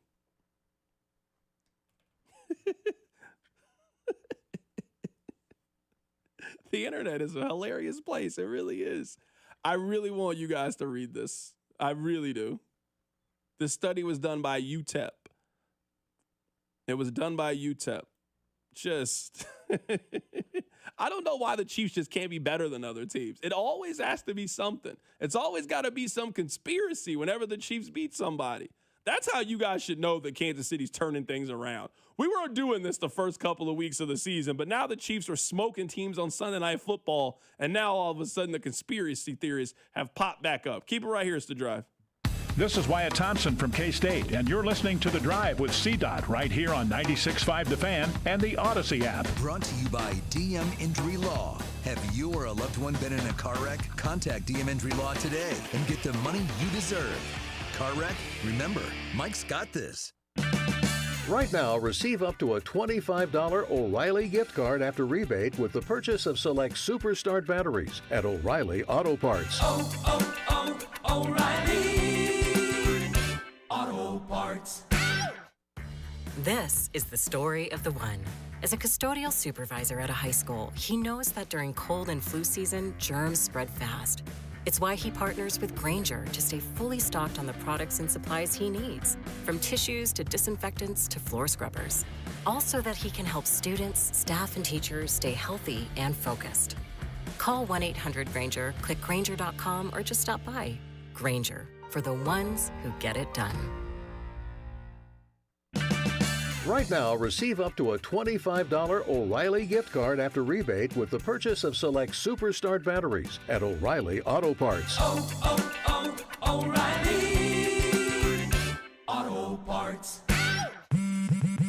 Straight Talk presents The Math of More. Here's how it works. When you say yes to more with Straight Talk, you're left with more for all the other good stuff. So getting an unlimited plan starting at just $25 a month equals more savings for your family's weekend adventures. And with a network covered by Verizon, you can share more from wherever you go. It's simple math, really. More equals more with Straight Talk. Available at straighttalk.com and Walmart. Taxes and fees apply. The $25 plan requires a compatible unlocked device and a new line of service. Additional terms apply. This is Jeff for Heartland Men's Health, where we've successfully treated thousands of men for low testosterone and helped them feel like their old selves again. Please take a moment and listen to how we help this patient. Hi, this is Doug. I'm a patient with Heartland Men's Health. I've been doing low T treatment for just under a year now. I've always dedicated my life to work. I've always found the time to go to gym. I'm 46 years old. My energy level has been on a roller coaster. With work, when we would have like long, stressful meetings, I would notice that I was very exhausted and drained afterwards. And with the low T treatment, I'm not as stressed. I started to feel a lot more level-headed. The roller coaster kind of went away. I think Heartland Men's Health, they really have it figured out. The professional staff, I think it's a wonderful treatment for men of any age. And it's definitely a benefit I'm going to continue. Thank you. It's true. Your initial appointment includes blood work and a medical consult. And if you start on testosterone the day of your appointment, your visit is free. Call 844-447-6600 or go to heartlandmenshealth.com. I'm McCall with Lee Summit Subaru, and it's time to make a big deal out of nothing. Announcing Lee Summit Subaru's 0% event. Up to 0% financing on select 2025 Subaru models for 72 months. And we have the largest selection of Subaru certified vehicles in Kansas City, starting as low as 1.9% for 72 months. 0% event and a lifetime warranty. Fall in love with driving again at Lee Summit Subaru. Based on January 2025 through June 2025 Kansas City inventory listings. Hello, Kansas City. Christopher Youngers here with Cafe Trio. The seasons, they are changing. And if you haven't seen Cafe Trio during the holidays, from Halloween, the Plaza Lights, and Christmas with all of our decorations, well, then you've missed out on one of the most seasonally spectacular dining experiences in town. Offering live music, very spirited holiday decorations, and farm-to-table fresh menus, Cafe Trio is the place to be for the holidays. 45th and Main, cafetriokc.com. This is the story of the one. As a custodial supervisor at a high school, he knows that during cold and flu season, germs spread fast. It's why he partners with Grainger to stay fully stocked on the products and supplies he needs, from tissues to disinfectants to floor scrubbers. All so that he can help students, staff, and teachers stay healthy and focused. Call 1-800-GRAINGER, click Grainger.com, or just stop by. Grainger, for the ones who get it done.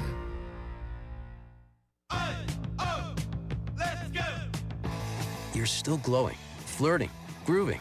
You've still got it. But your immune system weakens as you age, making it harder to fight flu, pneumococcal pneumonia, RSV, and COVID-19.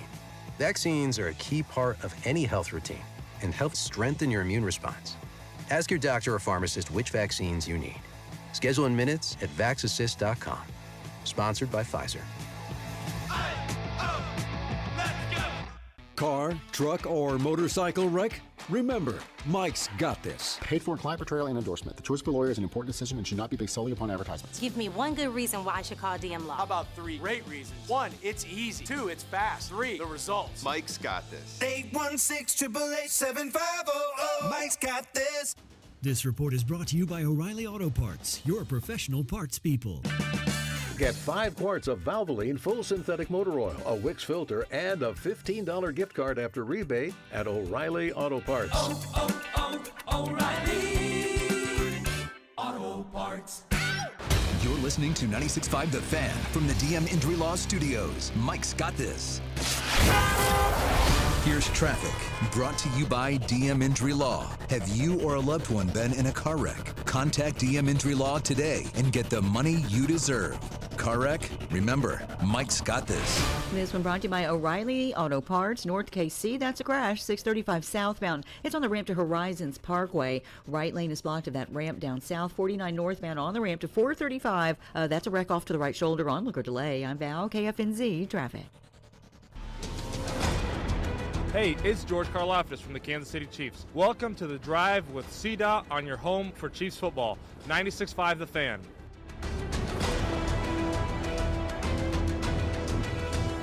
Welcome back into the show. My name is Carrington Harrison. Very happy to be here with you on this wonderful, wonderful Tuesday.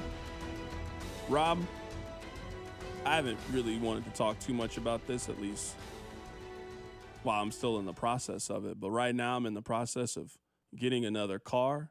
Very stressful adult activity. It's a very stressful thing to do. What was the process like for you? Maybe I'm like still kind of old. I don't want to say old school because that makes it sound real old, but I can't really look for a car on the computer. Like, I understand you got to use it as like a guide, but like I got to go there. I got to like talk to the people that are selling the car. I got to like them. I got to sit in the seat. I got to, you know what I mean? I can't get any of that feeling from simply looking at it on the computer. Looking at the cars on the computer, they don't really do nothing for me. So what I've been doing is, you know, in the morning, I'll kind of like map it out like, oh, I want to go to these lots, and then I'll go, and then, you know, I'm trying to like whittle it down and make my decision. But buying a car, very stressful, very, very stressful activity to participate in. I mean, I haven't bought a car in probably 10 years. My wife bought one recently.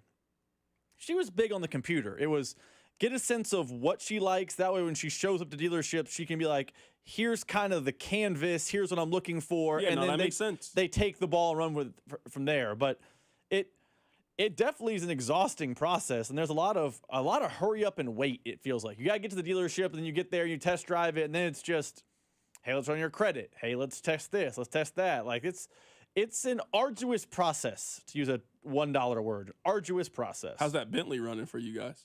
Yeah, I don't know what you think I make here, but it ain't a Bentley. I didn't know. I was just asking. I was curious. I didn't know. The Bentley is our winter car. We don't care if yeah, that gets... no, for sure. Yeah, it's still fall. We don't sully the Bentley with nice weather. No, that makes perfect sense. You know what you should do? You should do Carvana. That one over by downtown that has like, it's like a... Yeah, I've seen it before. I mean, I've never seen it actually have a car pull out of there, but I drive past on the way downtown, and I'm always like, who buys their cars through a vending machine? Someone said if you don't know what you want, that's a major hurdle. No, I have a very, very good idea of what I'm looking for. It's just now you got to find it. And like, yeah, I want to go and see and get an idea, get a feel for it. So that's what I've been doing with my mornings the last couple of mornings before I come here and talk to you fine people. I know you think that I just show up at 1:45. I tried to get here a little earlier than that. Like 1:40. That's normally a good time to get here. Get everything done in that 20 minutes before we go on the air. Have you been watching the baseball playoffs, Rob? I have been. Did you see last night's double play in the Brewers and Dodgers game? I did see it. That was one of those, I don't think I've ever seen that before. But yes, I'm enjoying the baseball postseason. As for a fan of baseball that doesn't have their team in it, I do find myself enjoying the games more than I thought I would. Yeah, you know what I think that is? I think it's the pitch clock. I think it's the pitch. I also think baseball just moves so much better. I'm sorry, it just moves so much more smoothly. It's so much better. But Carrington, there's less time to go get nachos and beer and all the things that we got told when the pitch clock got introduced. One thing I will say about the car buying process is right now, since I'm like looking for a used car and not a brand new car, I have a mechanic that I trust very, very much. My mechanic, it's kind of like bringing a girl home to your mom. Like, no woman's ever going to be good enough.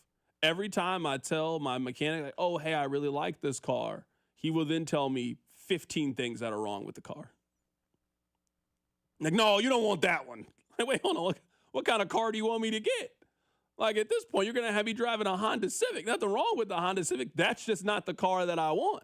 I'm like, oh, man, I really like this car. And it's like, no, you don't want that one, man. You don't want that one. I'm like, oh, what are you talking about? Oh, well, then he'll go through all these things. Like, ooh, I really don't want that. Has me terrified. Talking to him is like going on WebMD. That's what it's like WebMD for cars. You know, on WebMD, you might have a slight tickle in your throat. Next thing you know, you convince cancer. yourself, you Always convince yourself cancer. you got something serious. Throat Wait, cancer. hold on. All you need is water and rest. They're gonna have you in there going for an MRI on your neck. The good news is you're looking used. You're not going to get hit with, added features you don't need. Like, oh, we have heated headrests available. Oh, yeah, you're not fooling me. Come on. What are we doing here? Yeah, you're not fooling me. Somebody said, Carrington, why don't they give you the company car? I don't know where you think we work. Not at all. I don't even know you're going to have me driving that station van. That station van around. That's what you're going to have me. You couldn't pay me to drive that station van around. No windows. It's a first class trip to getting pulled over. Did you hear the story about the Royals parade? I have not heard this story. You never heard the story about the Royals parade? So the Royals actually invited our station to be in the Royals championship parade, and we had to decline because they weren't sure if the station van was going to be able to make it. Just down Grand? One of those. I don't think I've ever told that story before. I had no idea that happened. Man, we had a chance. Like, the Royals invited us to be on the parade route. Like, we could have been on the parade route. No, we couldn't do it because they didn't think the station van was. Well, it's a long drive all the way from 9th to 16th. I don't think they trusted it getting on the highway. You got to get it from here downtown. Yeah. I think that's what they were worried about. And that's why we had to get a new van. That's why we have a new station van. No, that's 100% true story. So, no, there is no company car. It's just Carrington's car. Take care of yourself. Be back tomorrow. Mahomes will be on the show. The Drive with Carrington Harrison, a show that prides itself on getting it right. I don't know what I'm talking about. Brought to you by DM Injury Law. Have you or a loved one been in a car wreck? Contact DM Injury Law today and get the money you deserve. Car wreck? Remember, Mike's got this. 96.5, The Fan. Check engine or